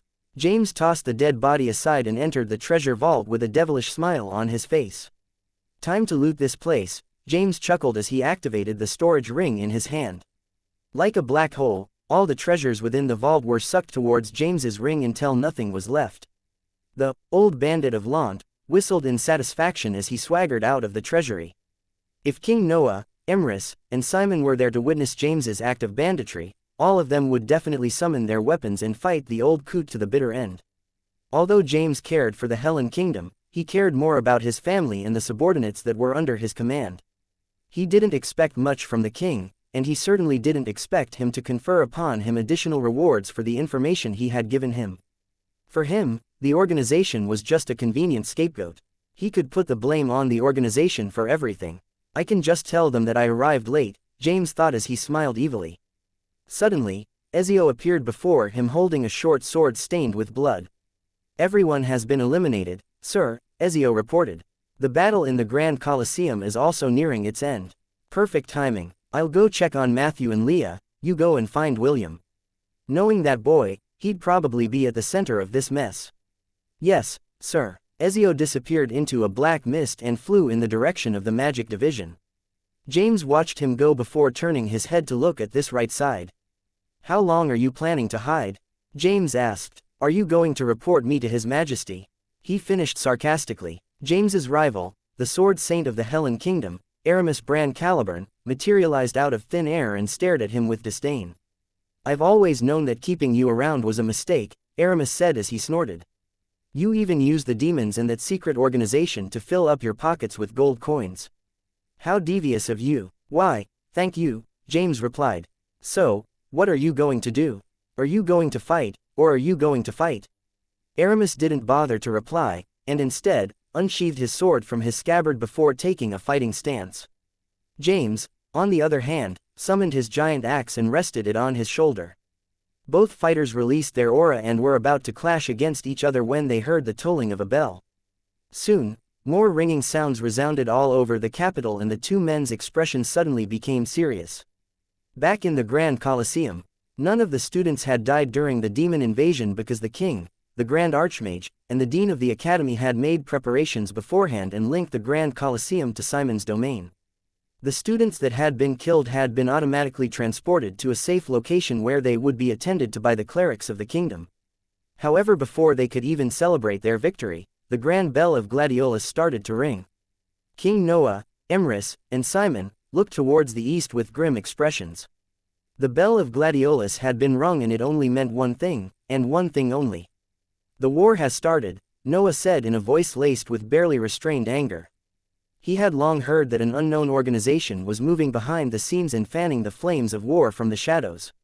However, he never expected them to act this decisively and use every means at their disposal to make things difficult for the Helen Kingdom. King Noah clenched his fist so hard that the ground beneath his feet crumbled as the aura in his body burst forth. 2 arms, King Noah shouted. His voice boomed within the Grand Colosseum as he called out to the warriors of his kingdom. Rally to me, duty calls and the enemy awaits. Chapter 292, First Step for World Domination. Are you sure the two of you want to do this? Ian asked. You might not like what you see. I'm ready, Wendy said firmly. Est didn't say anything and just nodded his head. The three were planning to enter William's sea of consciousness using Ian as the medium. They wanted to know if there was anything else that they could do in order to help the boy regain consciousness. Wendy lay on William's right and hugged his body, while Est lay on his left, holding his hand. Ian transformed into her spirit form and lay at the edge of the bed, cradling William's head. Synchronization, Ian softly muttered, and her spirit power enveloped all 4 of them in a blue bubble. This is William's spiritual world. Wendy covered her mouth with a hand as she looked at the unbelievable scene in front of her. Ian had said beforehand that a person's sea of consciousness reflected the inner thoughts of each person. Wendy's breathing grew ragged as a pang of pain spread inside her chest. She gazed at the broken sky that was similar to a cracked eggshell. Huge portions of the sky had fallen into the sea like pieces of debris from a collapsed building. The sea under their feet was gray, which also reflected that the gray world was on the brink of complete and utter destruction. Wendy's eyes suddenly found something red amidst the grayness of the world. She immediately ran in that direction with tears streaming down her face as she cried out the name of her beloved. The image of the cheerful half-elf that hugged her every night, kissed her every night, and made her feel safe and secure, flashed inside her mind as she neared the fallen boy that was surrounded by the debris that had fallen from the heavens. A pained and sad wail reverberated inside that dying world as Wendy held William's soul in a tight embrace. Est looked at William from afar and cried. She covered her lips with her delicate hand as her body trembled in pain and suffering. Ian, who stood beside her, wrapped her arms around Est and pulled her close. It's fine, Ian said softly. It will take time, but he will definitely recover. I will do my best to make him recover. Est hugged Ian tighter as her tears fell down like rain. She blamed herself for what happened to William. If only I was stronger, this wouldn't have happened, Est said between sobs. It's all my fault. No, Ian assured her. It's the fault of the demons. If not for their vile actions, none of this would have happened. You, Wendy, and William are just victims of their evil schemes. Don't worry, as long as the three of us work together, we will be able to restore him to his peak condition. Ian said these words, not only to reassure Est, but to reassure herself as well. She knew that it would take a few months for William to recover. But she needed to be strong in order to prevent the two girls, who also liked William, from blaming themselves for what had happened to him. She hoped, with every fiber of her being, that the boy would soon open his eyes and tell them that he was fine. 20 miles off the shore of the southern continent, several ships had anchored themselves. They were the cruisers from the Silvermoon continent and they were waiting for the right time to invade the southern continent. Soon the sounds of bugle horns broke the peace as several warships appeared 10 miles away from their formation. Elendor, the 19-year-old prodigy of the elves, peered through his telescope to identify the newcomers. It didn't take long for him to recognize the flags of the human warships that belonged to the Crater Empire. Elendor had already been told that there might be other forces that were planning to invade the southern continent aside from them, but he wasn't too worried. There were 4 elven archmages that had accompanied them on this mission, and they were more than enough to deal with any situation in the open seas. Also, his grandfather told him that, if possible, he shouldn't pick a fight with the humans until they arrived at their destination. Put the fleet on high alert, but do not engage the humans without my order, Elendor ordered. Yes, young master. His subordinate replied and immediately issued Elendor's orders. Elendor stared at the human fleet and sneered. His clan was one of the factions within the Silvermoon continent that detested humans. This was also why he was chosen among the other 11 prodigies to be the grand commander of this mission to invade the southern continent. The ancient elven families had long wanted to prove to the world that they were the superior race, and all other races should bow before them. If not for the fact that it took many years for the world tree to fully recover, they might have launched an invasion long ago. It could even be said that this mission to conquer the southern continent was only their first step towards world domination. Elendor believed that after this mission ended, he would be one step ahead of his peers in being able to court the elven princess who had accompanied them to this mission. Although the king of the elves had taken a backseat when it came to politics, and allowed the elven council to take over, it didn't change the fact that all the elves still showed him their utmost respect and reverence. Just as the elves were observing them, a handsome young man in his late teens looked back at the elven formation in the distance. He had a smile on his face as he casually waved for his men to stand down. Just like Elendor, the young man was in his late teens and was hailed as one of the strongest warriors among the young generation in the Crater Empire. His name was Jason, the 5th prince of the Crater Empire. His mission was to stake their claim in the southern continent and make his cousin sit on the throne as an empress. For the young teen, this mission was a walk in the park because there were very few forces in the world who would dare get in their way. He was not afraid of dealing with the long-eared elves, whom they treated as slaves in the central continent. He was even looking forward to their future clash with the elven race so that he could bring back some beauties to warm his bed. Jason was not only strong, but very intelligent as well. He knew that this was not the time to fight with the elves because they needed all of their manpower to conquer one of the 4 kingdoms that held the axis of power in the southern continent. Until then, he would leave them alone and settle their differences after they had landed on foreign soil. Both young commanders were belittling each other's races inside their minds. Even so, they still tolerated each other as they waited for the moment when the skies of the southern lands would change their color. That was the sign that the time was ripe to charge forward and stake their claim among the rich and fertile lands of the south. It was also the prelude for an all-out war that would reshape the balance of power between all the warring factions that were vying for supremacy. Chapter 293, Important Talk with the Gods. Will, time to wake up. How long do you plan to sleep? An adorable voice asked. If you don't wake up soon, I'm going to give you a kiss. William's eyes slowly opened when he heard the familiar voice that whispered in his ears. The adorable face of the lowly goddess appeared in his vision with her lips puckered outward to give him a smooch. William hurriedly raised his hand to block her lips, but was surprised by what he saw. Instead of his hand, the one that blocked Lily's lips was a furry, padded hand that made the lowly goddess giggle. Ah, William is so shy, Lily chuckled as she raised William high in the air and spun him around. I should have done this sooner. You look cuter this way. Lily, why are you here? William asked via telepathy. Where am I? Better yet, what am I? It didn't take long for William to realize that there was something very strange about his body because it felt weird. It was as if he wasn't fully accustomed to his body and was having trouble moving its parts. All right, calm down, little wool. Lily happily poked William's nose with a big grin on her face. I know that you are currently confused, but my explanation will have to wait until we arrive at our destination. Lily happily carried William out of her residence to meet with Issei and David. Gavin was currently resting in his hut on the outskirts of the temple in order to recover. The forceful god descent he made to save William had rendered him paralyzed and it would take him a long period of time to fully recover. We're here, Lily announced as she arrived at the picnic area of the temple where several other gods were lazing around. Issei and David were already seated beside a picnic table and waved at the approaching lowly goddess. How did it go? Issei inquired. It went perfectly well, Lily replied with a victory pose. David played with his beard as he stared at the pink teddy bear in Lily's hands. Since Lily had declared that her attempt was successful, then the consciousness residing within the stuffed toy was none other than William. Lily casually placed the teddy bear on top of the table with a big smile on her face. Ta-da, I present to you, Little Will version 1.1. Issei and David humored Lily by clapping their hands to praise her. William, who was still in a confused state, tilted his head as he waited for an explanation. Can someone tell me what's going on? William asked. Did I cross over? Am I dead? Lily giggled and poked the teddy bear's nose and started her explanation. Technically, you are now a half-dead half-elf. The only thing that is keeping you from crossing over is the newly implanted spirit core inside your body. If not for that, you'd be entering the cycle of reincarnation right at this moment. William tried to recall what happened before he lost consciousness and remembered a pair of purple eyes that looked at him in an affectionate manner. He knew to whom those pairs of eyes belonged to, and a complicated feeling rose in his heart. Looks like I owe her one, William thought as he sighed internally. You have been sleeping for 3 days and, during that time, your body and spirit have been taken care of by 3 beauties, Issei commented on the side. You should properly thank them when you recover.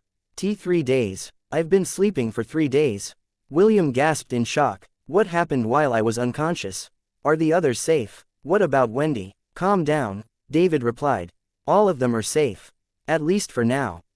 For now. Yes, for now. William wanted to know more, but David didn't say anything else. Lily and Issei also didn't say anything to follow up, which made William feel anxious. Look, before you worry about others, why don't you worry about yourself first? Lily said as she patted her forehead.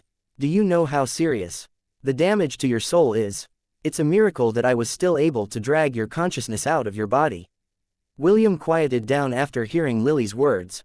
If his soul remained inside his body, and only his consciousness was dragged out, it just showed how dire his current situation was. Ma, there's no use worrying about things outside of your control, Issei said as he patted the teddy bear's shoulder. What you need to think about is what you're going to do from here. Clearly, you can't return to your body in your current state. Even if you were to return, nothing would change. You will just remain in a vegetable state for a month or 2.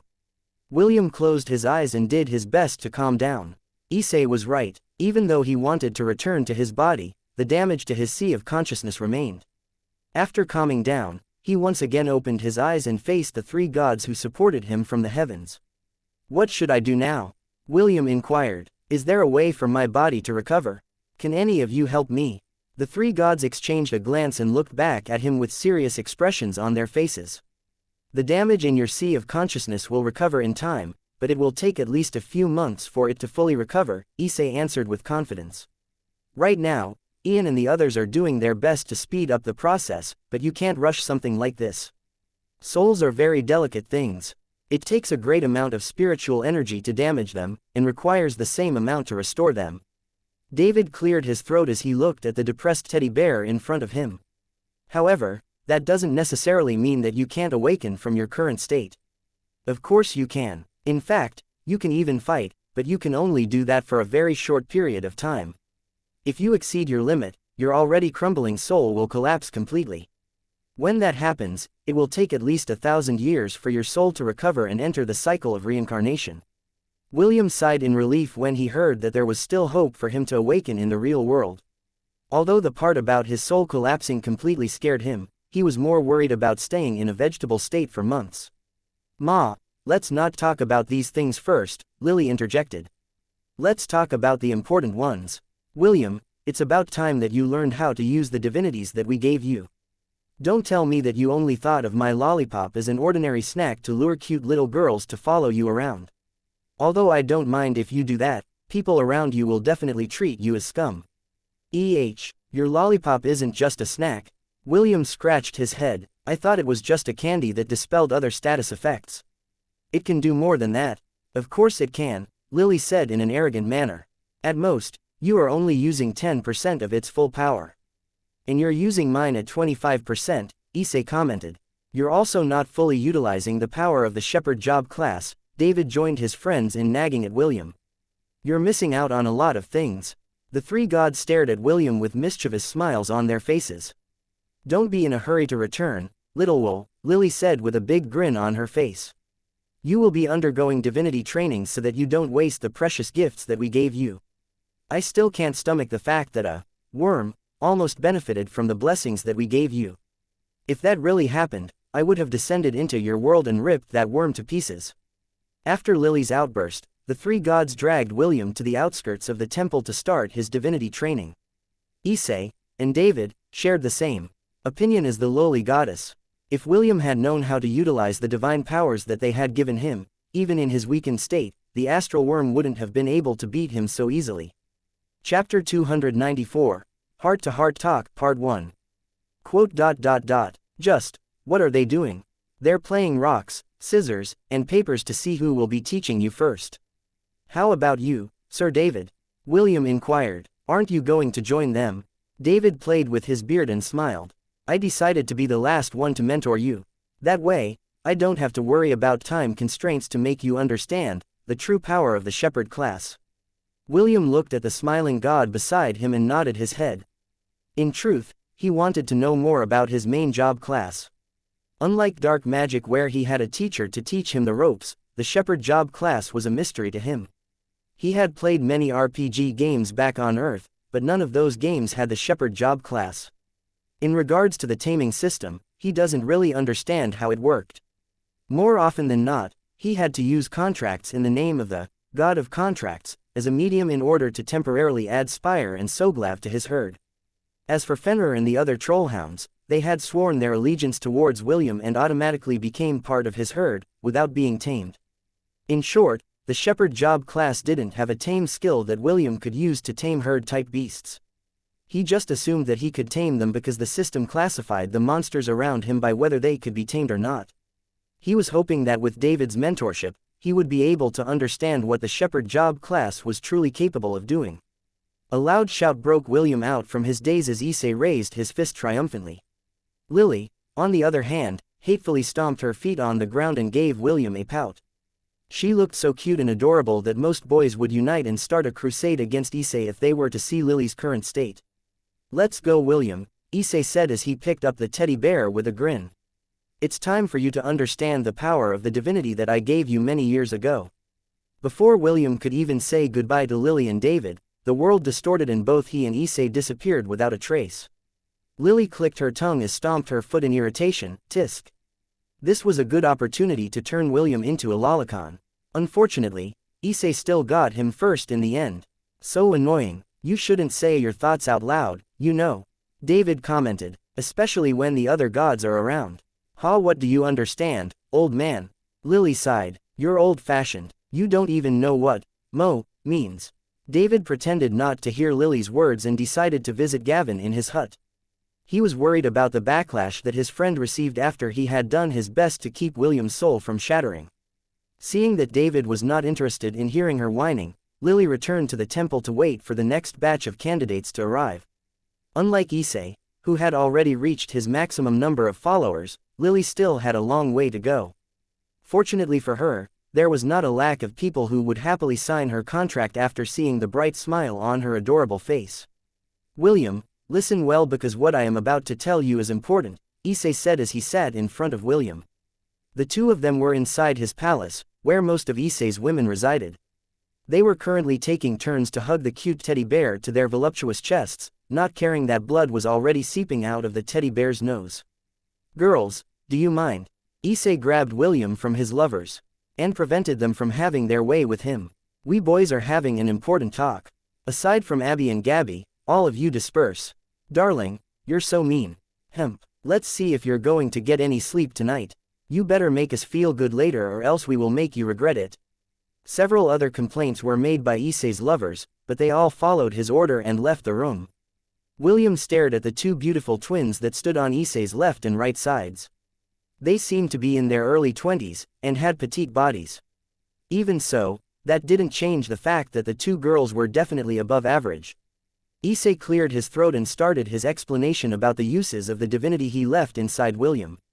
Right now, you are only able to use 25% of the power of the chess piece that I gave you, Issei stated in a serious tone. This has nothing to do with affinity, talent, or race.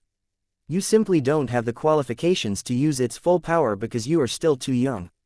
Only when you come of age will the final seal on my divinity break and allow you to use its power to its maximum potential.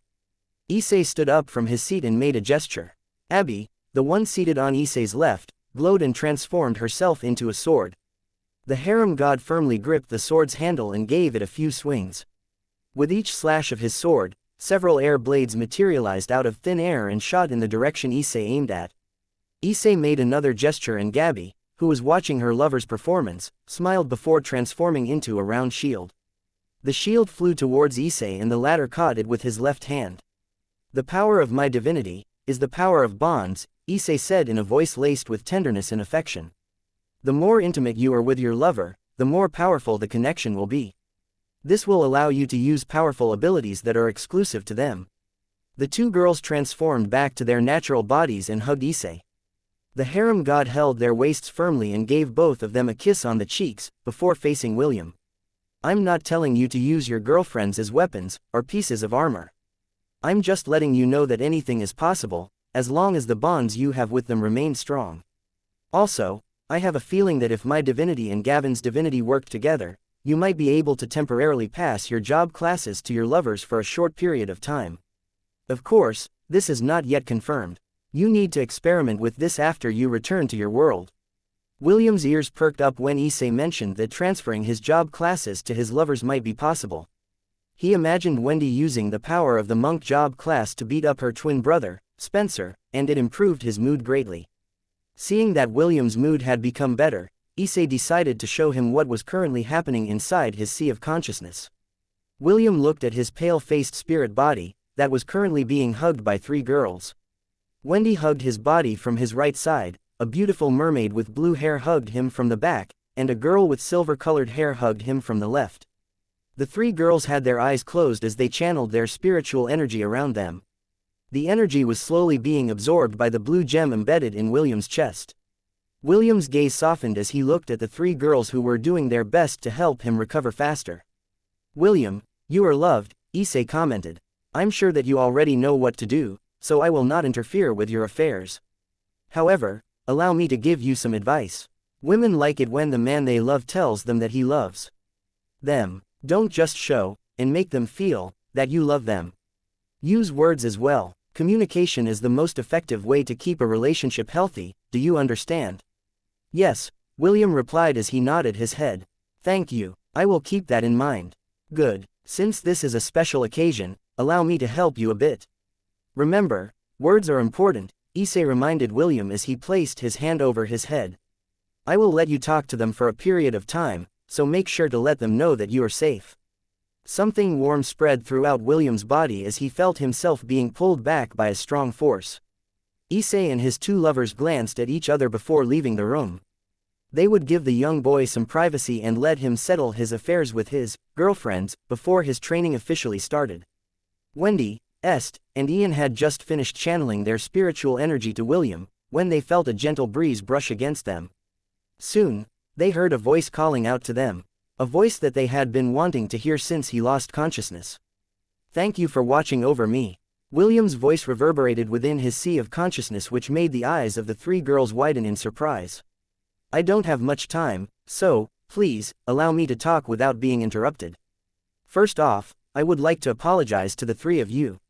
I could have prevented Carter from hurting all of you, but I decided to watch him from the side and allow his filthy spell to corrupt your consciousness. Est, I'm sorry, I could have dispelled the spell long ago and prevented you from suffering. Words cannot describe how much I hated myself for not killing Carter at an earlier time. Knowing you, I'm guessing that you might be riddled with guilt right now. I'm sorry for making you suffer. I'm sorry for making you feel guilty, and most of all, I'm sorry for not being there to apologize in person." William then explained everything from the beginning. How he discovered that Wendy was under the effects of a suggestion spell that was slowly invading her sea of consciousness, and the hesitation he felt in dispelling the spell in its earlier stages. He explained how Carter tried to use the spell to have his way with Wendy, which forced William to take the matter in his own hands and purify the curse within her body. Chapter 295, Heart-to-Heart Talk, Part 2. "Sorry, Wendy," William's voice, that was riddled with shame and guilt, permeated within his spiritual world. "I used you as bait in order to get close to Carter. I placed you in the way of great harm, and he almost succeeded in forcing you to do things that you would have never done in your sober state. I don't know if you hate me right now, but know this, I will accept any punishment that you will give me once I recover. I'm sorry if you feel disillusioned with me. If you want to put an end to our relationship, then I will accept it. I am the one at fault, and I don't deserve someone like you in my life."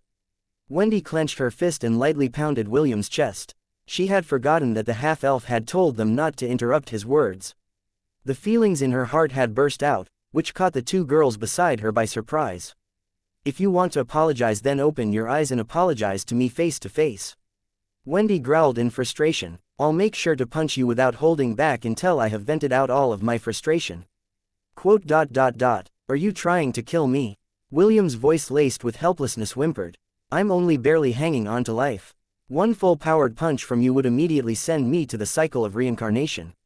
Wendy stopped her punches. "Okay, I'll wait for you to recover, then punch you. Why didn't you tell me this earlier? Is this why you were feeling anxious? Is this why you were feeling guilty? You've been bottling all of these feelings inside you for a very long time and fighting this battle alone. Why don't you have any faith in me?" "I'm sorry," William apologized. "I promise I won't do it again. Just don't leave me, Wendy." Wendy buried her head on William's chest and cried. She had seen William's anxiousness throughout the entirety of the past week before the incident happened.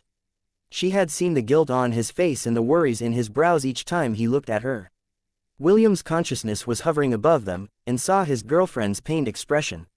If he could only move his hands, he would have definitely wrapped them around her body and whispered words of apology in her ears.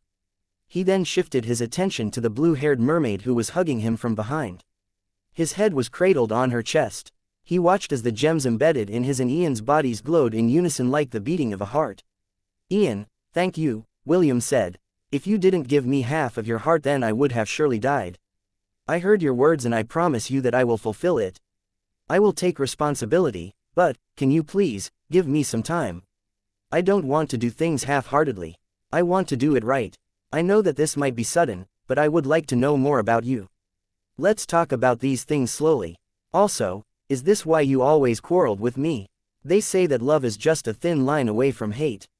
I guess even mermaids can't resist my charms. Being handsome is a sin." Ian shook her head helplessly because she knew that William was only trying to lighten up the depressing atmosphere. Even so, deep inside, she was happy. She could tell that William was serious when he said that he would take responsibility, and it made her feel that her sacrifice was worth it. A smile appeared on Ian's face as she patted William's head. "I would like to know more about you, too," Ian whispered in William's ears. "Don't argue with me all the time. It was you who always argued with me first," William grumbled. "What did you say?" "Sorry, I was the one at fault. I will do my best not to argue with you again." "That's better." Ian nodded and closed her eyes.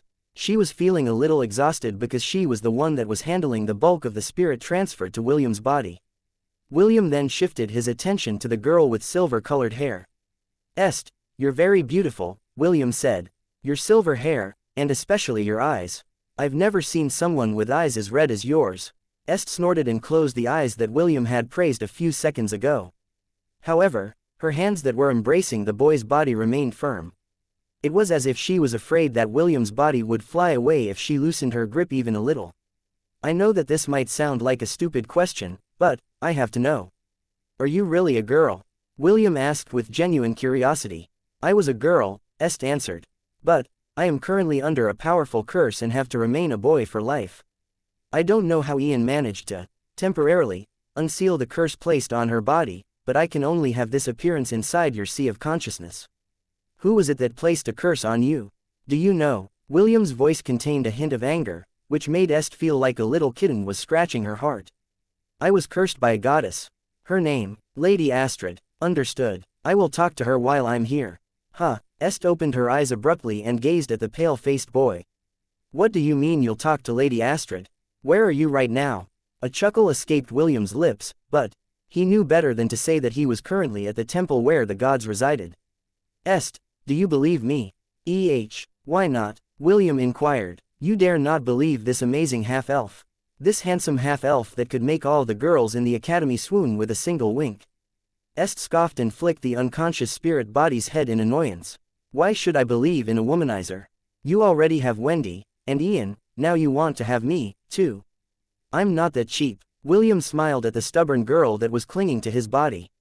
"I have an idea. Why don't the two of us make a bet? You and your stupid bets. I don't like to make bets with a womanizer."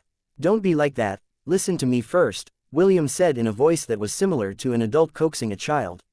"How about both of us make a promise instead?" "Go on, I'm listening," Est replied in a guarded tone. "I will find a way to fully undo the curse on your, Ian's, and Isaac's bodies. After you turn back into a girl, then you become my girlfriend. And if you are unable to undo the curse..." William paused for a brief moment before answering. "If I fail to undo the curse, then you can make me your boyfriend. It's a win-win situation, don't you think?" "I have a better idea." A mischievous smile appeared on Est's face as she said her proposal. "How about I ask Lady Astrid to turn you into a girl instead? That way, I can marry you. It's a win-win situation for both of us. What do you think?" "No, I will not allow William to be turned into a girl," Wendy commented from the side. "He is going to marry me." "My lady, I don't think this proposal is good," Ian interjected. "Ian, you are still under the curse," Est reminded her retainer. "At most, you can only stay in that form for 3 hours. The rest of the time, you will be a boy. If William turned into a girl, then there would be no problem. We could just have him give birth to both our babies. It's a win-win situation for the both of us." Ian's heart wavered when she heard Est's words. It was true that she couldn't stay in her mermaid form for a long time. If she sided with Est, she would still be able to be intimate with William. Also, the thought of having the half-elf give birth to her babies sounded very tempting. "No," Wendy rejected the idea with everything she had. "I will not agree to this. I'm the first wife. I will not allow William to be turned into a girl." Tisk. Est and Ian clicked their tongues, while William watched the three of them with a complicated expression. Naturally, he didn't want to turn into a girl, and he didn't want to give Est empty promises as well. For the time being, he decided to put the matter on hold until he had a proper talk with the goddess Astrid. In order to change the topic, William decided to inquire about what had happened after the incident. The gods didn't tell him anything, so he was curious about the aftermath of Carter's failed attempt to take over his body. The expressions on the faces of the three girls immediately became serious. They had completely forgotten about the affairs of the kingdom after they heard William's voice inside his sea of consciousness. "William, the war has started," Est said with a sad expression. "And it doesn't look good. We are currently being pushed back by the combined forces of the two dynasties. I'm afraid that it won't take long before their forces break through to our second line of defense. Currently, the Sword Saint and the Archmages are holding them back. Even so, I'm afraid that it will only take a week or two before Windsor Fortress falls."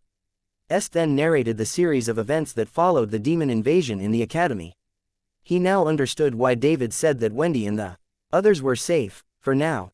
On that day, William realized how dire the Helen Kingdom's current situation really was. Chapter 296. I can't die even if I want to. General, they are about to break through. An officer reported in a panicked voice. Just focus on the flying ants first, Gareth Brent, the great general of the Helen Kingdom, ordered. Although everyone around him was panicking, he alone had a calm expression on his face. Such was the willpower of the man who stood at the top of the military forces of the Helen Kingdom. His eyes glanced at the gate that was on the verge of collapse, before shifting his attention to the 3-meter-long ants that numbered in the thousands.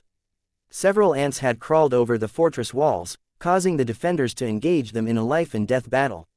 Archers and magicians, eliminate the flying insects, Gareth said in a tone that snapped everyone from their panicked daze. It doesn't matter if they break through the gates. Gareth unsheathed the sword in his scabbard and raised it high. For the glory of the Helen Kingdom, kill. The melee fighters redoubled their efforts as they slayed the ants that were climbing their fortress walls. The archers and magicians no longer hesitated and rained their attacks on the flying ants that were attacking them from the skies. 5 minutes later, a loud explosion reverberated amidst the shouts and cries in the battlefield. The soldiers from the Aenarion dynasty came storming inside the fortress. The first wave of invaders hadn't even taken 20 steps inside the fortress before all of their heads were separated from their bodies. Fountains of blood erupted as the beheaded corpses fell down on the ground, painting their surroundings red with their blood. A man, wearing a black robe, stood at the main entrance of the fortress, holding a silver sword in his hand. Welcome to Windsor Fortress, Aramis Bran Caliburn, the sword saint of the Helen Kingdom, said with a smile. Please, enjoy your stay, because this is the place where you are going to be buried. Aramis casually waved his sword and the bodies of hundreds of soldiers were split in two. Those who managed to survive the attack screamed in terror as they ran back out of the fortress. Unfortunately for them, Aramis had no intention of letting them go. He let out another sword strike to end the lives of the fleeting men. However, a powerful blow stopped his attack from reaching his targets. Don't you have any shame, Aramis? A gray-haired man materialized out of thin air and stood facing the sword saint of the Helen Kingdom. You've broken the unwritten rule. Saints aren't supposed to cut down those below the mithril ranks during times of war. Aren't you afraid of the consequences of your actions? Aramis chuckled as if what the man told him was a funny joke. He then pointed his sword at the gray-haired man and sneered. Consequences? Unwritten rules? Don't make me laugh, Emmerich, Aramis said in disdain. 2 dynasties attacking a single kingdom, without even a declaration of war, and you tell me about rules? Emmerich grinned and unsheathed his sword. You're right. There's no point in talking about rules at this point in time. Suddenly, the 2 sword saints vanished from where they stood. A resounding clash that sent shockwaves across the battlefield made the invaders and defenders alike brace themselves from the impact. Aren't you afraid that you'd be killing your own men if we fight inside this fortress? Emmerich said after gaining some distance away from his opponent. His right hand, that was holding the sword, felt numb from the initial clash he had with Aramis. It had been a long time since the two of them had crossed swords and, from his initial probing, Emmerich immediately realized that Aramis had increased his cultivation and was already a level stronger than him. I'm not afraid, Aramis replied. The moment the brave men of Helen stepped inside this fortress, they were all prepared to die. From the lowest soldier, to the highest general, they will fight to the death to defend our kingdom. What about you? Aren't you afraid to die? Emmerich sneered. Amaris snorted. I can't die even if I want to. Aramis once again raised his sword as his eyes glowed blood red. James had given him a nickname, Salamander, not because he hated him, but because Aramis was one pesky opponent that even the overlord of Lant found annoying. Aramis took a step forward and immediately appeared 4 meters away from Emmerich. He thrust his sword forward, fearlessly, and didn't care about the fact that the other sword saint of the Aenarion dynasty had already snuck up behind him. Emmerich expertly parried the blow and prepared a counterattack.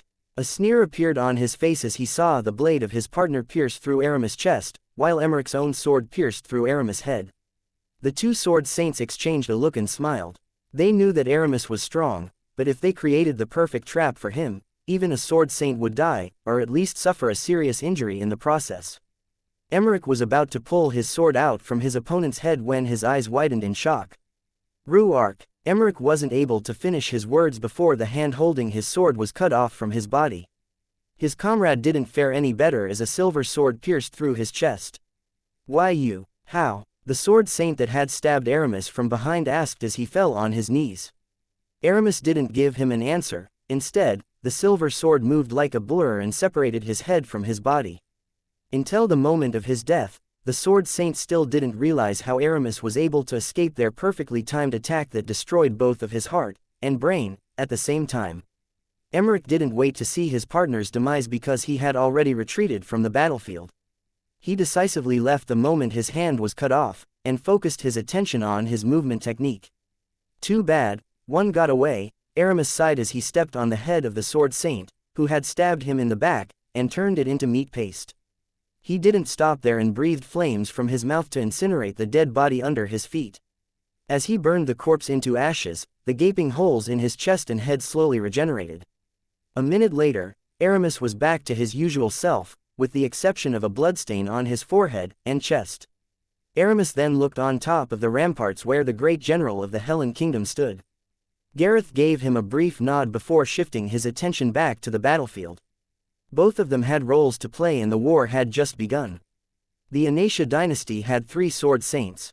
One was dead, another had lost his dominant hand, and the third was somewhere else.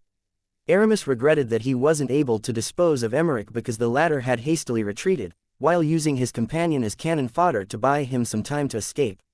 "It's fine, this will give us a little more time," Aramis thought as he stepped forward. A bugle horn sounded in the distance and the army of the Xianxia dynasty made a hasty retreat. The defenders watched them go with hate-filled eyes, but they didn't dare to pursue them. They knew that their enemies would be back and, when that happened, another grueling battle would take place. There was a reason why James hated Aramis, and that was not just because the latter had fallen in love with the same woman as him. No, James hated Aramis because he was one of the few people that he couldn't kill within the entirety of the southern continent. Why? It was because the salamander of the Hellen Kingdom was nearly immortal. Even if one were to turn his body into meat paste, he would still rise and haunt you like a ghost out for vengeance. Not many people knew this. Their opponents only thought that he had a very strong regenerative ability that made him very hard to kill. That's why Aymeric and his partner had targeted his heart and brain at the same time, in order to kill him instantly. Alas, they didn't know anything about the curse that was placed on Aymerice's body. A curse that was placed on him by the woman he loved. The same woman that James married many years ago. The woman that had brought the 2 greatest men in the Hellen Kingdom to their knees and made them spill rivers of blood in her name. She was none other than Arwen Aenarion, the undying witch that hailed from the Zelen dynasty. Chapter 297, First Familia Member, Part 1. James whistled as he sat on top of the ramparts of the stronghold that bordered the Zelen dynasty. When the demons invaded the academy, the 2 dynasties, Xianxia and Zelen, launched an invasion at the same time. The first fortress that defended against the Xianxia army fell after 2 days. The survivors hurriedly regrouped at the Windsor fortress in order to resist the advance of the Xianxia army that numbered in the millions. The bulk of their army was made up of ant-type beasts. This was the main reason why the first line of defense in the east was easily overrun. Although they did their best to resist, the sheer number of enemies outnumbered the defenders 200 to 1. Only when Aramis, and the archmages, arrived in Windsor Fortress did the numbers of the ant army decrease drastically. As for the stronghold that was facing the Zelen army, they were able to hold out until James and Lawrence arrived as reinforcements. Together, the 2 managed to make the invaders temporarily retreat. The Beast army was a little late in their mobilization and arrived late at the battlefield. This was why the defenders were able to endure until reinforcements arrived, forcing the Zelen army to retreat. "Aren't you worried about Windsor Fortress?" Lawrence, Rebecca's grandfather, and James's good friend, asked. "I heard that it can collapse any moment now." James scratched his bum as he looked at the vast army that was slowly approaching the stronghold. "I'm more worried about the enemy once that lizard gets serious," James replied without a care in the world. "I hope they kill the bastard so I can spit on his grave. I've been dreaming of it for years." Lawrence sighed as he shook his head helplessly. He knew about the bad blood between James and Aramis, and so did the other old fogies that had served the former king. The 2 were like oil and water, and would immediately attack each other if they were given an opportunity. "Oh, what a big ox," James nodded in satisfaction as he appraised the towering giant in the distance. "If I'm not mistaken, its name is Urcha too. Not bad, at least millennial rank." I wonder if I can use that ox to expand our farmlands. Hey, is an ox part of a herd? Herd, well, I guess that you can consider a group of oxen a herd, Lawrence replied after eyeing the beast from afar. I didn't know you were interested in these kinds of things. James chuckled, but didn't say anything else. How could he possibly say that he was planning to catch the giant ox and give it to William? The boy had casually told him a few years ago that if James were to see a strong beast that belonged to the herd, he should catch it and bring it back to Lant, so that the half-elf could try his hand at taming it.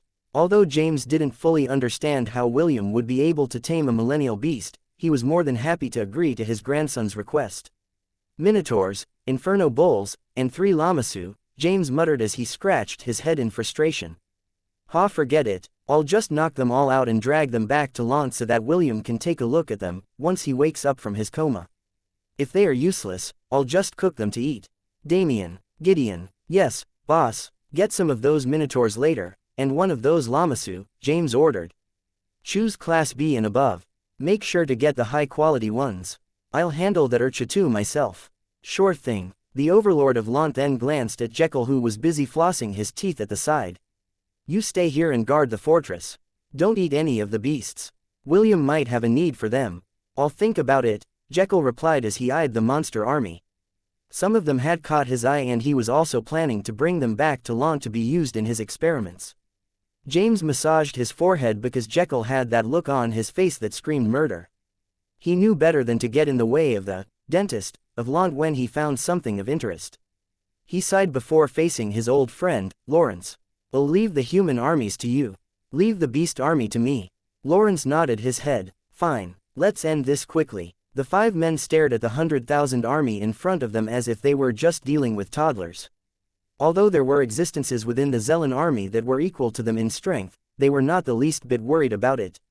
Why? Because James was there to oversee the battle.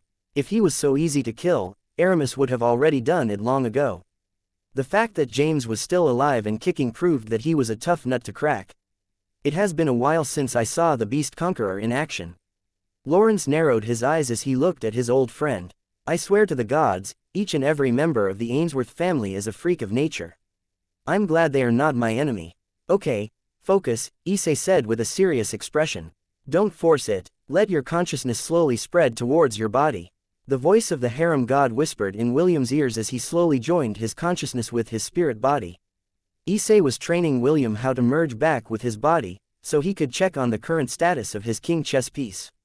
The harem god insisted that, although William was still unable to use the full power of his divinity because he was still underage, Ian's sacrifice made it possible for William to connect with her through the spirit core embedded inside his body. William felt lightheaded as his consciousness merged back with his spirit body. Although he was still unable to move his body, he was able to communicate with the system and ask it about certain things regarding the changes in his divinities. System, open the status of the king chess piece, William ordered. Opening chess piece status page. Accessing usable abilities. King's chess piece. King's Legion. Accolade, Familia new. William didn't hesitate and asked the system to open the Familia option. He was curious what this new ability could do for him in his current state.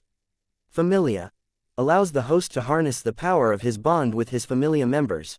Depending on the strength of the bond, the host will be able to use his Familia's ability and vice versa.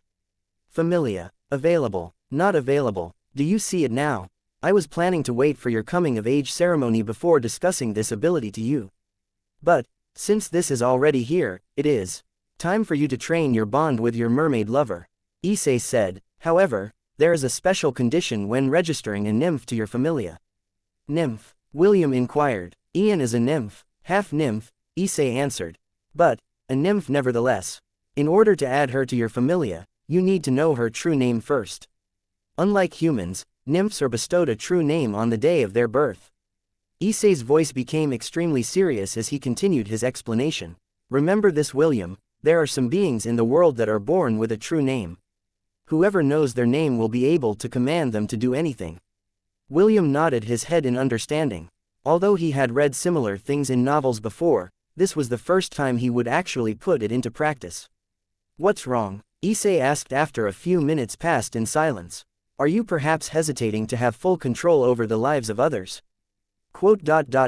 Yes, Somehow, this feels wrong. Wrong. Are you stupid? Indecisive guys like you are the ones that get nutard in real life. Since Ian has already given you half of her heart, you should take responsibility and not be a wishy-washy individual. Or, are you perhaps waiting for other men to know her true name? Of course not. It's just, I've been quarreling with her for a long time and have always treated her as a boy. Never did I dream that the boy who always picked a fight with me would someday turn into a mermaid and become my lover. It just feels unreal. Issei sighed. This is the problem with virgins. Once you graduate, you will never hesitate again. Obviously, you can't do that now. But, William, time waits for no one. It won't wait for you to be ready, or for Ian to be ready. Whether it is a mortal, or the gods, time will not wait for them. So, go already. Issei gave William a mental kick which forced his consciousness to merge with the blue gem embedded in his chest. Currently, Wendy and Est had gone to the front lines to assist the defenders because it was a critical time. They only stayed for a few days because they were worried about William. Now that they finally knew that he was safe, the two magicians returned to their duties as knights of the Helen Kingdom. They left William in Ian's care because she was the only one that could nourish his spiritual body. Within William's sea of consciousness, the beautiful mermaid laid on top of William with her chest touching his. The gems within their respective bodies were pressed against each other in order to make the spirit transfer more effective. The moment William's consciousness entered the spirit core, a jolt of electricity passed through Ian's body which made her body tremble. William? Ian asked with uncertainty. William had already told them that he didn't know when he could communicate with them again. Although Ian had attempted several times to communicate with him through her spirit core, the unconscious boy remained unresponsive. This was the first time since their first discussion that Ian got a reaction from him. It's me, Ian. There is something very important that we need to talk about. What is it? Do you regret it? William asked. Do you regret giving me half of your heart? William wanted to slap himself for asking such a cheesy question. He had thought of a lot of things he could say to start the conversation, but nothing came to mind. It was at that moment when this question suddenly appeared in his consciousness. Since William was currently in this conscious form, all the things that pop up inside his head were automatically spoken out loud. The half-elf watched as Ian's expression suddenly became serious. He waited with bated breath for Ian's answer. The answer that would take their relationship to the next level. Chapter 298, First Familia Member, Part 2. Ian didn't answer William's question right away. Instead, she recalled the first time she met the red-headed shepherd who just happened to be going to the same temple as them. Back then, she didn't know why she felt irritated whenever she saw him. After pondering about it for a while, Ian might have become irritated when she saw the collar on William's neck. Just like elves, other humanoids like beastkins, and the more exotic creatures were sold as slaves. Ian was half human and half nymph.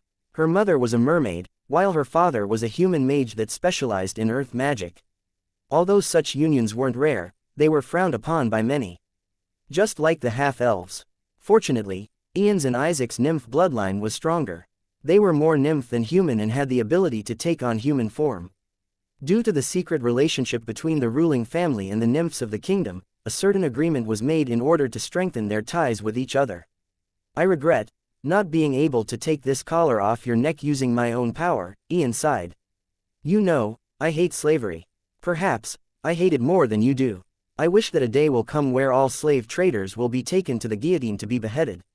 That way, the next generation won't have to worry about getting abducted while walking on the streets and being sold to the nobility to become their playthings.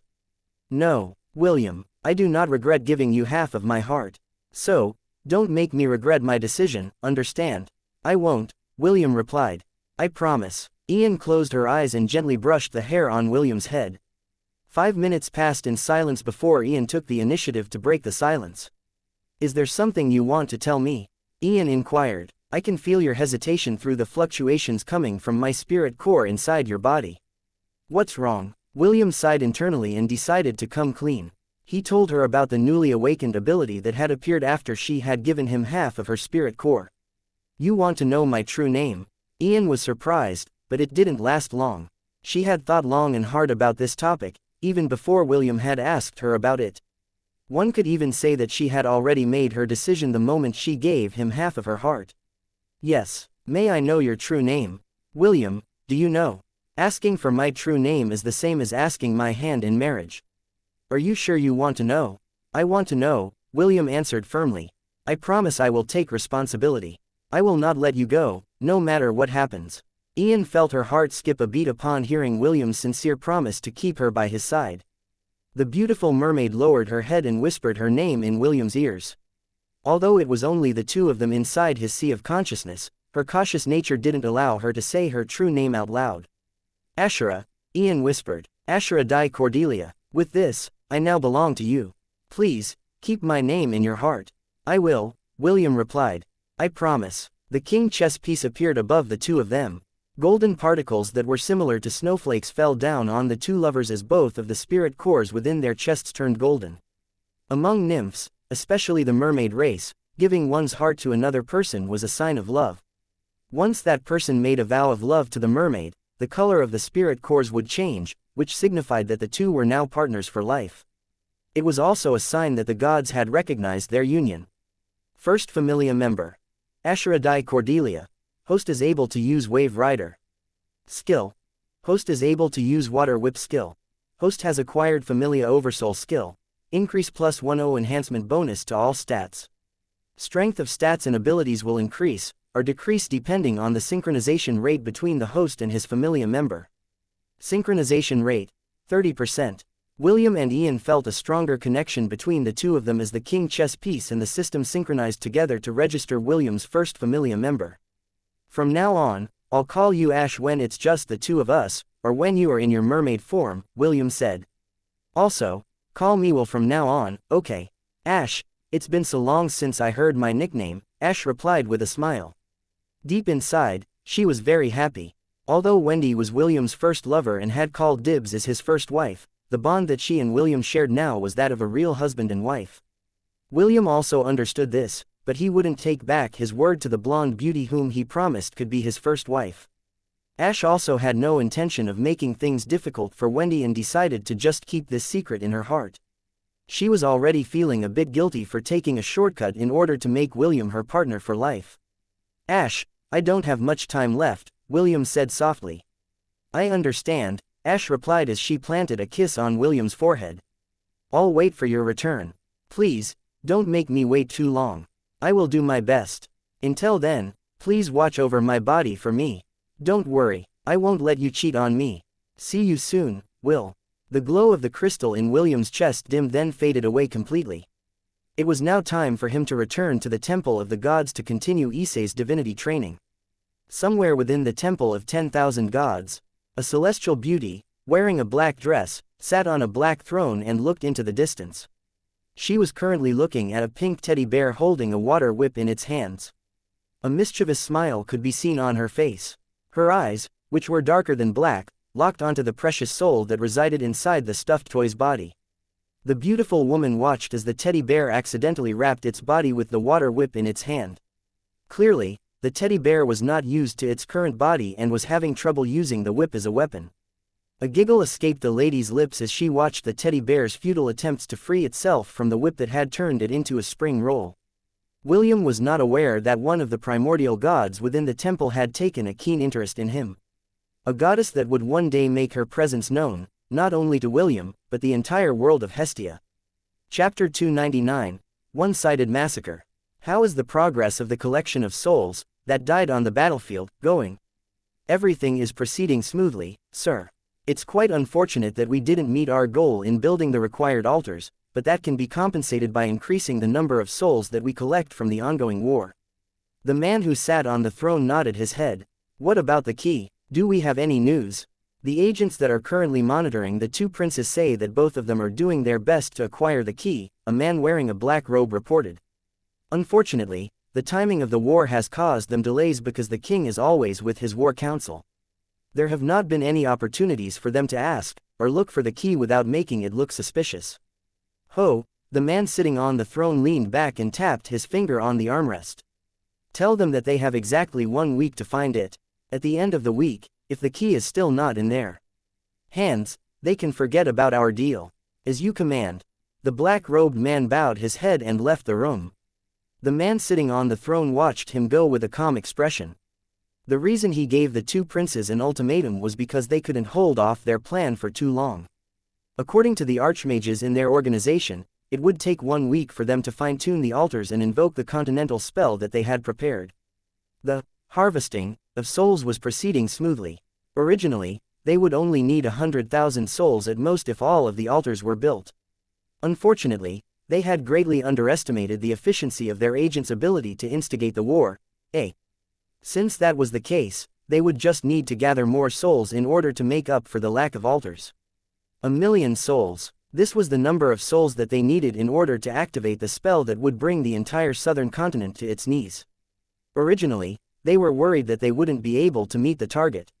Fortunately, one of the myriad beasts participating in the war was an ant queen. With the ability to give birth to thousands of eggs a day, it was able to raise an army of hundreds of thousands that destroyed the first line of defense of the Hellen Kingdom. Even now, the Windsor Fortress was nearing its destruction even with the Sword Saint there to protect it. The might of a single person would not be enough to hold off an army of over 1,000,000. Especially if this army had several centennial and millennial beasts under the protection of the two remaining Sword Saints of the Aenarion dynasty. Magicians, open fire. Gareth, the great general that commanded the defense of Windsor Fortress, roared amidst the screams of the ant army that had advanced to the walls of the fortress. A myriad of spells from different elements rained down on the ant army with fury. The barrage seemed unending, but looking at the sea of ants that were steadily making their advance, their resistance looked like a futile attempt to prevent the inevitable. Over 20 millennial ants steadily crawled towards the fortress, and their eyes burned with bloodlust. However, they were not the only high-level beasts in the Aenarion army. 15 more millennial flying ants hovered above the battlefield, which made the defenders almost lose hope. If not for the Sword Saint, the 6 archmages of the north and east, the aerial cavaliers from Frisia, the Griffin Brigade, and the reinforcements of the Royal Academy that had arrived in the nick of time, Windsor Fortress might have fallen already. The bombardment of the 2nd and 3rd years is almost over, Est announced. 1st years prepare your spells. 4th years, get ready. Matthew declared. Hundreds of spells were activated simultaneously as the 1st years and 4th years waited for their head prefect's next orders. Est and Matthew watched the burning ant army in front of them as they waited for the right time to unleash the spells that they had prepared. A minute later, the first round of bombardment had ended, and the 2nd and 3rd year students of the Magic Division backed away to replenish their mana reserves. As soon as they stepped back, the 1st years and the 4th years stepped forward to take their place. Open fire. Est and Matthew ordered simultaneously. A rain of spells descended on the battlefield and slaughtered everything in their path. After the incident at the Grand Colosseum, the king didn't order the Royal Academy to mobilize right away. The shock and anger that the Magic Division experienced on the day of the interdivision battle rendered them unable to immediately participate in the war. Simon, the dean of the academy, had announced that a demon had possessed Carter's body. He added that the demon used an elaborate scheme to put the majority of the Magic Division under his control and force them to betray their comrades through the use of a powerful spell. Several high-level spirit users were dispatched to the academy in order to fully neutralize the lingering effects of the Mindweaver spells from their bodies.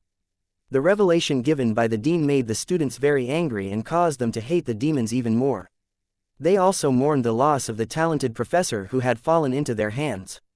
Since the war had taken a turn for the worse, the king was once again forced to call upon the students of the academy to defend their homeland. Although a week was not enough to wash away the frustration that the Magic Division had felt, there was nothing they could do but participate in the war that had broken out. Wendy and Est decided to let Ian remain by William's side in order to continue his recovery. All the students had been mobilized to participate in the war, and Priscilla was chosen to temporarily command the Angorian War Sovereign, which had also been sent to Windsor Fortress. Show them the might of Frisia. The captain of the aerial knights shouted as the hippogriff formation charged towards the flying ants in the sky. Flying beside them was the Angorian Knight Order led by Priscilla. Due to William's efforts, the aerial knights of the Angorian War Sovereign had several mock battles against the Griffin Brigade, which allowed them to gain battle experience when fighting with their mounts. This was their first official battle. The young knights under Priscilla's command felt anxious because William wasn't there. Although Priscilla was present to command them, she couldn't replace William's invincible image in their minds. Priscilla knew this, but there was nothing she could do at the moment. I know that all of you are feeling anxious, but you should focus your attention on the enemies in front of you, Priscilla said with a determined voice. The commander didn't train all of you to die meaningless deaths. Let's show everyone the might of the Angorian war sovereign. Kill them all. The captain of the Griffin Brigade laughed as he raised his spear. You bastards, make sure not to lose face in front of the kids. Death to our enemies. The aerial defenders and the insect swarm collided. Blood rained down from the sky as shrieks and screams reverberated all over the battlefield. The battle lasted for 3 hours before the xianxia army was forced to retreat once again. However, they had successfully destroyed the walls of the fortress, leaving it open for their next invasion. If not for the fact that Aramis had successfully killed Emmerich, at the cost of the thousands of brave Helen soldiers that had accompanied him in a suicide charge towards the center of the enemy's formation, the Aenarions wouldn't have opted for a retreat. The archmages accompanying Aramis had also thrown caution to the wind and unleashed Eighth Circle spells that attacked both friend and foe alike. These frenzied attacks deterred the general leading the xianxia army and forced him to order a retreat. Although the main bulk of their forces were the ant army, Aramis and the archmages ignored the ants and focused on killing the human soldiers. After a one-sided massacre and the loss of a sword saint, they had no choice but to retreat in haste and in the fear that the berserked archmages would wipe all of their human resources off from the face of the world. The suicide charge bought the defenders a few days of reprieve, but it was not enough to prevent the inevitable. 3 days later, Windsor Fortress finally fell in. The surviving defenders were forced to retreat. They made their way to Ravenlord Citadel, the last fortress that stood between the xianxia army and the capital of the Helen Kingdom. Chapter 300. Fall in Love All Over Again. 2 days before the fall of Windsor Fortress. Will. Ash stuttered as she looked at the cute teddy bear in front of her. This may take you guys a bit of getting used to, but I will shift to calling Ian as Ash when she's in her mermaid form, or when she's alone with Will. Yes. It's me, Will nodded. There's an impo, hey, don't pick me up. Ash ignored Will's protest and twirled around holding the teddy bear in her hands. She then pressed William to her chest and squashed him to oblivion. So cute, Ash exclaimed. William sighed internally and allowed Ash to have her way with him. It was then when a chuckle was heard around them and Issei appeared with his twin lovers by his sides. Sorry to disturb your happy moment, but we're in a bit of a rush, Issei said with a smile. Young lady, I'm Will's big brother. You may call me Issei. Ash immediately summoned her spirit sword and put up her guard. She could feel a very strong divine power coming out from Issei's body, and she understood that the person in front of her was a very strong existence. Good. Issei nodded his head in approval. Your reaction was on point. As expected from my brother's partner. William, who was currently being held in Ash's firm embrace, patted her chest in order to calm her down. Don't worry, he's not an enemy, William explained. He is my big brother and he takes good care of me. Ash lowered the weapon in her hand, but kept her guard up. She wasn't a little girl that would trust strangers as soon as she met them. Seeing that Ash had calmed down, Issei crossed his arms over his chest and grinned. Like I said earlier, we are in a bit of a rush, Issei stated. Young lady, I pulled your spirit from your body and brought you here to my domain. However, your spirit cannot leave your body for a long time, so I prepared something that will help you remain here for an extended period of time. But before that, allow me to tell you why you're here. You see, William is currently undergoing training about how to use the powers he gained from your union. Naturally, he won't be able to utilize them properly unless you are here. Because of that, I decided to, forcefully, bring you here to ensure that his training will be a success. Are you following me so far? Ash frowned, but she still nodded her head. She would listen first before she decided on how to interact with her partner's big brother. Issei cleared his throat and continued his explanation. Your soul can only stay for half of a day each day and for no longer than a week. Due to not wanting to harm your soul, half a day in your world will be 3 days inside my domain. Of course, I will not force you if you don't want to help William by participating in his training. Everyone is entitled to a choice, so I'll give you 2 minutes to decide. There's no need to wait, Ash replied. I will help Will with his training. Excellent choice. Issei clapped his hands and looked at the teddy bear in the young lady's hold. I got to hand it to you, little brother, your girls love you very much. The teddy bear raised its chin in an arrogant manner in acknowledgement of Issei's words. This is what you call charisma, big brother, William replied. Just one smile from me and all the girls in the academy will line up to give me a kiss. Ash grabbed the teddy bear's leg and dangled it upside down in irritation. Issei chuckled as he watched at the two's shenanigans before waving his hand to bring William and Ash inside his special domain. After a brief flash of light, William and Ash found themselves in a familiar place. The two of them stood in William's destroyed sea of consciousness. I temporarily linked William's sea of consciousness with my domain in order to keep the young lady's soul from weakening, Issei said as he appeared along with the twin ladies by his sides. Right now, William doesn't have any sort of power. Also, fighting for an extended period of time will hasten the destruction of his sea of consciousness. In order to prevent that from happening, he has to use an outside source of power. That is where you come in, young lady. Issei pointed at Ash with a serious expression on his face. Since the two of you are linked through your spirit core, the synchronization rate of both of your body and soul has reached the minimum requirements for the Familia Oversoul. Instead of explaining, Issei kissed the lips of the twins by his sides and uttered two words. Familia Oversoul. The bodies of the two girls became ethereal and merged with Issei's body. Soon, the silhouette of two girls wielding swords and shields, each, hovered behind Issei's body. It's similar to aura intent, William muttered as he narrowed his eyes to observe the two spirits that were floating behind the harem god. But it feels more like magic power. Spirit power, Ash corrected. That's spirit power and not magic power. Although they feel the same, the method behind the two is different. Issei nodded his head. Correct. This power can only be used if the bond between me and my lovers reaches a certain threshold. The stronger the bond, the stronger the powers that will manifest after a successful fusion are. This is the thing that the two of you need to master within 1 month. Whether you succeed in mastering this ability or not, both of you will be evicted from this domain when the 1 month is over. William and Ash exchanged a glance and nodded their heads. The teddy bear then looked at his big brother and asked the question that he had been meaning to ask. Big brother, how can we strengthen our bond? William inquired. The grin on Issei's face widened as he looked at William and the young lady that was holding his temporary vessel. The fastest way is for the two of you to embrace each other's body. Issei chuckled. But since both of you are underage, and I don't want the FBI God to arrest my little brother, the two of you can just settle for hugs and kisses for the time being. Naturally, you need to practice merging as well. The only advantage is that, since my domain is linked to William's spirit world, he will be able to manifest a bit of his spirit powers to keep your connection stable. I'll return after the two of you manage to perform the Familia Oversoul. At the very least, a 50% synchronization rate is needed to make it happen. Issei waved his goodbye and disappeared in the blink of an eye. He wanted to give the two newlyweds some privacy, so they wouldn't have to worry about someone eavesdropping on their intimate interactions. After Issei left, the teddy bear's body glowed and increased its size. Soon, it transformed into William's true form, which surprised both of them. Don't worry, Will, Issei said via telepathy. I'm going to give you a freebie because I know that it is hard to be touchy with your lover while you're in that teddy bear's body. No need to thank me. Just make sure to do your best and score first base. As for the second base, that is a gray area. I'll leave it to your discretion. Have fun. William's face reddened when he heard Issei's words.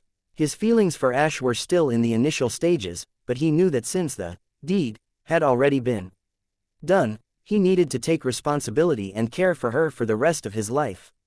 Ash, William said softly as he held her hand. I will do my best. So, please, have more faith in me. I promise you that I will cherish you for the rest of my life. Ash smiled as she rested her head on William's chest. Ever since that battle with the Terror Hand, I knew that you were someone that I could depend on with my life. Perhaps, that was also when I fell in love with you. Will, I'm scared. This is the first time I've felt this way. I don't know what to do. It's fine. William patted her back and kissed her forehead. Let's start slow, okay? Okay, Ash replied as she buried her head in William's chest.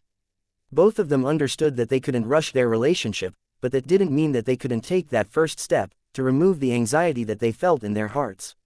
Ash looked up and closed her eyes. Her heart beat wildly inside her chest as she waited for her lover to remove the fears and doubts inside her.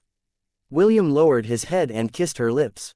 The kiss only lasted for a few seconds, but it was more than enough for Ash to understand the feelings behind it. The insecurities that she had been bottling up slowly melted away as she took the initiative to kiss him back. Ash wouldn't admit it, but ever since William had made Wendy his lover, she felt extremely envious and jealous of her. Now, she didn't have to worry about that anymore. William's actions assured her that he was taking their relationship seriously. With this, the haze in her heart and mind finally disappeared as she surrendered herself to her lover's passionate kisses, that made her fall in love with him all over again. Thank you for listening and supporting the Cultivation audiobook channel. If you'd like to support us, 1 cup of coffee can make a big difference. Please check the PayPal link in the YouTube description.